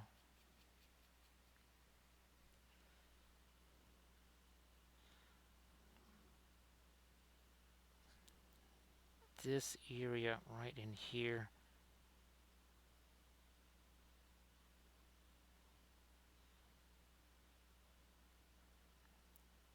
Okay, and do a little cleanup on that banner thing right there.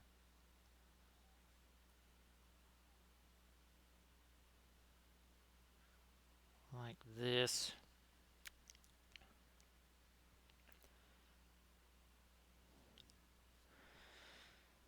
Yeah, real brush guy, there was quite the flurry. It was quite the flurry of the gift subs. JD passed out a bunch, and Grand Oracle passed out some. So again, thanks to kind folks doing the gift sub thing. Again, that's super helpful. I want, that might just have too much thinner in it.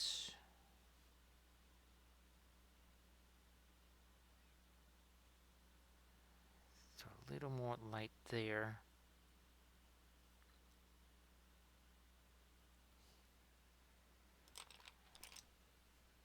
Ah, there's Heavy T. How you doing there, Heavy T? So Heavy T, if you want to post anything in the chat, like always, please go ahead.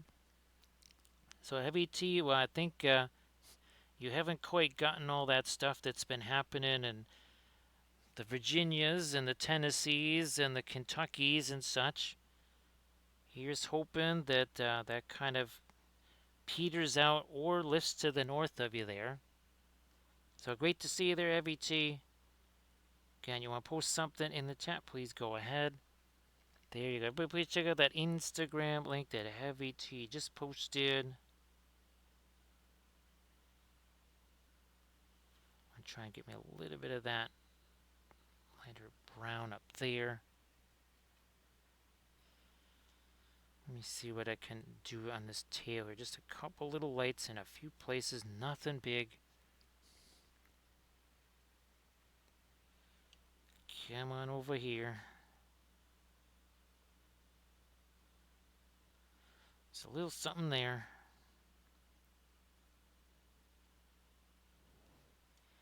And then maybe a little bit of this on these trees here.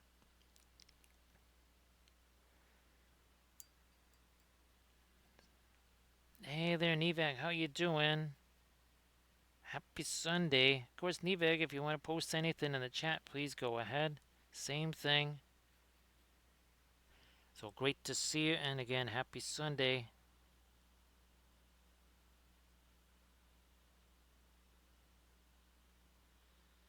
And again, so we're just a little past the 4-hour mark here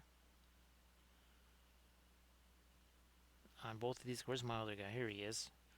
So again, both of these guys, they were just a dark brown primer. That's all they were. 4 hours and 14 minutes ago. That's it.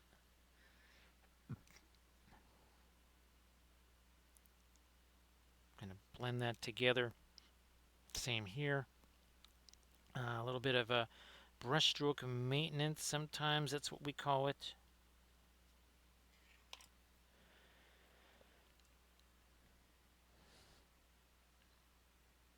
So yeah, again, all the folks in Tennessee, the Virginias, and Kentucky that have had a bazillion inches of rain and just flooding everywhere, we're hoping that those folks are doing okay.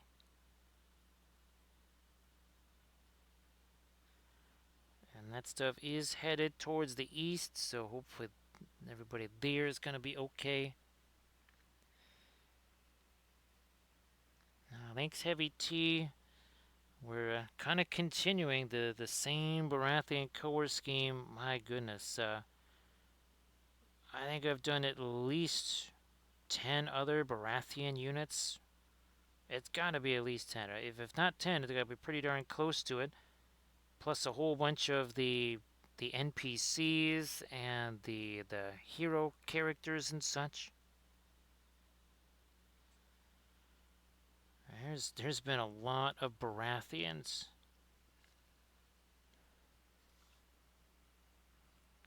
I mean, this is just a tiny little portion of what we've done with the Baratheons. I mean, that's just scratching the surface. And then, of course, here's another set of them right there. More Baratheons. They're everywhere.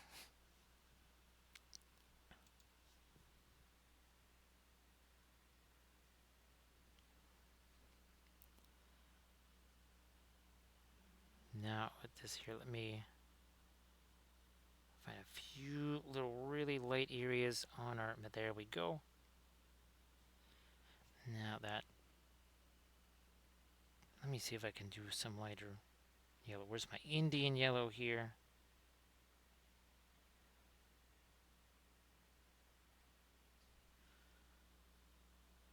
That's going to go there. More reflected light up in here.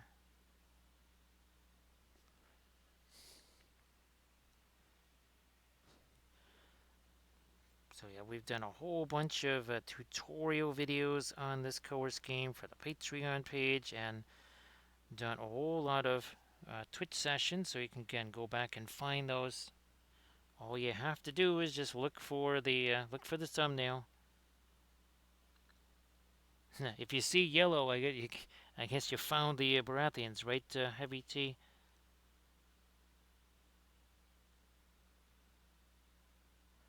And I know that for a lot of folks, the painting yellow and or black, folks usually say that's very difficult to do. Now, it doesn't even have to be difficult with the acrylics, but with the oils, it certainly is not.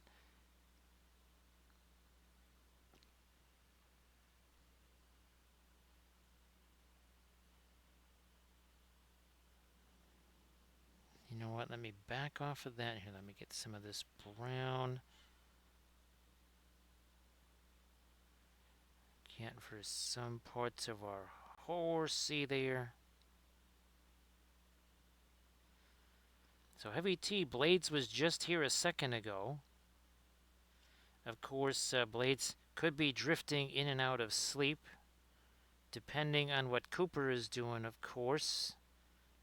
Cooper might be suddenly start making a whole bunch of noise for some random reason, because that's what the dog does.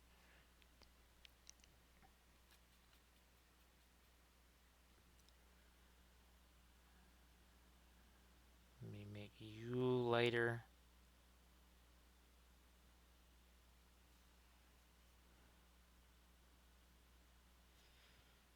Lighten up you here.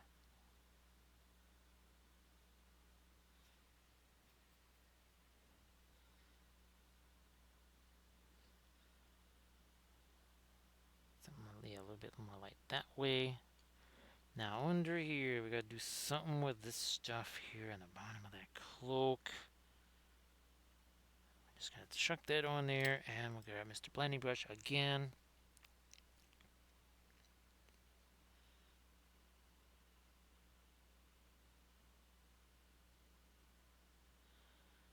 Yeah, Heavy T, hopefully she'll be able to stay awake through the Council of Miniature Painters.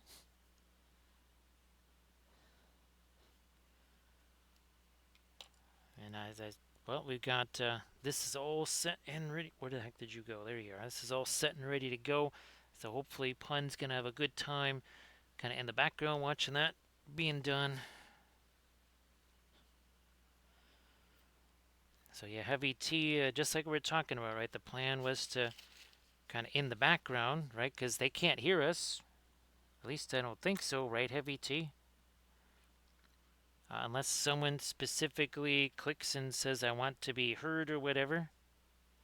So they won't hear what we're doing. It'll be our own secret shadow stream. There we go. Now here I'm going to try and get me a little bit of something lighter in some of this, some of our little squares here. Doesn't have to be much. You can see now it's not quite just straight up black there anymore.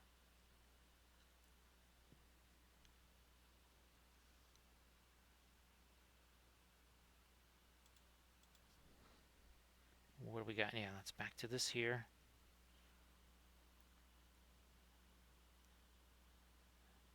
And not everywhere, but especially up here, because that would catch a little bit of light. Same thing maybe with that one.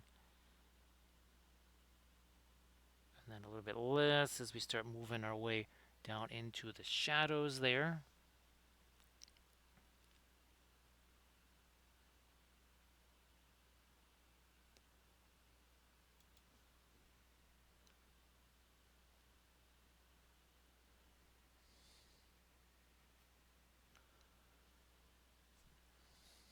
Something like this.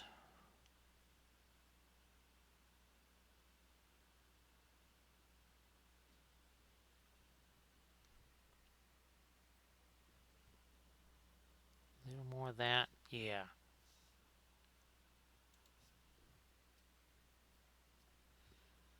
Down here, where we need a little bit of light right there.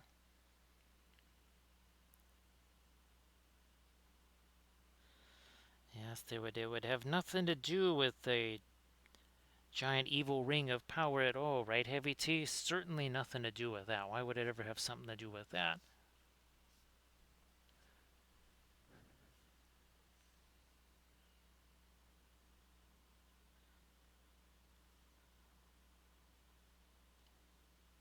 Ah, this one too.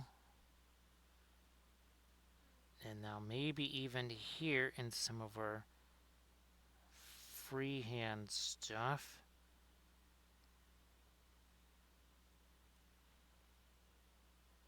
Like so.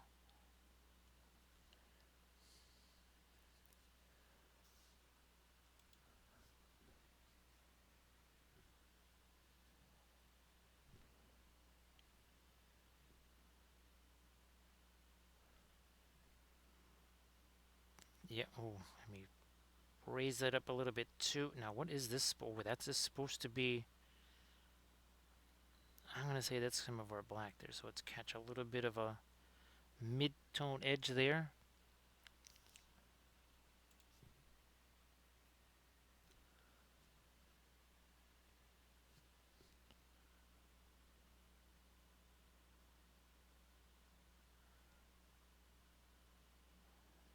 There we go. Cleaning up some of these lines here.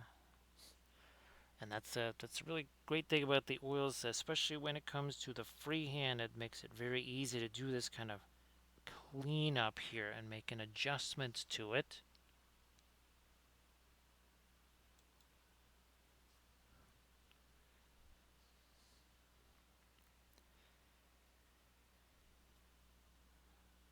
Yeah, oh, yeah, the underside of this hammer.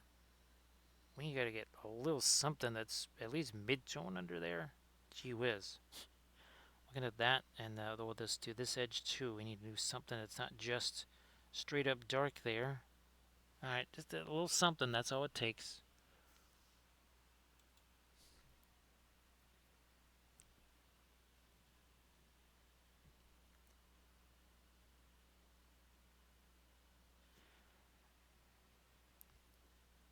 Right here, again a little bit right there, and then some over here.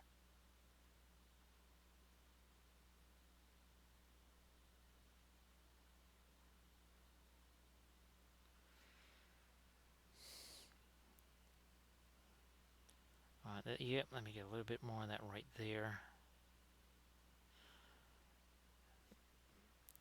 A little more cleanup on this edge here. And then what's going on with this? I need to take the yellow. That's it. That's what's a little strange right there. We need to take the yellow and clean that up a little. Here, let's do that real quick. Let's do that. We got our yellow over here. That can't be too light. Nope, that's going to be too light. So I'm going to get a little bit of my brown there. Okay, there we go. That might just do it.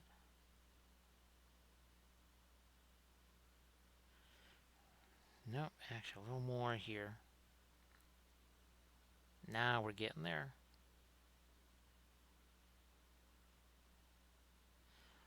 And then this down in here got a little wonky.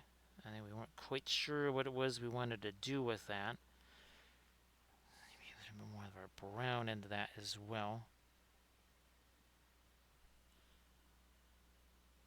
No, that's too much of the brown. We need something a little more neutral like this. That is a little more neutral.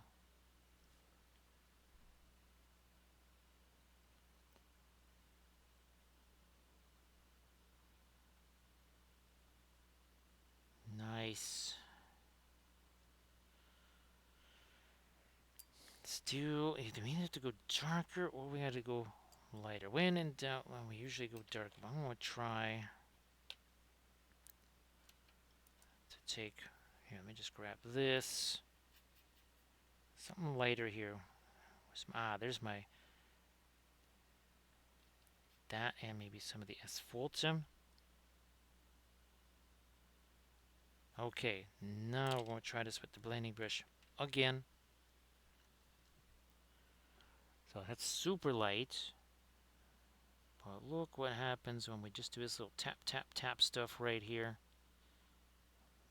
Look at that. Doesn't that seem a whole lot easier than, I don't know, that would have been potentially 4 to 5, maybe 6, 7 layers for some folks. Hashtag no layers here. There we go.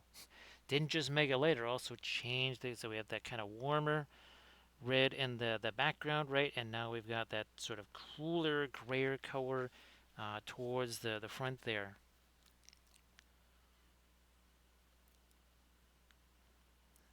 Drexy, we know what's coming, but just to see that, and it happens so quick, right? And here we go. It's the same thing like we did here, except, well, obviously here, much higher chroma colors. So there was some really dingy stuff, but here, right, the magenta up there, the turquoise down here, and a blending brush like this here, and just mesh those together. And because that could be a tricksy blend, even this, right, Drexia, that could be a tricksy little, you're trying to blend, mix colors on the palette. That could be a little bit of a bear trying to get that blend there to you. But here it just happens, right? It's kind of a naturally occurring circumstance there. It takes a lot of the guesswork, especially if you're not used to mixing colors. Yeah, no formulas, right, Trex? Hashtag no formulas. You don't need them. You just say, well, I just took this color, I took this color, I chucked them on there, and I just blended them together. There was no formula.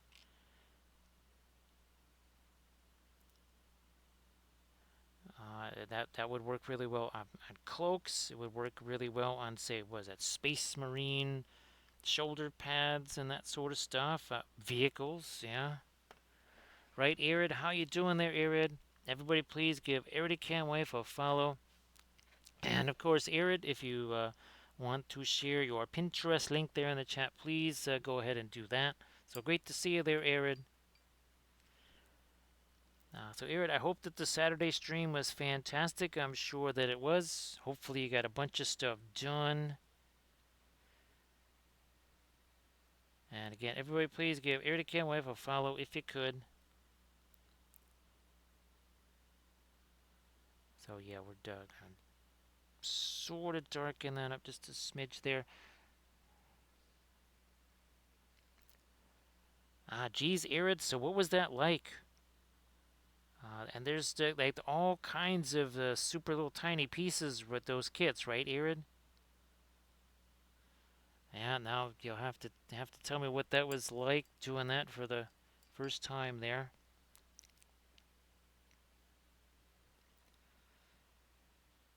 So Solom, we've done all of basically everything. Well, for all the factions, pretty much. Here,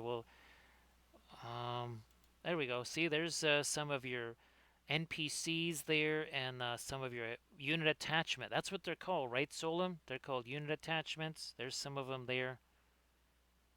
Again, there's the regular units, but that would be, again, those are your unit attachments. I've also, again, done lots of the NPC. Oh, look at this. Speaking of which, here's a. Yeah, this is for the Martells. Look at this. I got a whole bunch of them for the Martells here. I think that's more of a unit attachment right there. What's this one here? Well, there's a whole bunch of them.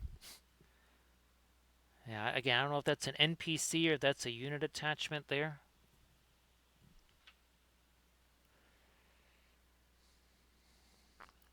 So, Irid, I would imagine that some of the instructions maybe were nah, more mysterious than they needed to be, I guess. Yeah, they wanted to put a little bit of guesswork into it.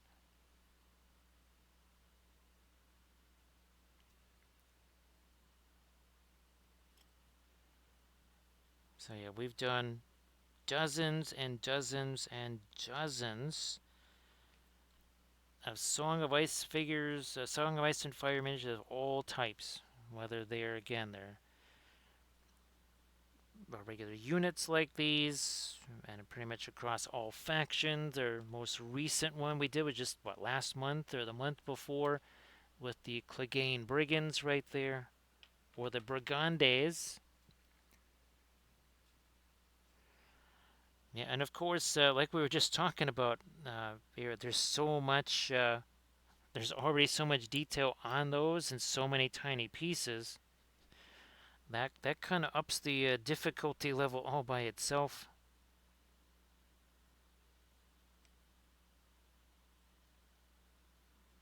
Might sneak a little bit more of their dark there, and then also here along that edge up there. So everybody please check out that Discord link that Real Brush Guy just shared, and let Real Brush Guy know what you think of that plinth there.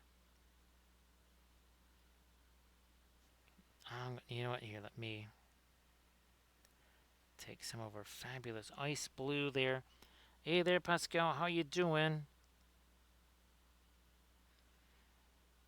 Everybody, please give Pascal rules a follow. And of course, Pascal, I know you have lots of fabulous things that you can share. I know that there's a little, you kind of can't quite stream again just yet. I know you're waiting for some other stuff to be done, but here's hoping you can get back to streaming again.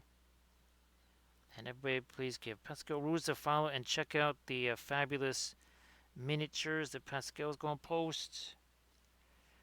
So Pascal, I don't know if I think you saw the ending of this, right? That was the Nerixon bust. I'm going to print this out about double the size. Now that I know how to do this attachment thing in the bamboo slicer, this is a perfect candidate for putting into the bamboo slicer and then printing that out at a massive size. Well, massive for what it would have used in resin. Maybe not so much for an FDM printer, but definitely for a resin. Now, I guess, Arid, were you going to, with that Gundam thing, were you going to paint it kind of a standard acrylic way, or were you going to use, oh, was it like those Gundam markers and stuff? Oh, thanks, Pascal. That was super fun, and I'm printing out another one now. It's another one of the Nerixon busts, and it should be pretty darn big. Who knows? Actually, well, we might be painting that up on Thursday, depending again if I get the Trench Crusade figs ready. Maybe we do that bust on Thursday, and then we'll do the Trench Crusade stuff on the Friday, Saturday. That makes more sense.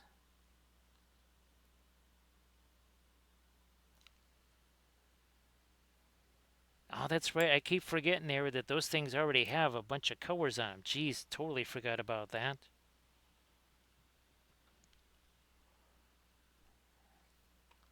Yeah, that was oh yeah, that's right. One of the things I remember with Kathy when she was assembling one of those was that there was different colors on the sprues, right? Even the sprue is that color.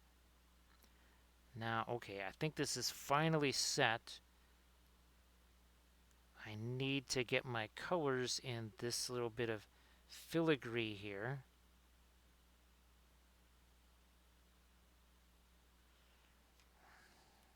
We're just here we go. Let's get this here.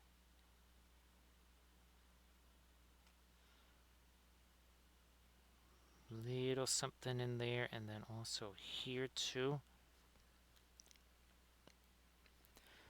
Yeah, oh gosh, they're kind of buried here. Let me see if I can grab some of these. So this was something that I found on Amazon here. I guess these are supposed to be like makeup brush things or something. But oh, of course it's all but they're actually like really soft. So they're not the hard edge markers, but they're really soft. And I thought for some folks maybe that could be good for doing freehand form or something like that instead of doing stuff with the brushes. So that'll be that's another experiment.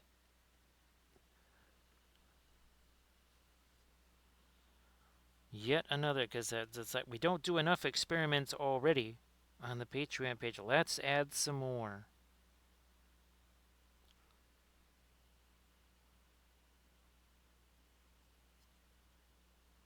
What's happening here? We're going to get that little bit of light there. Not up down there. Let's get more up here.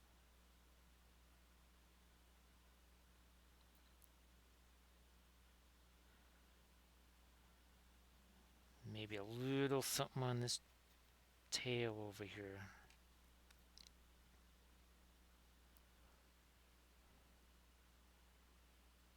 There.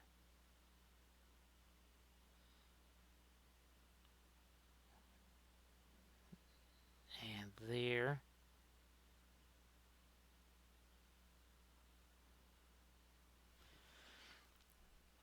I had to forget there's a way that I can get this positioned on something like this so that it's already on some kind of a base when I print that out. I just don't know if I can get like a little, create like a rod shape or something like that, or cut out a rod shape from something else and incorporate those two things together. Wow, well, this is a different version of our scale ale here. This is Zombie Fishers. How you doing there, Zombie Fishers? Thank you so much for the raid. Everybody, please give Zombie Fishers a follow if you could. So thank you so much for the raid, Zombie Fishers. Appreciate that. Let's see. 4 hours and 39 minutes ago, both of these figures had no paint on here. Where's our other one? Nope, that's not. There it is. So both of these guys, 4 hours, 39 minutes, and 37 seconds ago, were devoid of paint of any kind. No non-metallic metal, no freehand, no nothing. This is half of a unit. Last night we painted these two guys right there. Again, you can see each one has its own little freehand pattern, heraldry. We're working on Song of Ice and Fire miniatures, kind of like these guys right here. So these are Clegane Brigands. These are Baratheons. See you later there, Zombie Fisher. Actually, Zombie Fisher, if you want to share something in the chat before you head off to bed, please go ahead. This was our Thursday stream, right? Yeah, we painted this one up on Thursday, I believe.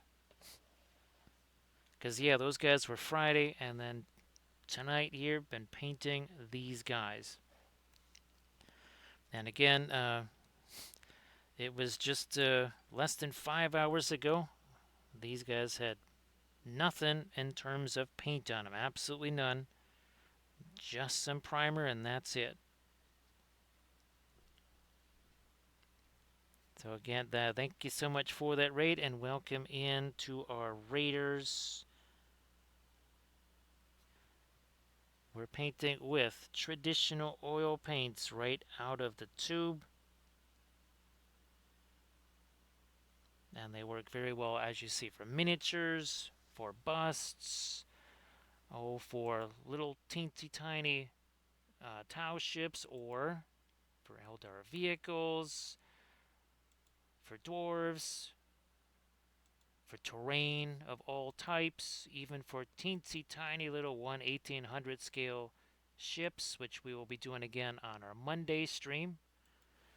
That's what we call Armada Monday. And again, traditional oils right out of the tube. Most likely that these aren't completely dry by tomorrow. They'll be mostly dry by tomorrow, because we use very, very little paint. Less is more. More is way too much. So again, everybody please give Zombie Fishers a follow there if you could. And again, Zombie Fishers, thank you so much for the raid. Appreciate that. Let me see if I can't get a little bit of, well, that's some of our brown working its way into the fast mat white. There we are. So here, just to kind of give you an idea just how small those ships are. Here's one of our, this is actually one of our most recent ones. You can just kind of see how small they are in comparison to just the horsey there. And again, we're going to be painting some more of those ships on our Monday stream. That's going to be very fun.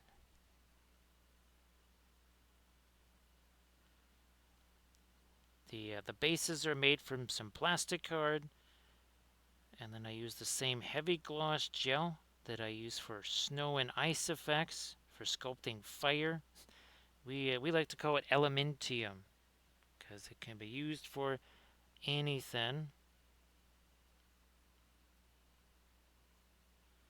You know what? I did kind of get that lighter stuff over there. A little something here on the hooves and the fur.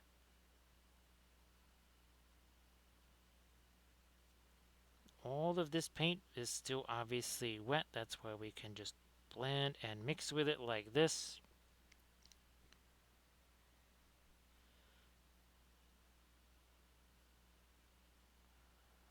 Yeah, maybe. Oh, speaking of which, here's my blending brush. So I got this big old blob of paint right here. How about we just take this, do a little bit of tap, tap, tap. See how that just kind of faded now into a nice little soft shape. We'll do the same over here. Same thing. No problem. Again, it makes it real easy to do adjustments on, again, things like your freehand here. Again, all of this is, that's not sculpted on freehand. That's just something we just painted on there.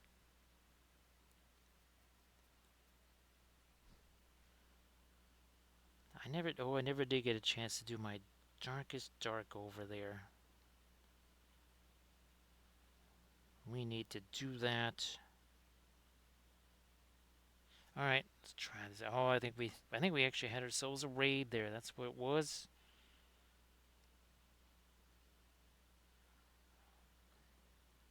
There we go. And again, appreciate all the folks coming in with the raid.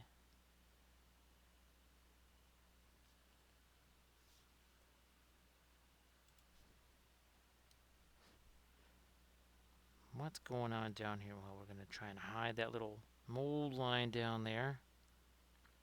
That was one. There was essentially no way to get rid of that. Now we have no horizon line here on that bat on his arm. Same over here with this wall first.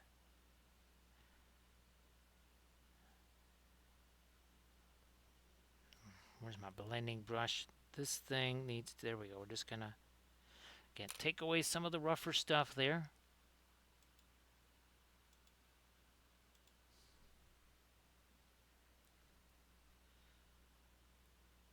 What's happening with this? I'm not really sure how that armor, if that's what it is supposed to go. Geez, maybe we'll try our, where's my Van Dyke Brown? There it is. Gonna break some of this down here. 1 second. Okay, that seems to be a little better now. Here I might have to do something a little lighter on his nose, if I can. There's a big old mold line that went through that.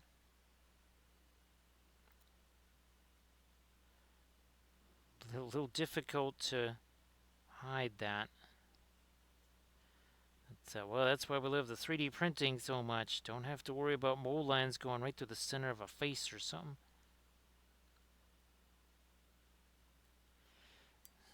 It's a reverse direction here.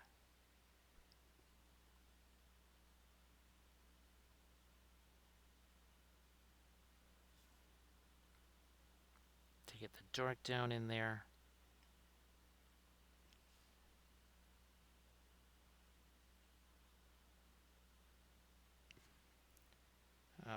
That's the Payne's gray, essentially with the Williamsburg, that's an indigo. That's another edge that can be sharpened up there.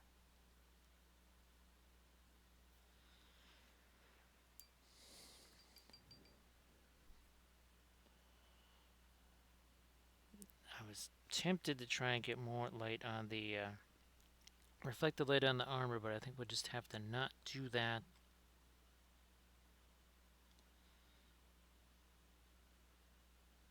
I'm pretty sure that's supposed to be a belt of some kind. Again, that's one of the disadvantages of the Song of Ice and Fire figs. There's no assembly. They're pretty close to indestructible, but getting rid of the mold lines it can be almost impossible. And there will be some weird gaps because they're actually not one-piece miniatures.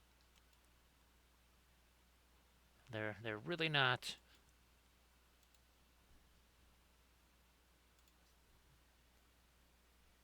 They have been assembled by somebody before you've gotten to them.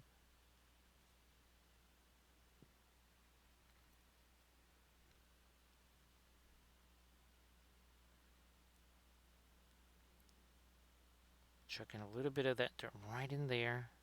Now this thing is also got to be. Oh, there's the little whatever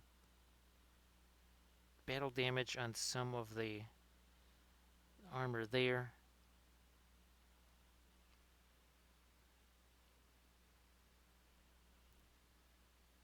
Ah, there's Blades. So Blades, yeah, Heavy T. Heavy T's been in the chat there.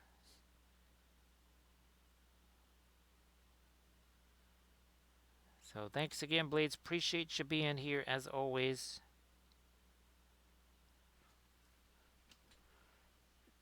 And again, thanks to JD and Grant Oracle for chucking in a bunch of the subs there.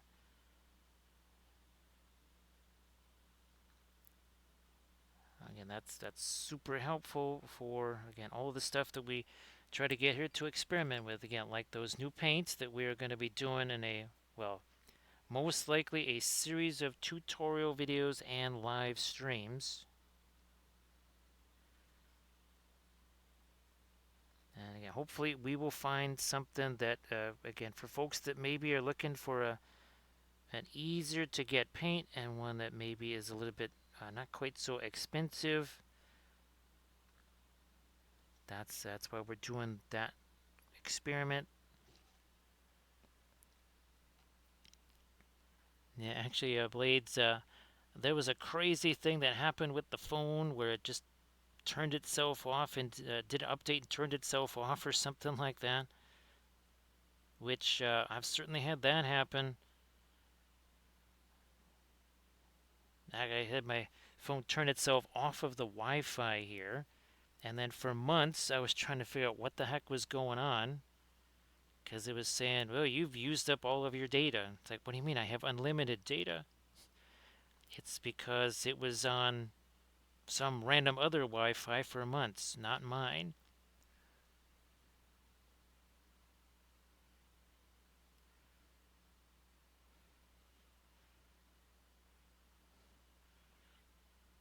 And again, Blades, if you wanted to post about the Council of Miniature Painters, and it's going to be pun expected, right? Now, Pun Expected is another fellow oil painter and streamer. So if you want to see Pun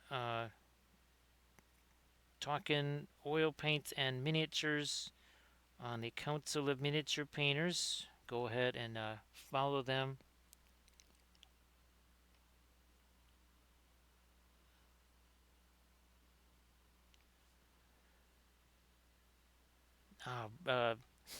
Real Brush Guy. There was some. Oh, was that one of the Reaper cons or something? Or I don't know what it was. But well, somehow Chuck Norris, and I think it's because of the whole. Well, I know MacGyver. Now 3D printing, there's been a little less need for MacGyvering now with the 3D printer. But I do believe there was some Chuck Norris comparisons that had something to do with the rapidity of how things are painted. I think it had something to do, some kind of correlation there.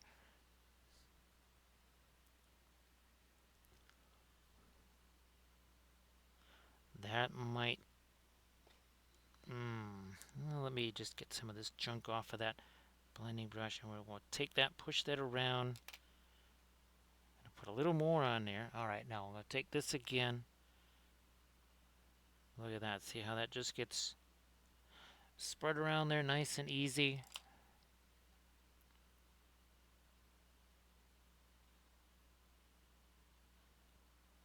Yes, it had something to do with how easily we defeat large miniatures, small miniatures, busts, whatever.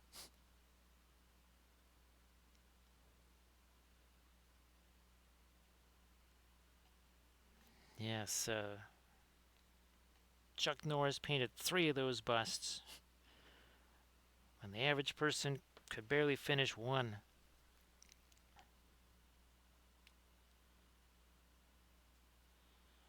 Which then it meant for about, oh, I don't know, at least the rest of that week I was trying to find gifs of Chuck and Norris to reply to all of those.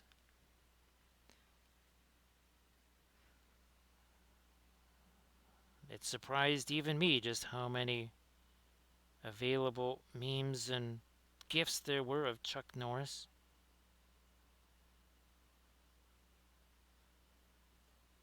Can I drop? Yes, I can drop that in a little bit right there.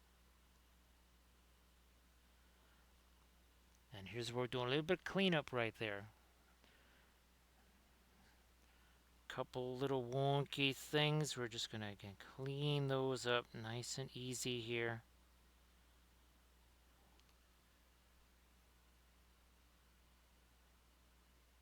Now, yeah, that's the horses here. We don't want to get yellow on that. Okay, let me thin this down to a smidgeola here.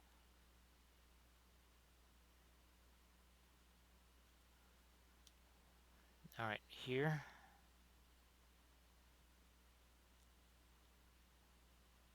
You know what? That got really dark along that edge. Oh, and no, we're gonna say there's a shadow there, so we'll leave that. We'll leave that alone.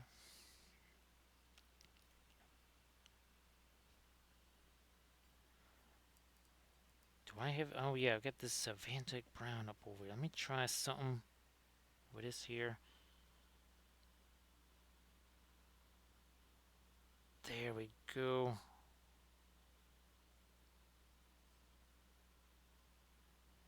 Yeah, we'll try that.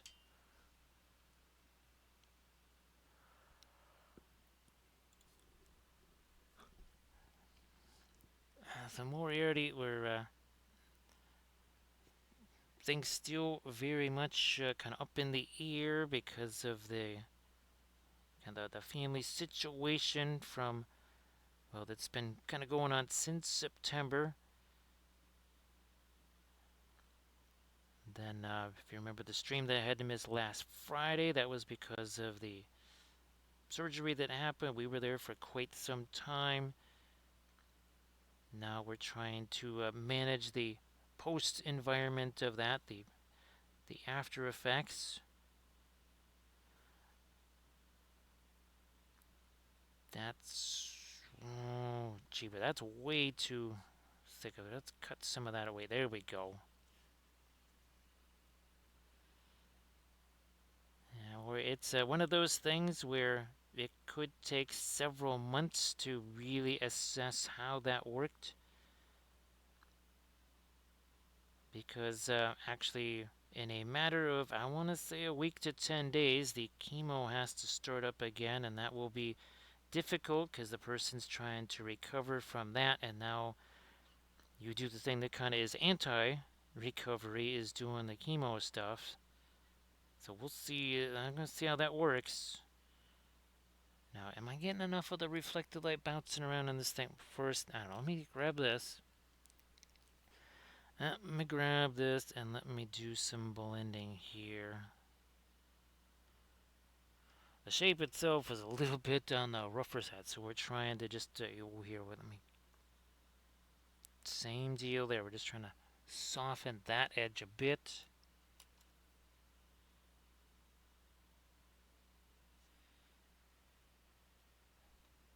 Just have been trying to use some of the knowledge from the last time we had to deal with stuff like this to try and uh, make things a little bit at least easier, if not whatever better result this time around. Ooh, those ears are way too dark. Let's get something here.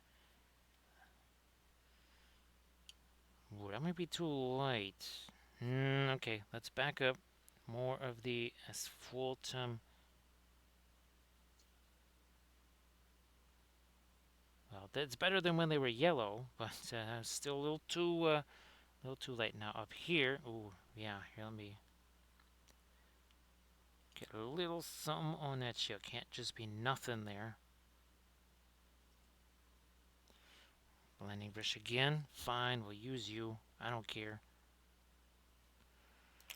And then up here, we got to get that. Where's that Payne's Gray Stuffs? We'll use that.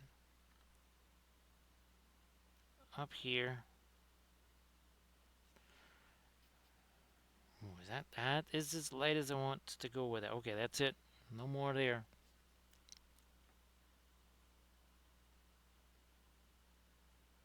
No more there. Oh, gee whiz. I don't even know what some of that stuff is supposed to be on the helmet there. I'm just kind of like, oh, alright, whatever that is. Now, I'm going to take this stuff because we haven't done anything on this here. Oh, that's right. So unlike the mounted baristas of the creature caster stuff, these are the mounted carpenters. Yes, because they look at all the hammers. So yeah, these are all mounted carpenters. So basically, they can cover a broader range of homeowners being mounted. Now, sometimes there's a little bit of an issue when they forget their ladders, so they use their mount as a ladder inside the home. So that can be well, it can be a little bit messy sometimes. Because yeah, unless they're wearing saddlebags or something like that, yeah, that could be. There might be more than plaster dust to clean up off the floor.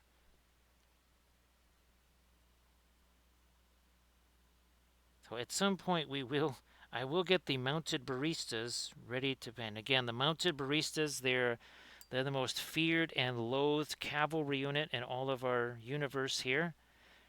Because what they do is they just ride around shouting random names and throwing styrofoam cups of scalding hot coffee at people. Again, they're feared. They're one of the more feared cavalry units, but also very loathed.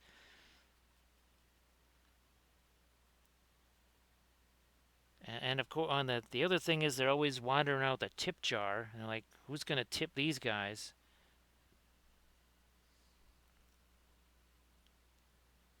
So Camda, they're the actual unit. They're the mounted barristers, and they literally look like the old English type lawyers, the old English style barristers. But I think there was an accidental mispronunciation, and they were called they were called baristas. And then, of course, that was immediately entered into the lore. And again, they mounted baristas from Creature Caster. which led to the people said that we had to actually have scattered cups of coffee laying around on the ground around their feet. I'm not sure that that would work out too well for the resin beast, but they're printable, right? So we can always print up some more baristas.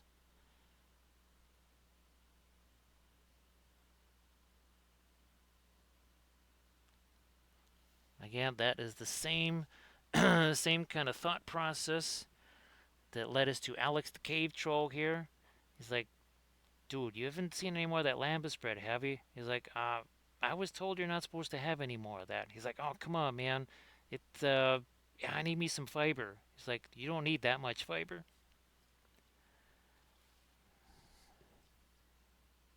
So, yes, for the uninitiated, they have absolutely no idea what they just saw. We call it the silly Marillion. If you, oh, well, that's right, all of those clips that Bithron did. Yes, go look at some of the clips, of which there are many. There are, I think, dozens and dozens of clips. Go look at those, and, well, you'll see what we're talking about with the silly Marillion.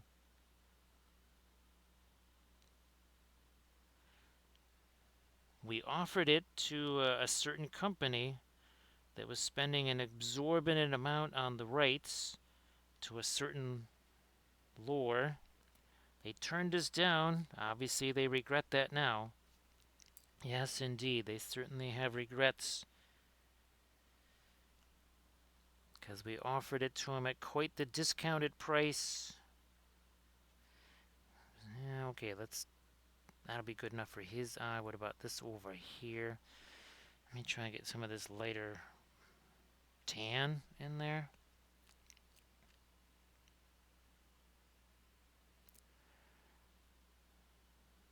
Heavy tea. This is a weather channel in addition to being a cuisine channel. Oh, and there's been plenty of fromage blades. There has been lots of fromage. Again, where's the pizza here? Do we have our pizza handy? There we go. Let's bring up the pizza, of course. There it is. There's the glorious pizza right there. There's plenty of fromage there. Also, lots of meats, which we followed up by some mac and cheese and beans. But no day would be complete without having, let's see, apple cinnamon pancakes with genuine Canadian maple syrup. That is going to happen after the stream.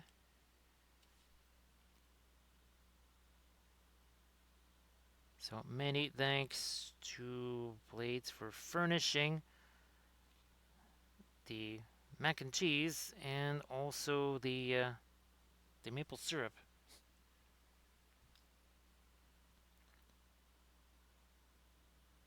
And yes, those three meals combined, you would think that might not be the healthiest thing ever, but it really is. Because when you combine all three together, that especially on a cold winter's day, that establishes a nice warm fuzzy blanket around your arteries. So you don't want those to get cold. So best to blanket those as best as possible with lots of meats, lots of fromage, and lots of syrup. Just adding a little touch of the a little bit of orange to this. Again, I think these were originally intended to be, I think, bells. Again, that's why we call these the Baratheon Stealth Cavalry, because not only they're like the size of Clydesdales with big dudes with all kinds of armor and hammers, the horses apparently also have bells on them. So that's why we call them the Baratheon Stealth Cavalry.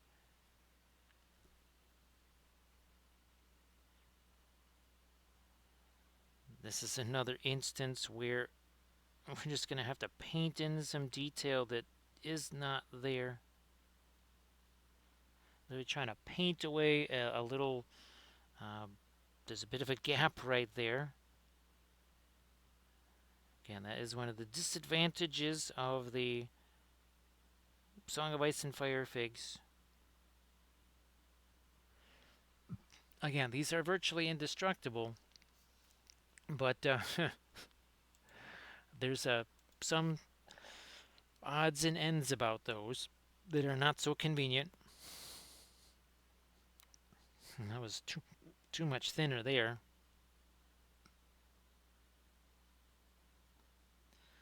Actually, that didn't work out so bad. Huh. All right. Go figure. Go figure. Now, this is another area we will clean back up again. We went back into that with our yellows to lighten that up. Now, let's strengthen back up some of our lines there. It's another one of our little stag profiles.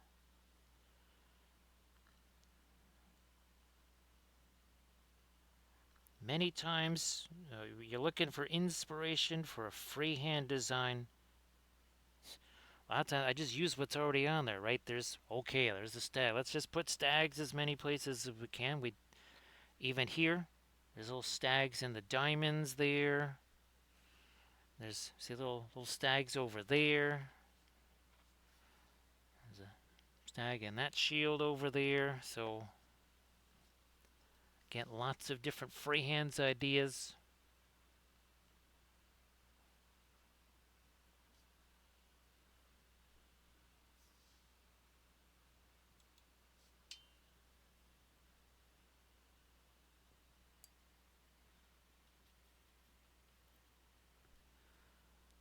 Now this thing over here is just kind of lacking in some hard edges on the metals. So we're going to try this darker stuff up right up here. Let's cut that down here. And now let's put some of that here. Okay, and oh, here's another line we need to restore.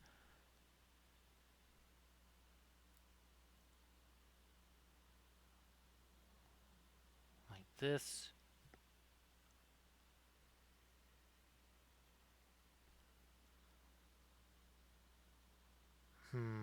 Yep. Oh, okay. That's another edge. You got all kinds of fuzzy there. Now then this, I might use a little bit of the Prussian blue there.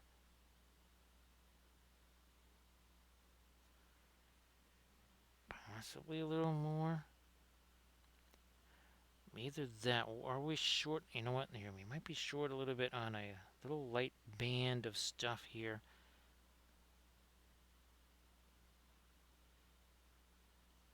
Do I need to reflect some of our, yeah, I don't, yeah, oh, here we do. Here we got to reflect some yellow. So we'll go get to that in a sec.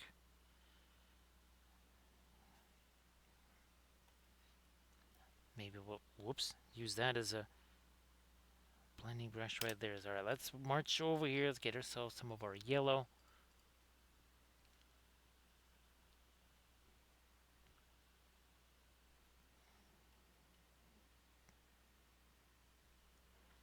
And that is a, so this right here, that's the yellow from the plant. It's going to get reflected right over here.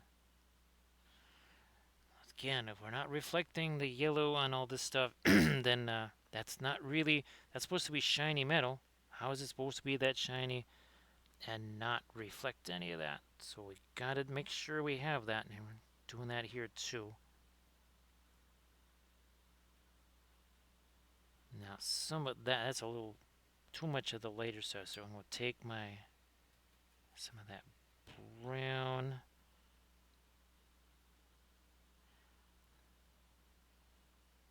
Just tone that down a little bit there.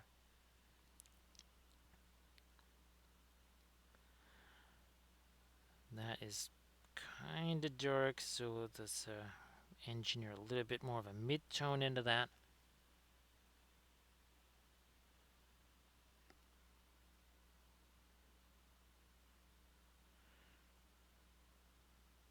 More, here we go. A little See, we gotta change that. We didn't just smooth out the edge. We actually kind of slightly changed the tint of that color. Made a little bit on the warmer side of things.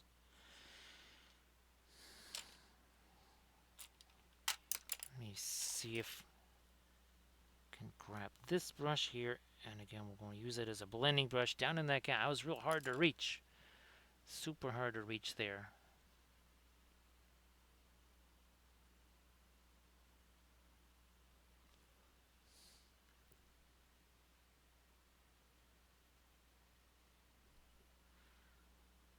There's another. Okay. Get back into this lighter yellow one more time here.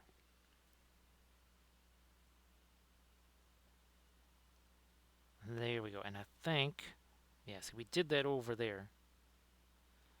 We had already gotten that lighter yellow. Just needed to do a similar thing here. And there goes trying to get more stuff. Oh, speaking of which, more yellow here.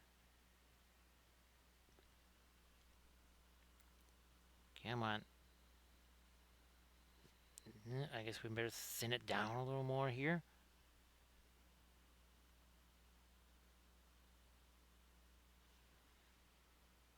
Not quite light enough.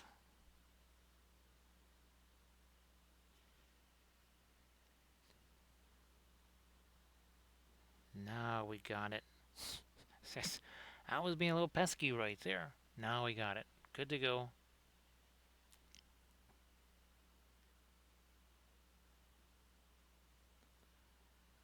I think I've gotten all the latest stuff that I can get on the underside of that.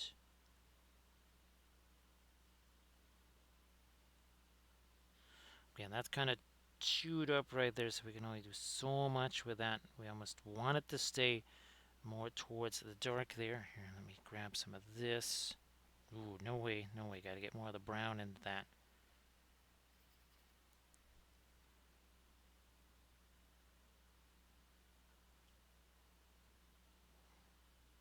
Into that recess if I can.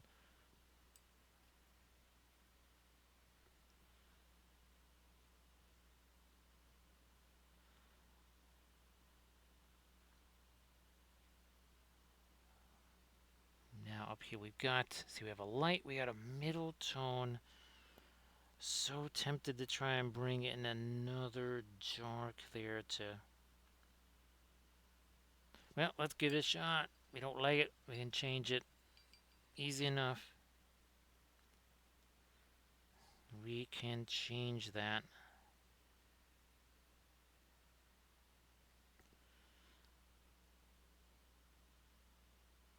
I mean, it's not super dark. It's a dark middle tone. When we talk about those middle tones, you got your value range with a 1 to 10. The middle tones, that falls into that all important, say, 4 through 7 range. Most people, they kind of think about 1 through 3, and 8, 9, and 10, they don't really think too much about that all important middle tone. The vast majority of your colors, that's how light or dark they're going to be. They're going to fit in that middle area there.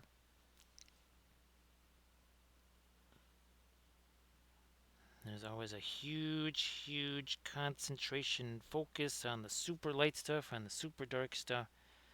And all the stuff in the middle gets forgotten. The lonely middle. Now that we've gotten that, speaking of which, I need some of that lighter middle tone. So not quite light enough yet. Let me just steal a little bit more of that ice blue. Mix it in here.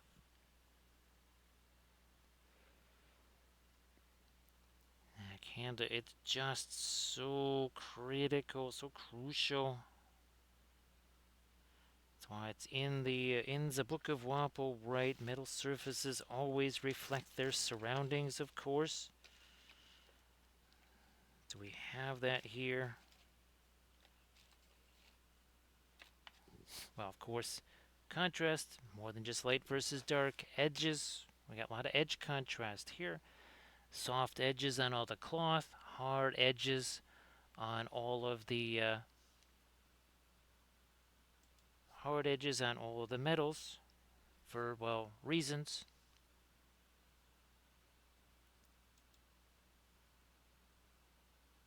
Let me try this here again. I was just bringing up my reference super quick there. Hey there, Denethor, how you doing? Denethor, if you want to post anything in the chat, like always, please go ahead.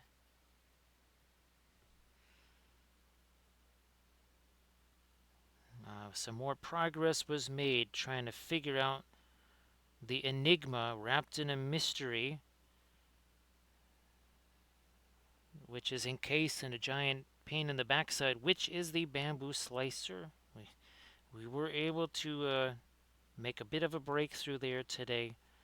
Something I've been talking about on stream for, well, probably weeks now.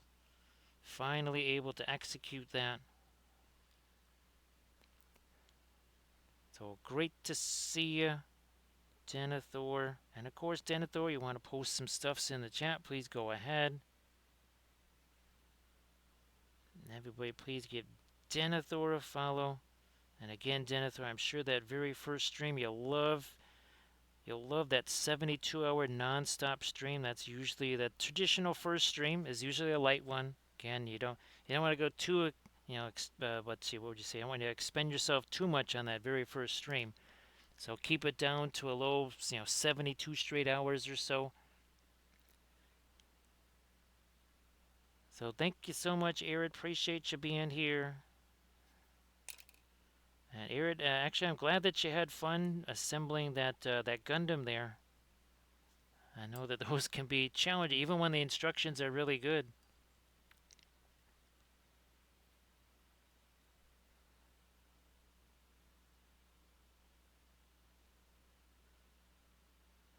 And tomorrow, Denethor, I'll be filming the tutorial, well, the testing video there of the new Alkids that arrived.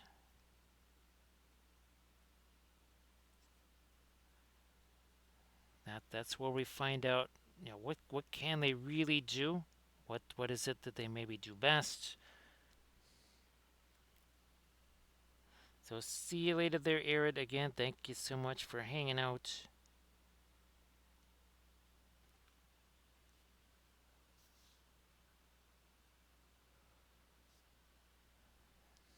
Let's see. Yeah, fine. Well, make sure that edge is still there. This crazy little dot there. I think we gotta. I'm just gonna paint that out. Not a huge fan of that being there.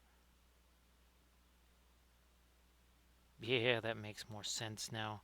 That was just a little funky.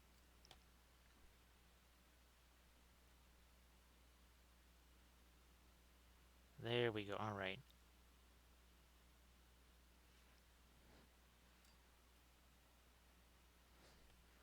There's a okay. There's a little edge in the bottom of his shoes. I'm trying to get there too. Now, what about this stuff here? What is that's reflecting that yellow? However, we got a big old weird hard edge on that. How's about we come back in, take some of that away.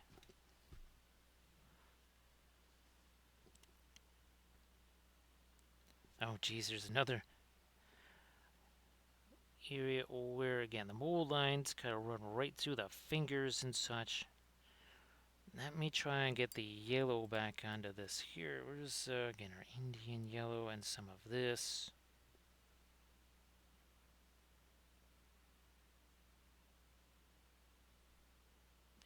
And on the... Okay, that's it. That's what we needed there. So everybody please check out the Instagram link that Denethor just shared. So Denethor, I've got a really gigantic bust that's printing out. Well, compared to other things, it's pretty gigantic. And hopefully we might be painting that up on the Thursday stream. Here's hoping that is, well, I think so far As far as I know, about maybe 60% of it is printed okay. You know what? Oh, that's what we could. We could actually reflect a little bit more of the yellow over there onto the helmet. We should do that. I mean, we're reflecting a little bit of the yellow up here too. So yes, indeed, that's what we need to do over here.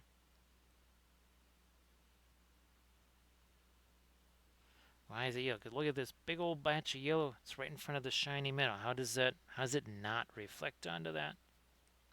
That's the real question.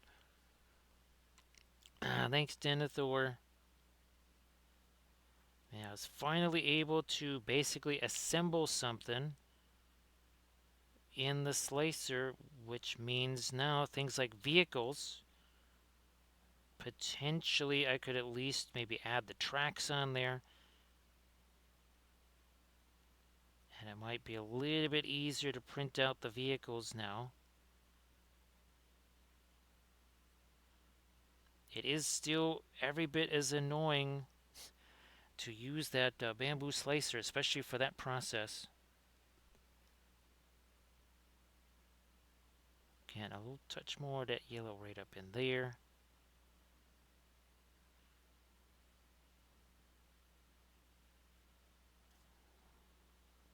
Come on, there we go. That's also the cloth there. It's like, no, that's not part of the leather or anything. That's the cloth.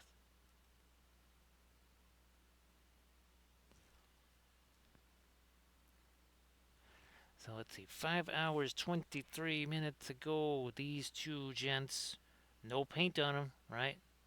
No freehand, no non-metallic metals, none of those things. There was, again, no paint on them at all.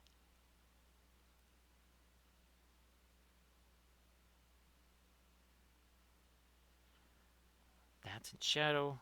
Can leave that alone. We've got our yellows reflected up there. Try and get a little some kind of light here on the side of the horse's ears.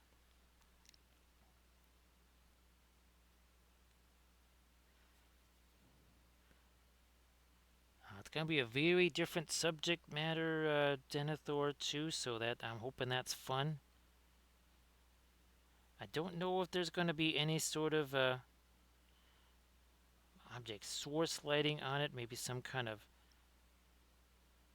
off-camera light. Well, with the busts, it's pretty much always off-camera lighting, right? Maybe some kind of torch, candlelight light or something, I don't know.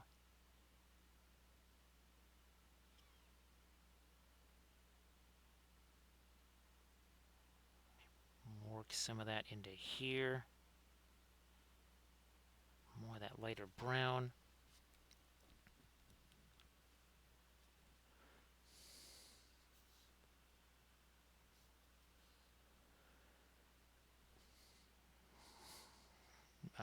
Back to this again. For a few little lights on the edge of the tail there.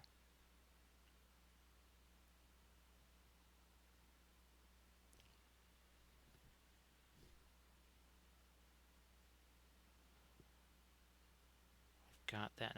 And oh yeah, here, let's do another bit of reflected light down into there.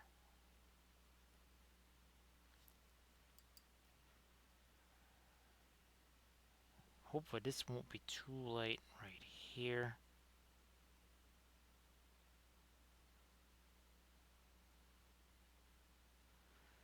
Had to simplify some stuff over there. That was getting a little too complex.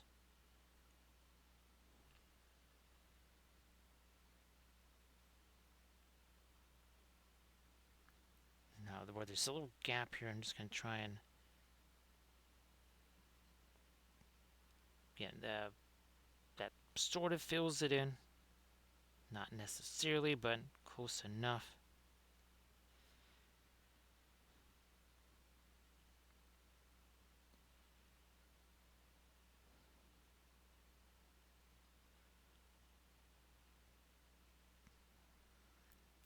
up here, gonna maybe throw a little more of our light right along that.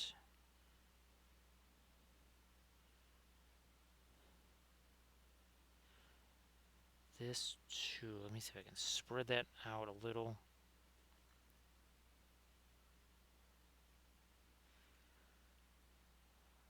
Wasn't initially going to lighten the edge of that shield that much, but I mean, it is being held up to the light, so probably should reach some of that.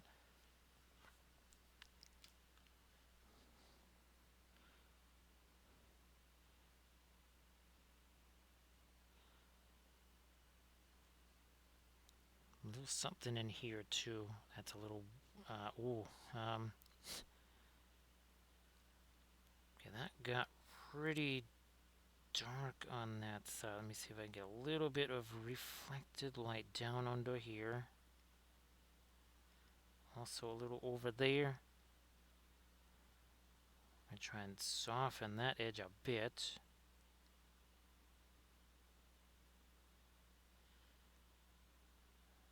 Maybe a little reflected light there.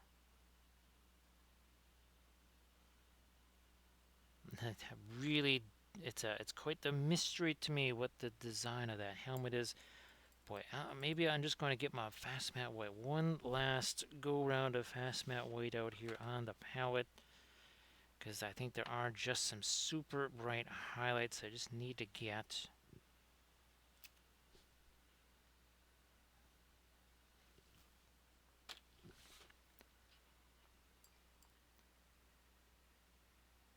Start breaking down some of that fast matte somewhere. Okay, how about over here? There's a couple places on the helmet here. Oof. And I thought, yeah, I did go in there with the darker stuff, but I need to still hit some of these really lightest edges here again. I think to try and really cap off some of the hardest, sharpest edges here. Mostly because the miniature itself doesn't have the hardest, sharpest edges that we kind of need. So we're going to have to kind of paint in some of that right here on this helmet. We're going to try and, again, not too much thinner on that, because then it'll just become a pin line wash and go all over the place. That's not what we want. So on the visor here, these are, yeah, somehow those lighter lines got lost. We never really did get any light highlights on his shoulder over there.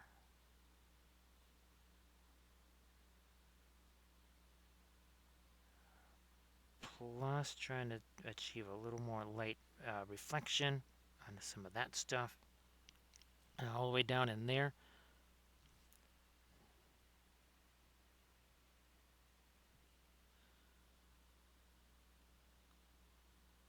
What is going on down there? What is this thing? I don't even know if that's part of the cape or not.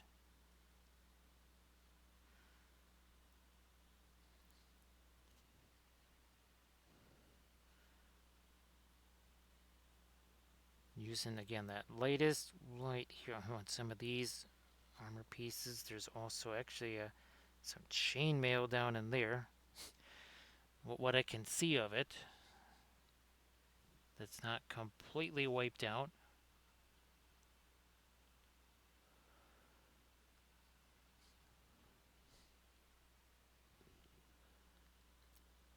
Another touch of our light along that, and then around the front of this to try and... It's about all I can do to separate it from the horse's face there.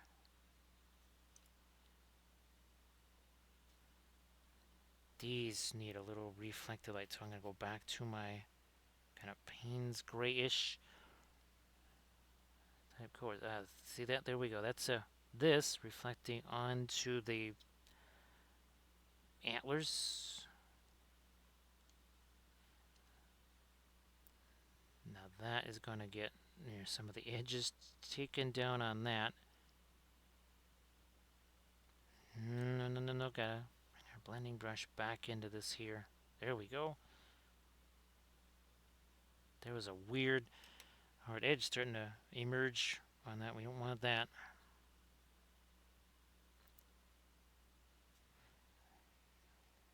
Now I'm just going to take all this stuff out of the brush.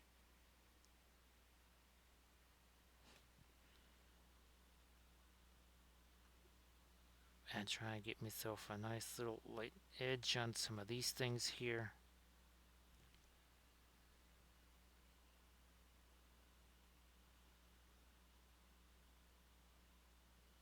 So the strong ice and fire figures, the main parts like this tends to be more like a bones type of plastic, and then the things like the hammers, weapons, swords, banners, that tends to be more like your regular plastic,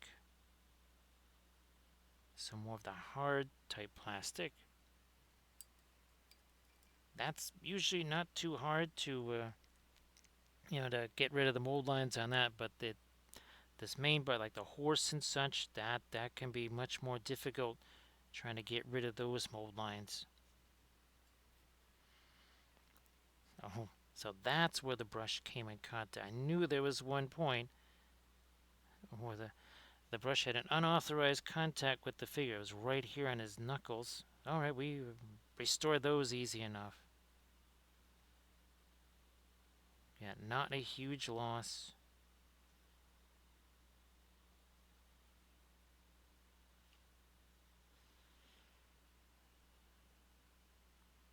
There was something lighter there.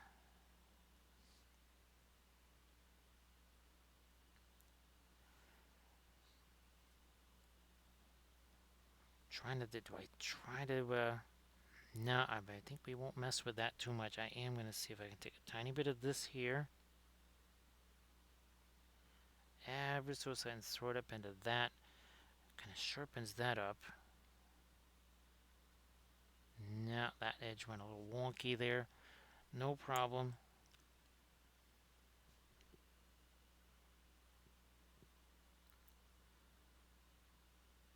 Now, these guys, wait, since I have the Fast Mountain White out here again, let me see if I can.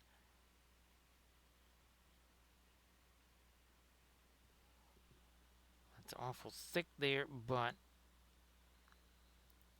on his little, the little bells here, but you get, that's what they kind of looked like. I thought they were something else, like little gemstones or whatever, but at least on one of these two, they look much more like bells.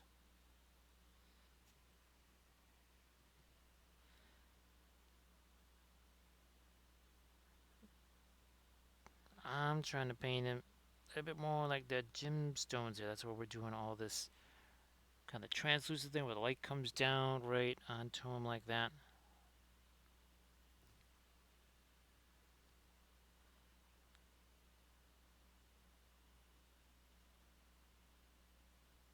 Let's see, so what do we have? So 5 hours, 35 minutes ago. Again, they said no paint on him at all. I had no preliminary plans for the freehand either. We just kind of started sketching it out right here on the surface, and whatever happened is what happened. Yeah, there was no, oh, here's this very specific thing we want to do with this design or that design. Nope, it just sort of happened.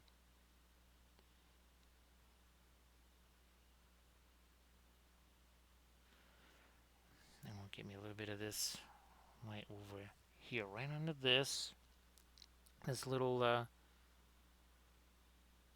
scroll or banner, whatever that is.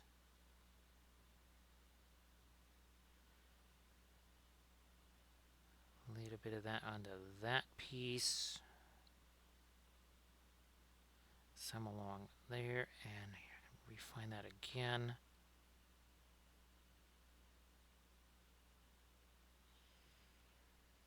So that makes that stand out a little bit more even from all the yellow.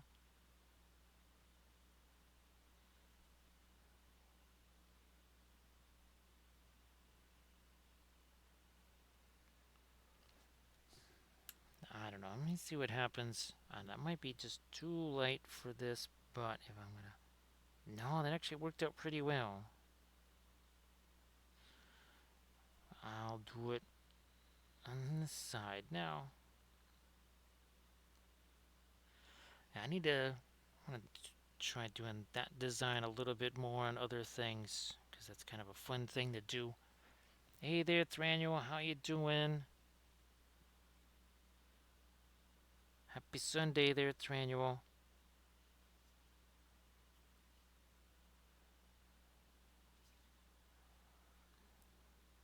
Scare up a little more reflected light over there.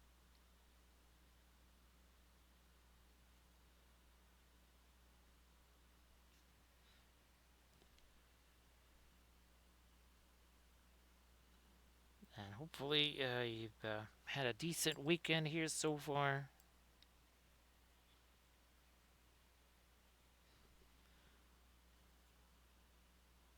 Some dark there, and then this. We're going to try and clean up between those two areas. Yeah, something like that. Here, maybe a blending brush just works there.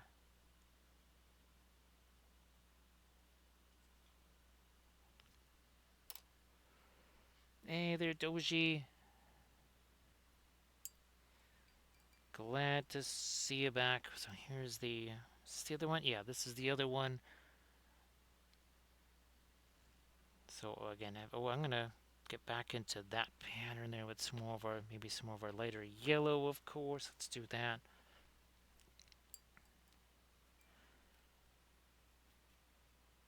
So I don't... Did you have more of a dusting of snow, or did you have actually some significant stuff?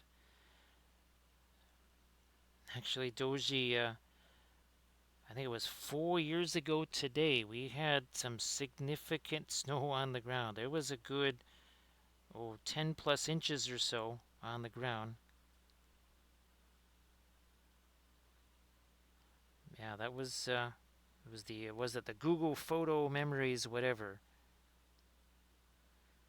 And Doji, I think you remember the mountain climbing experience, the high altitude experience up on the roof, getting rid of the ice jams and stuff. Yeah, that was 5 years ago. I think it was actually 5 years ago. Well, yesterday.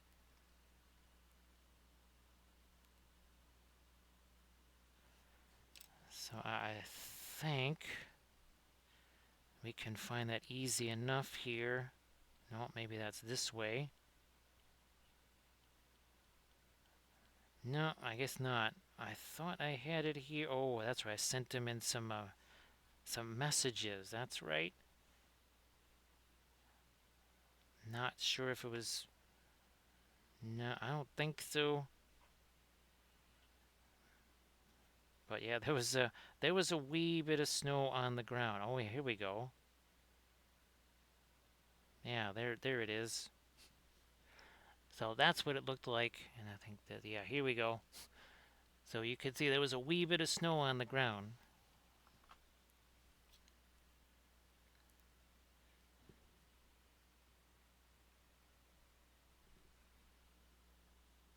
Now, so we did on the other one here, I'm going to try and, no, but that's over on this side, never mind. These little guys here are definitely in worse shape than they were on the other one.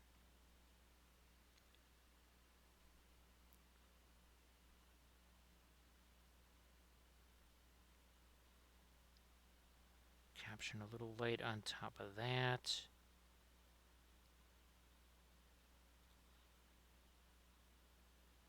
Doing what I can with the ear over there.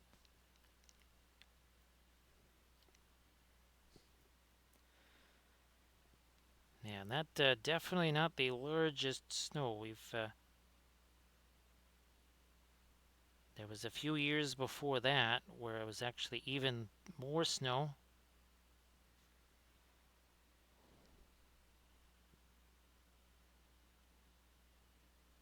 Let me try and get that couple little lights in the chainmail here.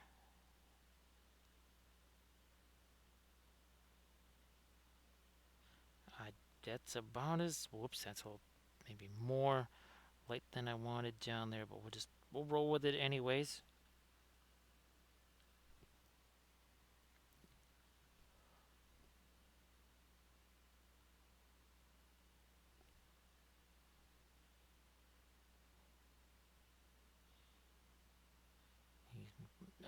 Fine, I'm going to try and get a little light edge on the end of that. Also onto that little bit of the reins there.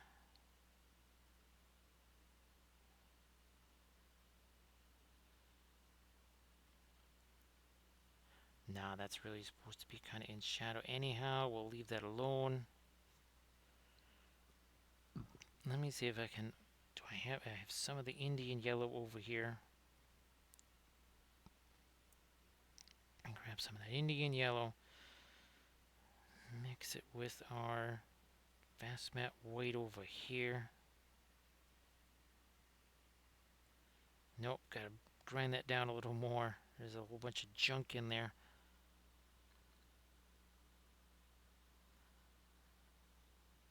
Just trying to pop a little more like right into that.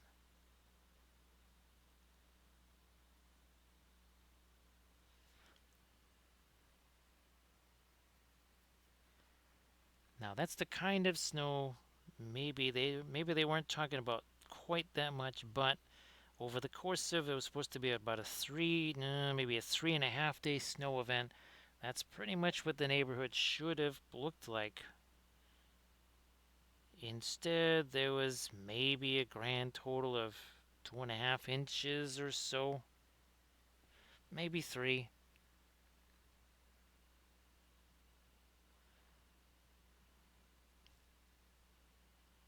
Yeah, Denethor, there's been a couple of areas where I used stuff, and it's kind of shocking the two areas where it was used, because you think there's no way that color could have been used to lighten that or whatever.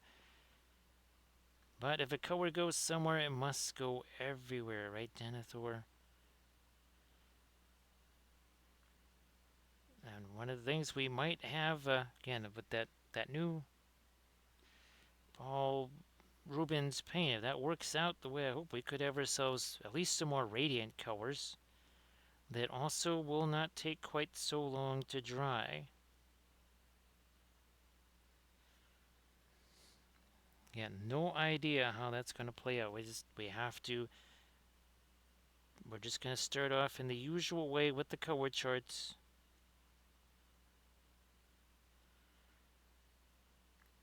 And I've got a 72 mil fig. I don't know, maybe we hit that or something.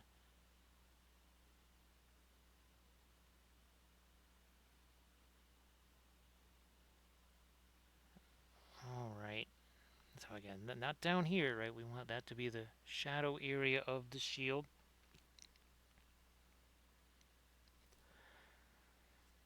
So Drexia, I was wondering if that you didn't get any snow from that other bout earlier on, right? With the Lake Pontchartrain Ski Lodge. Yes, the Lake Pontchartrain Ski Lodge opened January 21st, 2025, closed January 22nd. So Drexia, the other thing now, this is something obviously we have to do it all the time here, but you leave those the cabinet doors under the sink. Just leave those open because believe it or not, leaving those open puts just enough warm air there that can also keep the pipes from freezing. It'll make the house a little bit colder because you can feel that, believe me, and I'm going to have to be doing the same thing here because, again, we're probably going to have maybe the wind chills might be minus 20 or something like that here.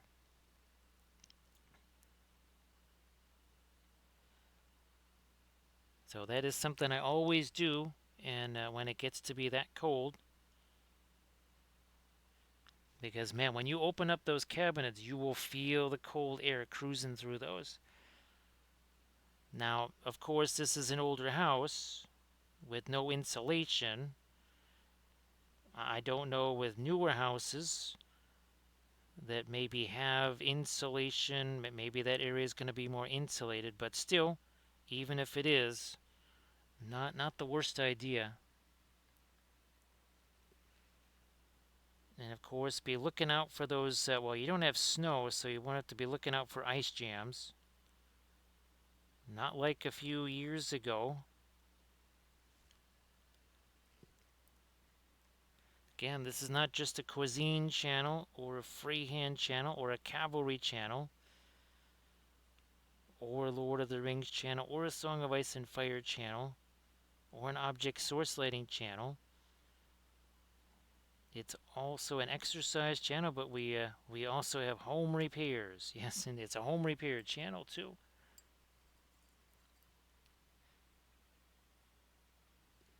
It's like this old house, but in miniatures.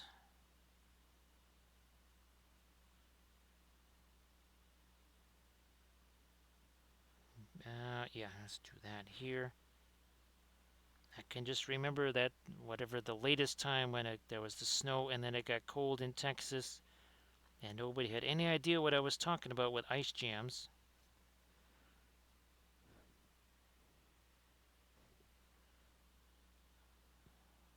Did I? Yeah, let's do. We gotta do some kind of dark up here. Let's roll with that. Where's my blending brush here?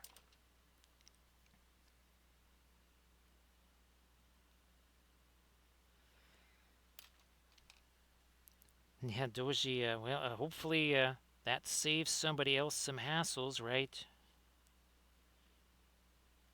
No sense in other folks having to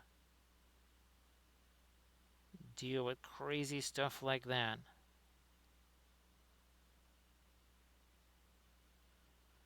Did I? Let's see. Okay, fine. We're gonna take some of that darker stuff on the underside of that.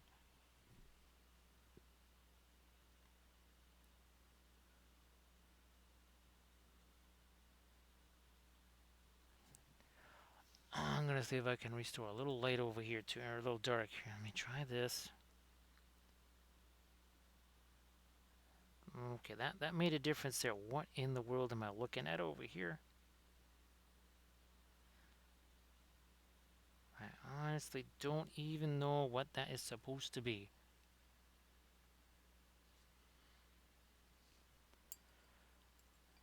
Yeah, Drexia, and of course,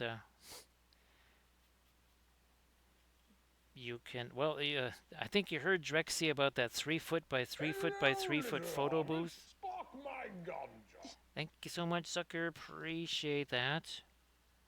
Oh, well, you look different than the other guy. He's like, what other guy? Oh, you mean Gandalf the White? He's like, no, the cat. Gandalf the cat. He's like, yeah, you smell very fishy to me.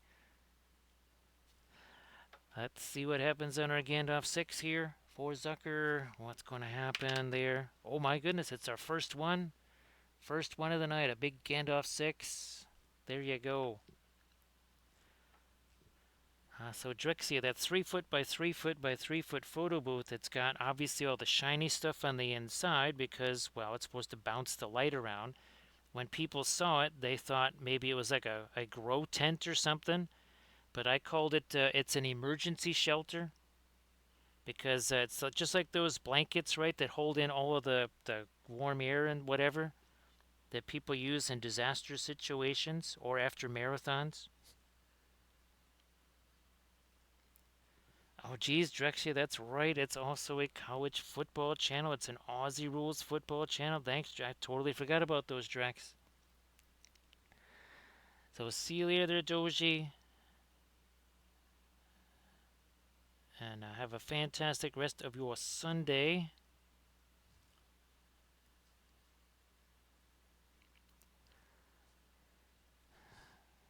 Oh, there was something we came. It was similar like your shenanigans there. There was something similar. Oh, I can't remember what it was. It was like a week or two ago.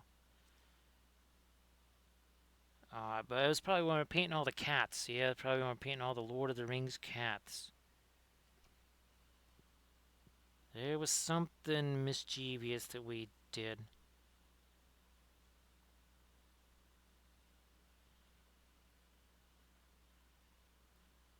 And again, on to the well, we're trying to reflect some of that on the merch channel, on the merch store as well.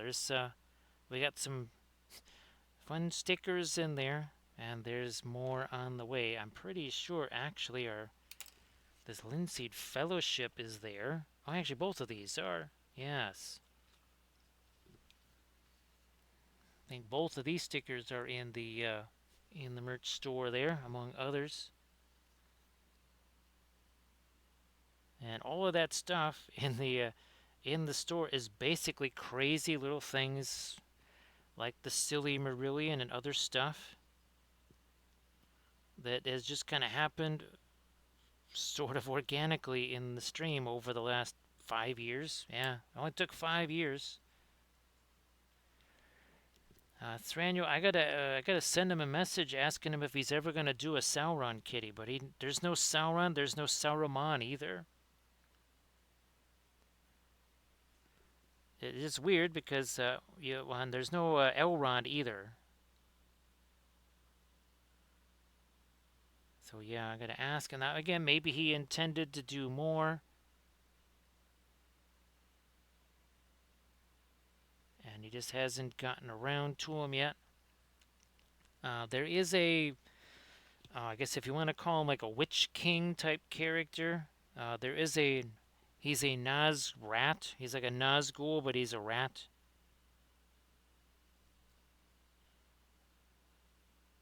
And then, of course, you also have Pincushion Boromir.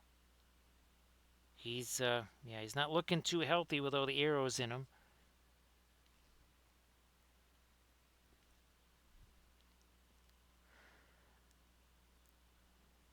Let me see.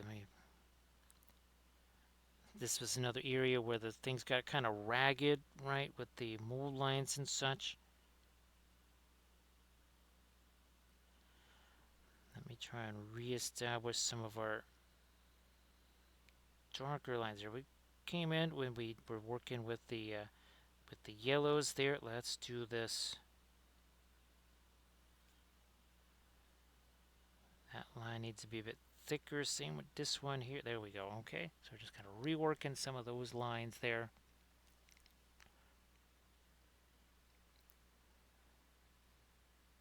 Oh, thanks, Drexia. Appreciate that. So, yeah, there's a whole bunch more stickers. I've got, oh gosh, I'm not sure when they're going to show up here. I think pretty soon. Yeah, I think in the next, well, now who knows if things get that cold, maybe that starts to delay some deliveries.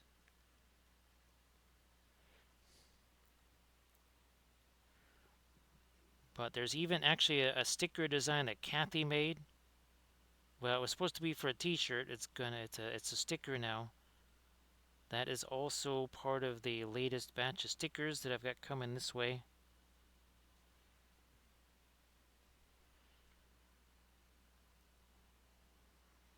Yeah, okay, fine. We'll get a little bit of this dark here, sharpen up some of this stuff.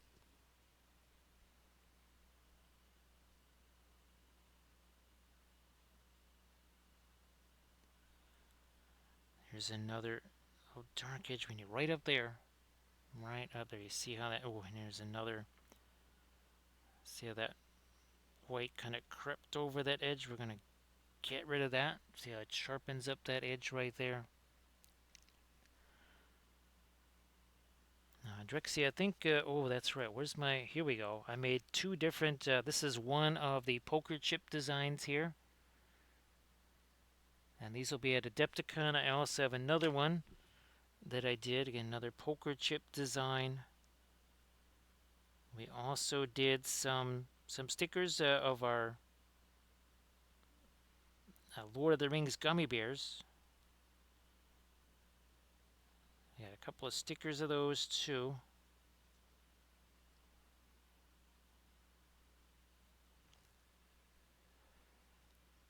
So Drexia, there's some stickers that are in the, and again, there'll be more, but there's some stickers already in the merch store.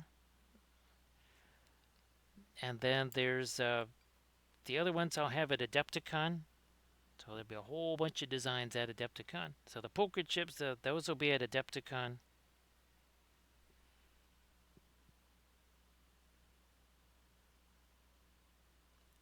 I had no idea how those were going to turn out.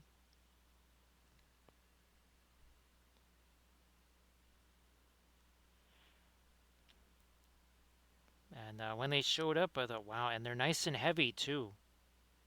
Yeah, they're definitely the real deal.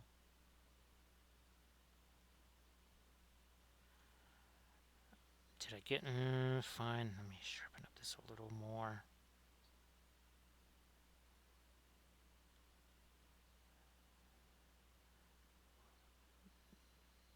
Oh, there's also, oh yeah, that's right, the baseball hat that I got.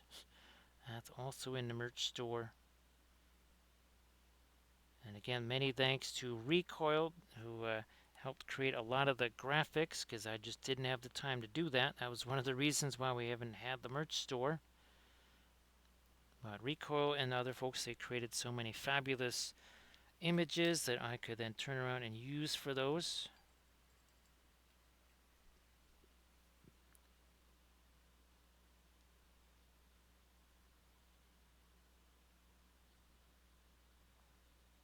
Doing the blending brush here. Same over here.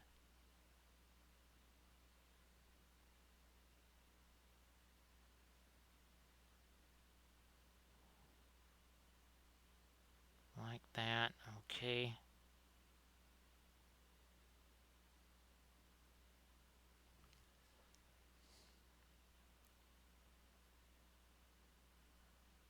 What's going on over here? Let me tone that down. What about this stuff here? We got a whole bunch of lines on there. I'm going to try and take this. Now we're using as a micro blending brush.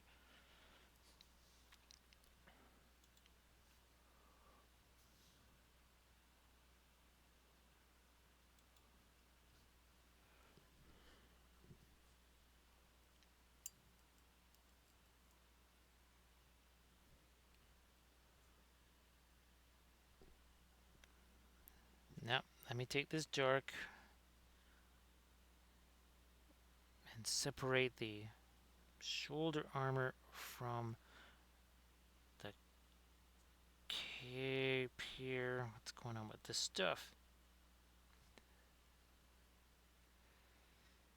Thanks, Armor Wolf, for posting a link to the Instagrams. You want to see some of the finished images of the different miniatures that we paint here and on the Patreon vids? Well, that is right there on the Instas, the YouTube channel. As I'll take sessions here, like say we're painting multiple figures.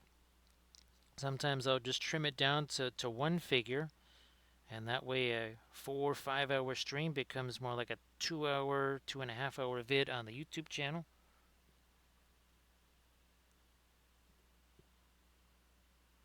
And that's the latest one I did was I took this here and turned that into about, again, a 2.5 hour vid on the YouTube channel. It was originally a 5 or so hour stream.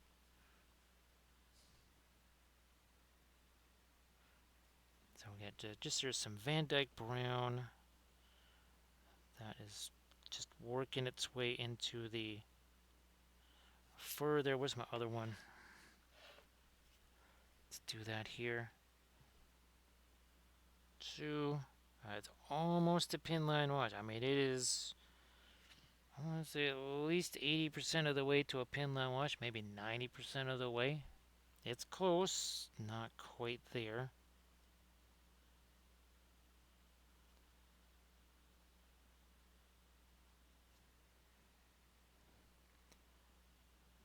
Knocking down some of that over here too. Maybe even on the horsey's tail.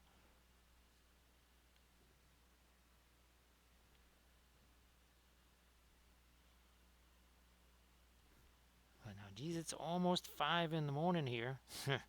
And we've been doing this for over 6 hours. So I think I'm going to say thanks for all those bits and the subs and the follows and the cheers. Also the raids. We had some of those too. I want to say thanks to Armored Wolf for doing all those moderations and posting all the links and everything. And again, we'll be coming back our Mata Mondays, right? And we'll be doing some of those 1/1800 scale ships. So thank you so much, Drexy. Appreciate that. Again, the Subs are going to be super, super helpful. Appreciate that. Sorry to have to run out on you here. Oh, we still got printing stuff to do, and still got to try and eat something here. So thanks again, everybody. Really appreciate that. I will zoom out real quick here so that we can take a look-see at what we did in our 6 hours. Here, let's do this, and let's zoom out so it'll be easier to see both of these guys, like so. There you go. So that is what 6 hours can do for you with the oil paints. Again, Baratheon Song of Ice and Fire. Right there, here's the first two. So we've got ourselves a completed unit. Oh, thanks, Drex. Appreciate that. One last dose of medicine. Thanks so much, Drexia. Well, Blades, will be seeing you in about 12 hours. Yeah, it's going to be that time.